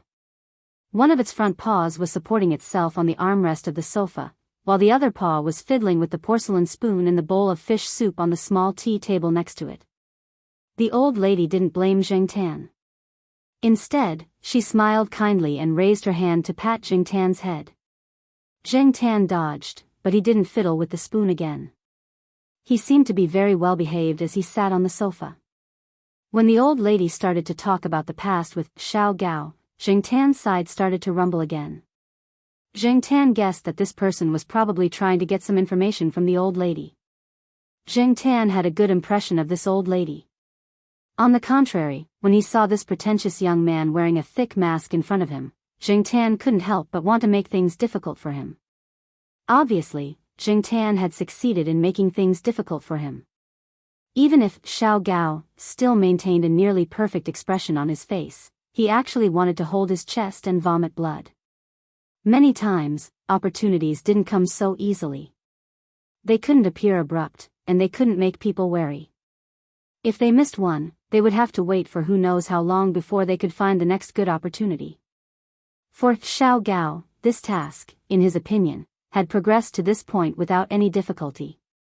It was easy to get information, but he didn't expect that after the appearance of this cat, things wouldn't go so smoothly. F***ck, he was against the black cat, wasn't he? No wonder he always heard people say that encountering a black cat was unlucky. Xiao Gao now had a deep understanding. After encountering the black cat that night, he left the night building, and on the way, his car tire burst once. He was really unlucky. After being interrupted by Jing Tan several times, the old lady lost interest in continuing to recall, but she didn't have any dissatisfaction with Jing Tan. She only said to Xiao Gao, "Young man, you have to seize the opportunity. I missed it when I was young. Even if I regret it now, it won't help." Xiao Gao's eyes flashed slightly, but he didn't continue to ask too much. So much time had passed, so he politely said goodbye to the old lady. When he left, he seemed to inadvertently glance at the black cat on the sofa. Jing Tan stared back at him, but intuition told him that this guy was actually full of tricks, and was probably thinking about how to fight back in the future. After Xiao Gao left, the old lady took Jing Tan to the backyard to see the flowers she planted. She also asked Jing Tan to come and accompany her when he had time. The old lady actually didn't expect the cat in front of her to understand anything. She just sometimes wanted to find a suitable person to talk to, especially when she was recalling some things in the past. The old lady sat on the rattan chair in the backyard and sighed. It's been almost 60 years. Jing Tan didn't quite understand why the old lady sighed, but after thinking about it, he guessed that it had something to do with the purpose of Xiao Gao coming over. Unfortunately, the old lady didn't want to talk about it now. It's okay. When he had the mood to come here for a walk in the future, he could come here to eat and drink. He would probably be able to hear the old lady reminiscing about the past. On the other side, Xiao Gao left the old lady's villa and drove along the lake, preparing to leave the residential area from this road. At this time, his cell phone rang. Xiao Gao stopped the car by the side, looked at the golden turtle on the screen, and answered the phone. "Hello, Liuba, are you busy now? There's an order that I can't accept." "I want to see if you're interested," the person on the other side said. "Tell me about it." The Xiao Gao, the old lady was talking about, and the Liuba, the person on the other side of the phone said. His tone was not as humble as when he was talking to the old lady just now. At this moment, he sounded more casual, as if there were not many things that he cared about. After hearing a few words from the person on the other side of the phone, Liuba interrupted, "The money is too little, and it's too boring. I won't accept it." "Well, I also guessed that you would reject it." "I'll find someone else," the golden turtle said. In fact, when he decided to make the call, he thought that Liuba probably wouldn't be interested in this order. The reward for this order was a big order for others, but for Liuba, it was not even comparable to the small orders he did 5 years ago. Liuba was a well-known person in the circle of private detectives. It was said that when he was still a child, he began to help people catch mistresses, find evidence, and make money. Now, he could be said to be very experienced and had a strong understanding. The success rate of taking orders was quite high, and he kept his mouth shut. Similarly, the reward was also high. Even if the reward was sometimes ridiculously high, there was still an endless stream of people looking for him. In China, there were actually laws and regulations that explicitly prohibited the existence of private detectives. Therefore, until now, this industry could not be openly registered. However, in the social reality, there was a need for private detectives to develop, and it was easy for them to take advantage of loopholes. These days, there were more and more people who relied on this industry to make a living. However, every industry was divided into 3, 6, and 9 levels. In this special circle, Liu Ba was a legendary person. There were too many legends and rumors about him, but it was limited to this small circle, and outsiders did not know much about him. From the beginning of small order to now only taking on some big orders, Liu Ba could be said to be standing at the top of the pyramid in this circle. As for Golden Turtle, it was also a code name, but in terms of fame, it was far less famous than Liu Ba. Golden Turtle was now doing nothing in a marriage consulting firm, and he secretly took on some jobs such as investigating mistresses and obtaining divorce evidence. These jobs were easy to do, and he could earn money quickly. Generally, he would not cause any big trouble. Sometimes, when he met some rich people, he would also make a lot of money. Of course, Golden Turtle knew that what they were doing now was just the leftovers of Liu Ba. Speaking of which, Liu Ba could be considered Golden Turtle's half-master, but in terms of age, Golden Turtle was actually 10 years older than Liu Ba. What's wrong? Are you in trouble? Could it be that some ignorant person offended you again? Golden Turtle could tell from the other party's words that this person was not in a good mood. Liu Ba sneered, "You speak as if I'm a scourge. Let me think. The last person who offended you suddenly fainted when he was having sex with his wife. The guy who offended you suddenly coughed up blood during an interview, causing the public to speculate about him. The guy who offended you suddenly coughed up blood during an interview, causing the public to speculate about him. The guy who offended you before that suddenly broke his arm when he was dancing. I don't know if he's out of the hospital now. Sigh, this is only what I know. I believe and deeply believe that these people are only a small part of you. There are still a lot of people I don't know about. So, I'm curious. Which unlucky person offended you this time?" Liu Ba chewed gum and blew a bubble. When the bubble burst, she slowly said, "A cat." "What?" I said, "The one who caused me trouble this time was a cat." Chapter 233. Although the man and the cat hated each other, Liu Ba usually wouldn't care about anything else before she completed the task at hand. Even if she had a personal grudge against someone or didn't like them, she wouldn't immediately seek revenge. The task at hand was more important. Therefore, Zheng Tan's life was still peaceful for a period of time. Sometimes, he would wander around the residential area by the lake. If he went there in the afternoon, he could have afternoon tea and temporarily fill his stomach. What Zheng Tan wanted to do was listen to the old lady's complaints. The old lady's son would often visit her. Even if he could not make it, he would call to ask about her. The family hired a nanny to take care of the old lady. For the old lady, other than going out for a walk, eating, drinking, and sleeping at home, she was very bored. She could not go on long trips because her body had not fully recovered. Therefore, Zheng Tan became a good listener. From the old lady's words, Zheng Tan knew that Xiao Gao had come twice, but Zheng Tan did not meet him. When Zheng Tan heard the old lady say that she had a pleasant conversation with Xiao Gao, she knew that the old lady must have been tricked into revealing something. Usually, when they had a pleasant conversation, they would not be too vigilant or defensive. Thinking about the thick-skinned Xiao Gao with his superb acting skills, and then looking at the old lady, it was easy to imagine what kind of pleasant conversation would be like without Zheng Tan's interference. Xiao Gao was probably overjoyed. However, Xiao Gao did not appear again in recent days. Without Xiao Gao to chat with the old lady, Zheng Tan would occasionally hear the old lady's sighs when he came over, as well as the things that she had hidden deep in her memory because of Xiao Gao.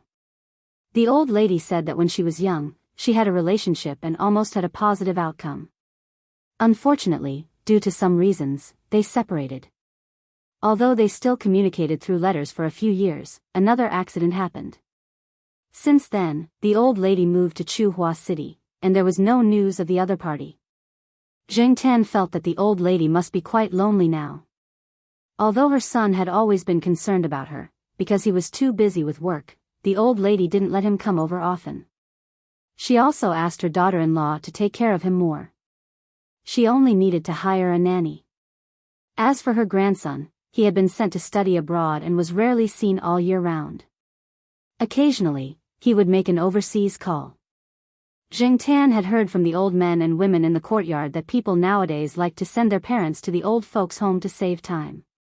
However, these old men and women would rather die of old age than go to the old folks' home. Zheng Tan didn't know what a nursing home was like, but he often heard from the people in the compound that many elderly people hated that place. It was not as good as the news said.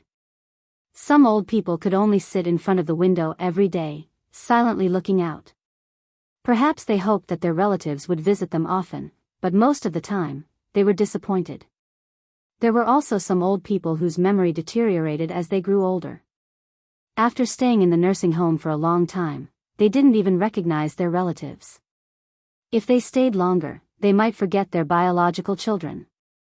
For example, the old lady's family. Her son was a well-known entrepreneur in Chuhua City and was filial enough. Although he couldn't come over often, he couldn't wait to hire 8 or 10 nannies for the old lady. In front of her son and daughter-in-law, the old lady would definitely be good, but in her heart, she was actually quite lonely. After all, nannies were not family. Little black cat, do you think I should get a pet like a cat or a dog? But at my age, I don't know how long I have left to live. What if I can't take care of them when the time comes? The old lady looked at Zheng Tan and said.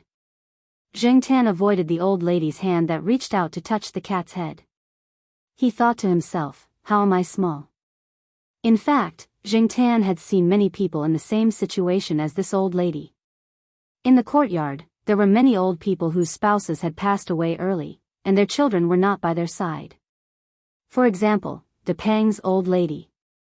However, although De Peng's old lady lived in a smaller place than here, and the living conditions were not as good as here, the old lady lived quite comfortably. At home, she had De Peng to accompany her, and outside, there were many old men and women in the courtyard to chat, sing and joke. Compared to the old lady in front of him, she was much better. It was no wonder that De Peng's old lady was only willing to stay in the courtyard and not agree to her son moving out. Today, Zheng Tan took a stroll to the residential area again. When he got in through the iron fence and was about to visit the old lady and listen to her nagging, he found that the house was very lively today. There were a few cars parked outside the house, and they were all high-end cars worth millions. Looking at the license plates, 2 of them were not local, but Nanjing license plates. There were a few people sitting in the house. Zheng Tan only knew the old lady, her son, and her daughter-in-law. He did not know the others. The old lady's daughter-in-law, the middle-aged woman who had always found Zheng Tan an eyesore, was smiling brightly at this moment. Her entire being exuded a rare sense of closeness. The 2 middle-aged men also had smiles on their faces. They were talking, but their voices were not loud and they were not noisy. But, where was the old lady? Zheng Tan poked his head out of the door to look inside. The old lady's son saw this and asked Zheng Tan to go in. The middle-aged woman's eyes flashed with displeasure. She felt that it was not good to let such a black cat in when there were important guests, but she did not want to disrespect her husband. Zheng Tan thought about it, and walked in under everyone's gaze. He looked around, but did not see the old lady. Is this your cat? The unfamiliar middle-aged man asked. No, I don't know which family it is from, but my mother said that she and this cat are fated. When we were in the hospital. The old lady's son briefly explained the matter, which surprised the 2 people. Although it doesn't look like a famous cat, it doesn't look like a stray cat either. It is so strong, and it is not afraid of people. It looks like it is quite intelligent. The stranger laughed. Zheng Tan listened to the 2 people and was not in a hurry to find the old lady. He saw that there was a closed room on the 1st floor. That was where the old lady usually took her lunch break. She was probably in there now.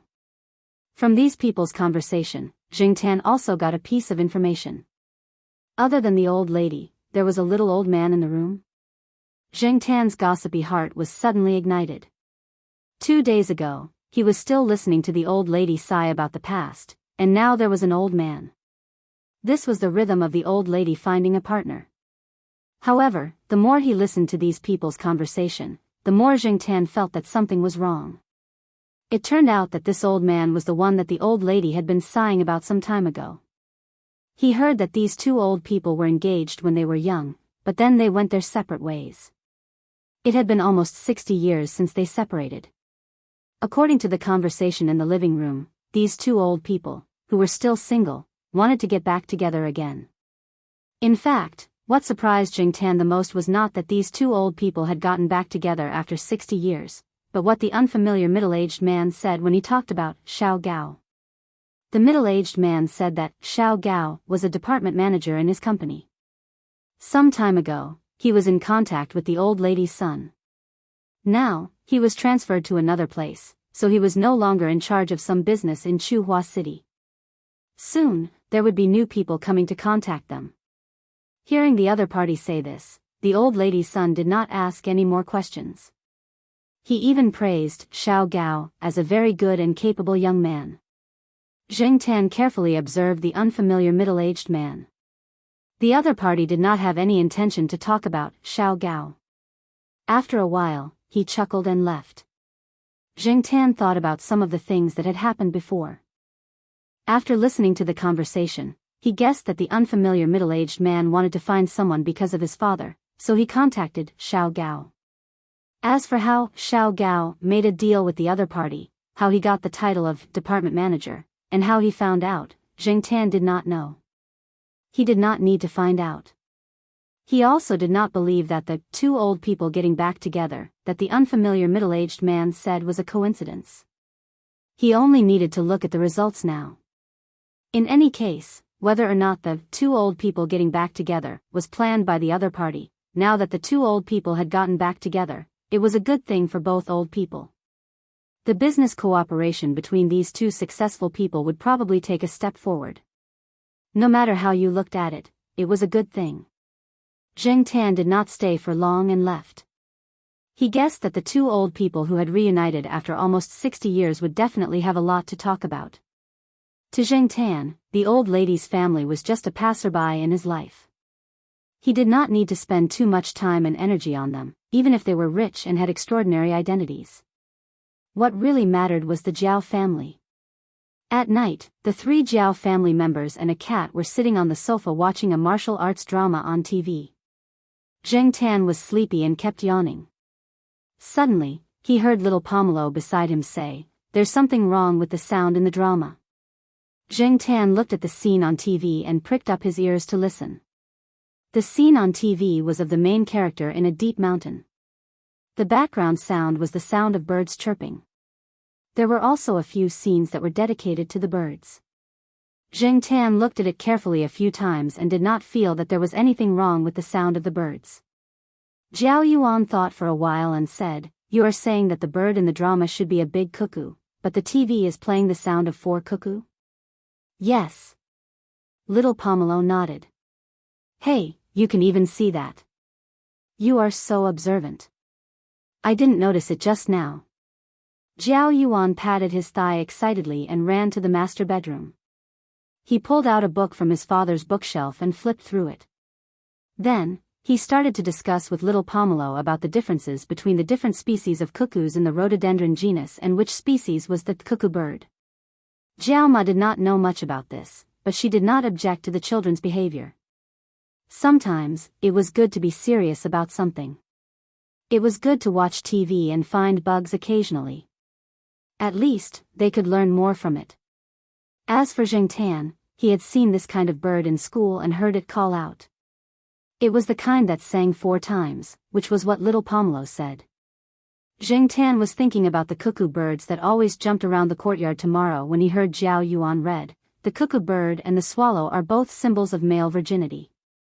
In ancient times, the villagers sacrificed them during the spring festival to pray for fertility, before Zhao Yuan could finish reading, Zhao Ma slapped the book out of Zhao Yuan's hand and put it on the highest shelf. Watch TV. If you don't want to watch it, take a shower and go to bed. Hearing Zhao Ma's words, Zhao Yuan pursed his lips and went to sit in the living room. Little Pomelo did not say much. She did not really understand what Zhao Yuan was reading, but seeing Zhao Ma's helpless face, she did not ask Zhao Yuan. Zheng Tan tugged at her ears. It was not easy for a child to be so serious. The next day, Zheng Tan didn't go to the residential area by the lake today. She didn't want to disturb the old lady's reunion, so she started to wander around looking for the cuckoos that the two children had mentioned last night. She didn't expect to see those birds that she usually saw today, but she couldn't find a single one today. Zheng Tan wanted to change his path and continue his search. Suddenly, he stopped in his tracks and looked diagonally ahead. There was a person standing about 10 meters away. Yesterday, he heard that this person was transferred to another place. Today, he saw him here. Chapter 234. At this moment, Xiao Gao was looking at Zheng Tan and walking towards him. As soon as Zheng Tan saw the malicious light in this guy's eyes, he knew that he was going to take revenge. It must be because of what he did to him a few days ago. However, Zheng Tan didn't immediately run away. He wanted to see what this person was going to do. He didn't feel that it was too dangerous, but he was curious about how this person was going to take revenge. As Xiao Gao walked towards Zheng Tan, his hand reached out to the sports bag he was carrying. The bag was bulging and stuffed with things. Moreover, looking at the bag's tight strap, it was probably quite heavy. He didn't know what it was. What was in it? Zheng Tan stared at the other party. Xiao Gao didn't seem to have any intention of taking things out of the bag immediately.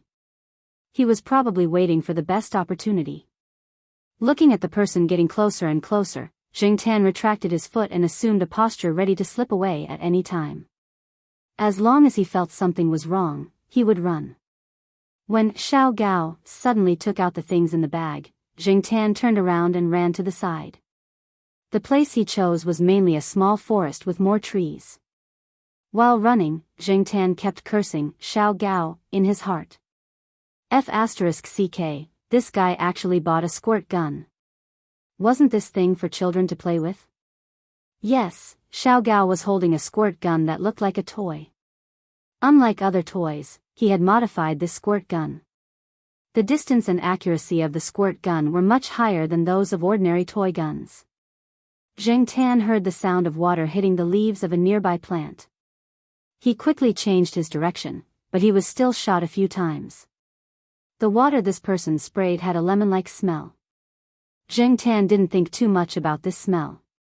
He just didn't know what the other party meant by spraying water with a lemon-like smell. If it was just ordinary lemonade, he wouldn't be afraid at all. This little bit of attack power was nothing to Zheng Tan. Anyway, he just needed to go back and take a shower. The people behind him saw the cat running further and further away, but they did not give up. Zheng Tan heard the footsteps behind him. There weren't many people walking around. Even if someone saw this scene, they might not know what was going on. They wouldn't stand up and meddle in other people's business before figuring out what was going on. However, Zheng Tan wasn't in a hurry. After all, this was Tsinghua University. This was Zheng Tan's territory. He had been here for nearly 3 years, so he was naturally very familiar with this place. He even knew what time, who, where, and what they were doing. From the moment Zheng Tan bumped into Xiao Gao and noticed this person's malicious gaze, he already had an escape route in mind. Xiao Gao slowed down after chasing him for a while. He opened the cloth bag, and there was a mineral water bottle inside. It was filled with water that he had specially prepared. There was no more water in the water gun. Xiao Gao quickly opened the bottle cap, filled the water gun with water, and continued to chase. He knew which direction the cat ran in, and even if he lost it now, he could meet it again when he blocked the cat's home. Xiao Gao passed through a small grassland, turned a corner, and saw the black cat again. But what made the corner of Xiao Gao's eyes twitch was that there was not only a black cat there, but also an adult bulldog. Although the bulldog looked very funny, and there was a black patch where its eyes were, as if it had been beaten by someone, Xiao Gao could not bring himself to laugh. At this moment, the bulldog was staring at him, its crooked triangular eyes flashing with excitement and fierceness. This cat was cunning, but the scene in front of him somewhat subverted Xiao Gao's impression of cats and dogs being at odds. Generally speaking, if cats and dogs got along well, the temperament of one side, especially the temperament of the dog, should be more gentle. However, this cat and this bulldog were not gentle at all. Why did it seem like they were on the same side? Of course, Xiao Gao could tell the difference between a dog that bit and a dog that didn't. The bulldog in front of him would definitely bite fiercely. Zheng Tan stood behind Niu Zhuangzhuang, and let Niu Zhuangzhuang, who was several times bigger than him, stand in front of him to block the gun. He looked at Xiao Gao proudly with his tail hooked. Niu Zhuangzhuang's owner would come here every day at this time when he had nothing to do. This was the back door area of the faculty activity center. It was said that some time ago, a piece of equipment was stolen in broad daylight, so Niu Zhuangzhuang was brought here by its owner to prevent theft. They were not at the main entrance, but at the back door area where there were few people. Anyway, there were people guarding the main entrance, and there were many shady places at the back door. There was a large grassland, which was enough for Niu Zhuangzhuang to dig a hole for fun. Although Xiao Gao saw that the bull terrier was chained, he didn't want to provoke the dog. Even if the dog couldn't bite him, it would definitely attract a lot of people if it barked. Besides, he always felt that the dog chain wasn't very reliable. "You come out," Xiao Gao whispered behind the dog. Zheng Tan stood behind Niu Zhuangzhuang, and raised his chin at Xiao Gao. "I won't go out, what can you do to me?" Xiao Gao stood there and waited for a while until the phone in his pocket rang. He glanced at the cat, turned around, and left in another direction. He picked up the phone and began to talk. Seeing that Xiao Gao was far away, Zheng Tan pushed Niu Zhuangzhuang, who was wagging its tail and rubbing against him, to the side. He stood up and patted its head, thinking about when he would drag some bones to reward this guy. Looking in the direction Xiao Gao left, Zheng Tan lifted his feet and walked in that direction. He didn't walk far before he heard Xiao Gao answering the phone. That person was sitting in the woods next to the plastic basketball court, facing the basketball court. Usually, Zheng Tan would hang around here. There was a sports field not far from the basketball court. He often sat in the woods behind the stands, thinking about his cat life. Xiao Gao looked back and didn't pay attention to Zheng Tan anymore, but continued to talk on the phone. "What are you doing? Are you free now?" Golden Tortoise asked. "Nothing, I'm taking revenge on the cat. By the way, didn't you say last time that cats hate the smell of lemons? It didn't work. My cat really hated lemons. After I wiped the sofa with lemons, my cat never scratched it again. Every time it saw me take a lemon, it would avoid it. But since you said lemons don't work, you can try the essential balm next time. My neighbor also has a cat, and his cat hates essential balm. If I have that much time, I might as well take on a big job." Golden Tortoise laughed. "Actually, I don't understand. Why are you arguing with a cat?" "It's just a cat." Because they had a good relationship, Golden Tortoise often spoke casually. "Okay, let's not talk about this. Tell me why you're calling." "Okay, there's a big job that I can't take on. I'm just helping someone to contact you. They've heard of your name, Lu Ba, and they want you to take over. The price is negotiable." After saying that, he hung up the phone.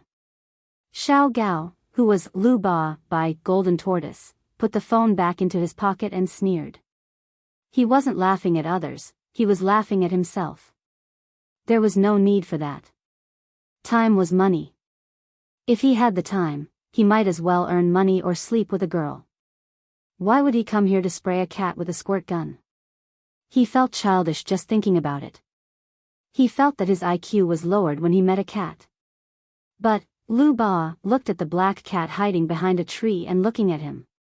He felt helpless. This cat was different from ordinary cats. He had seen all kinds of people and pets in the outside world, but there were very few like this black cat. To put it nicely, it was spiritual. To put it bluntly, it was evil. Whether it was a human or a spiritual animal, it wasn't easy for them to come to this world. Generally, unless it was a matter of life and death, Lu Ba wouldn't kill someone directly. He liked to do all kinds of interesting jobs to make money, but he always had a limit. He knew that if he exceeded this limit, he might not be able to live as leisurely as he wanted. Forget it. The squirt gun had been sprayed and the cat had been shot a few times. Just take it as revenge. There was no need to be so calculative with a cat. He lit a cigarette, but didn't take a few puffs. He held it between his fingers and looked at the basketball court in silence. Zheng Tan couldn't see his expression at this moment, but he felt that this person suddenly became deep and had a sense of vicissitudes. Was he pretending again? When the cigarette in his hand was almost burned out, Xiao Gao flicked the cigarette but into the trash can a few meters away. He stood up, stretched his arms, and took a deep breath. He looked at the sweaty young students on the basketball court and sighed, "My youth." He paused and thought of something. He changed his tune and sang, "Birds Don't Come Back." As soon as he finished singing, Zheng Tan saw a blue shadow fly across the sky and stop on a tall sycamore tree branch beside the basketball court. Lu Ba obviously saw it too. He raised his eyebrows. He didn't expect that someone would raise such a rare animal in this place. Moreover, he was confident enough to let the bird run out on its own. Even if there was a positioning ring, it wouldn't be safe, right? Unless the other party was confident. Lu Ba, who was about to leave, sat down again and looked at the bird on the tree with interest. There were many people on the basketball court. Obviously, there was a competition. It wasn't a formal competition, but a friendly competition between different schools and classes. What was interesting was that the two teams in the competition were the School of Liberal Arts, which had more females than males, and the School of Computer Science, which had more males than females. One could see the difference just by looking at the cheerleaders on both sides. Looking at the pretentious guys on one side and the pretentious girls on the other side, as well as the active players on the basketball court, this competition was very meaningful. In a friendly competition, friendship really came first.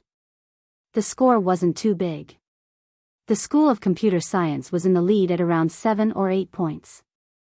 When the School of Computer Science grabbed a rebound and was about to attack, the cheerleaders on the School of Computer Science were excited. One of them shouted, "Boys of the School of Computer Science." Originally, the people on the School of Computer Science would shout in unison, "Crush the School of Liberal Arts." But before they could say anything, a voice suddenly came from above. "Come out to receive your guests." Pfft! Lu Ba, who had just opened a new bottle of mineral water because he was thirsty, spat out the water in his mouth. On the other side of the basketball court, the School of Computer Science's power forward, who was about to make a cool hook shot, stumbled. His hand slipped, and the ball directly hit the head of a teacher from the School of Engineering who had come over as a guest referee.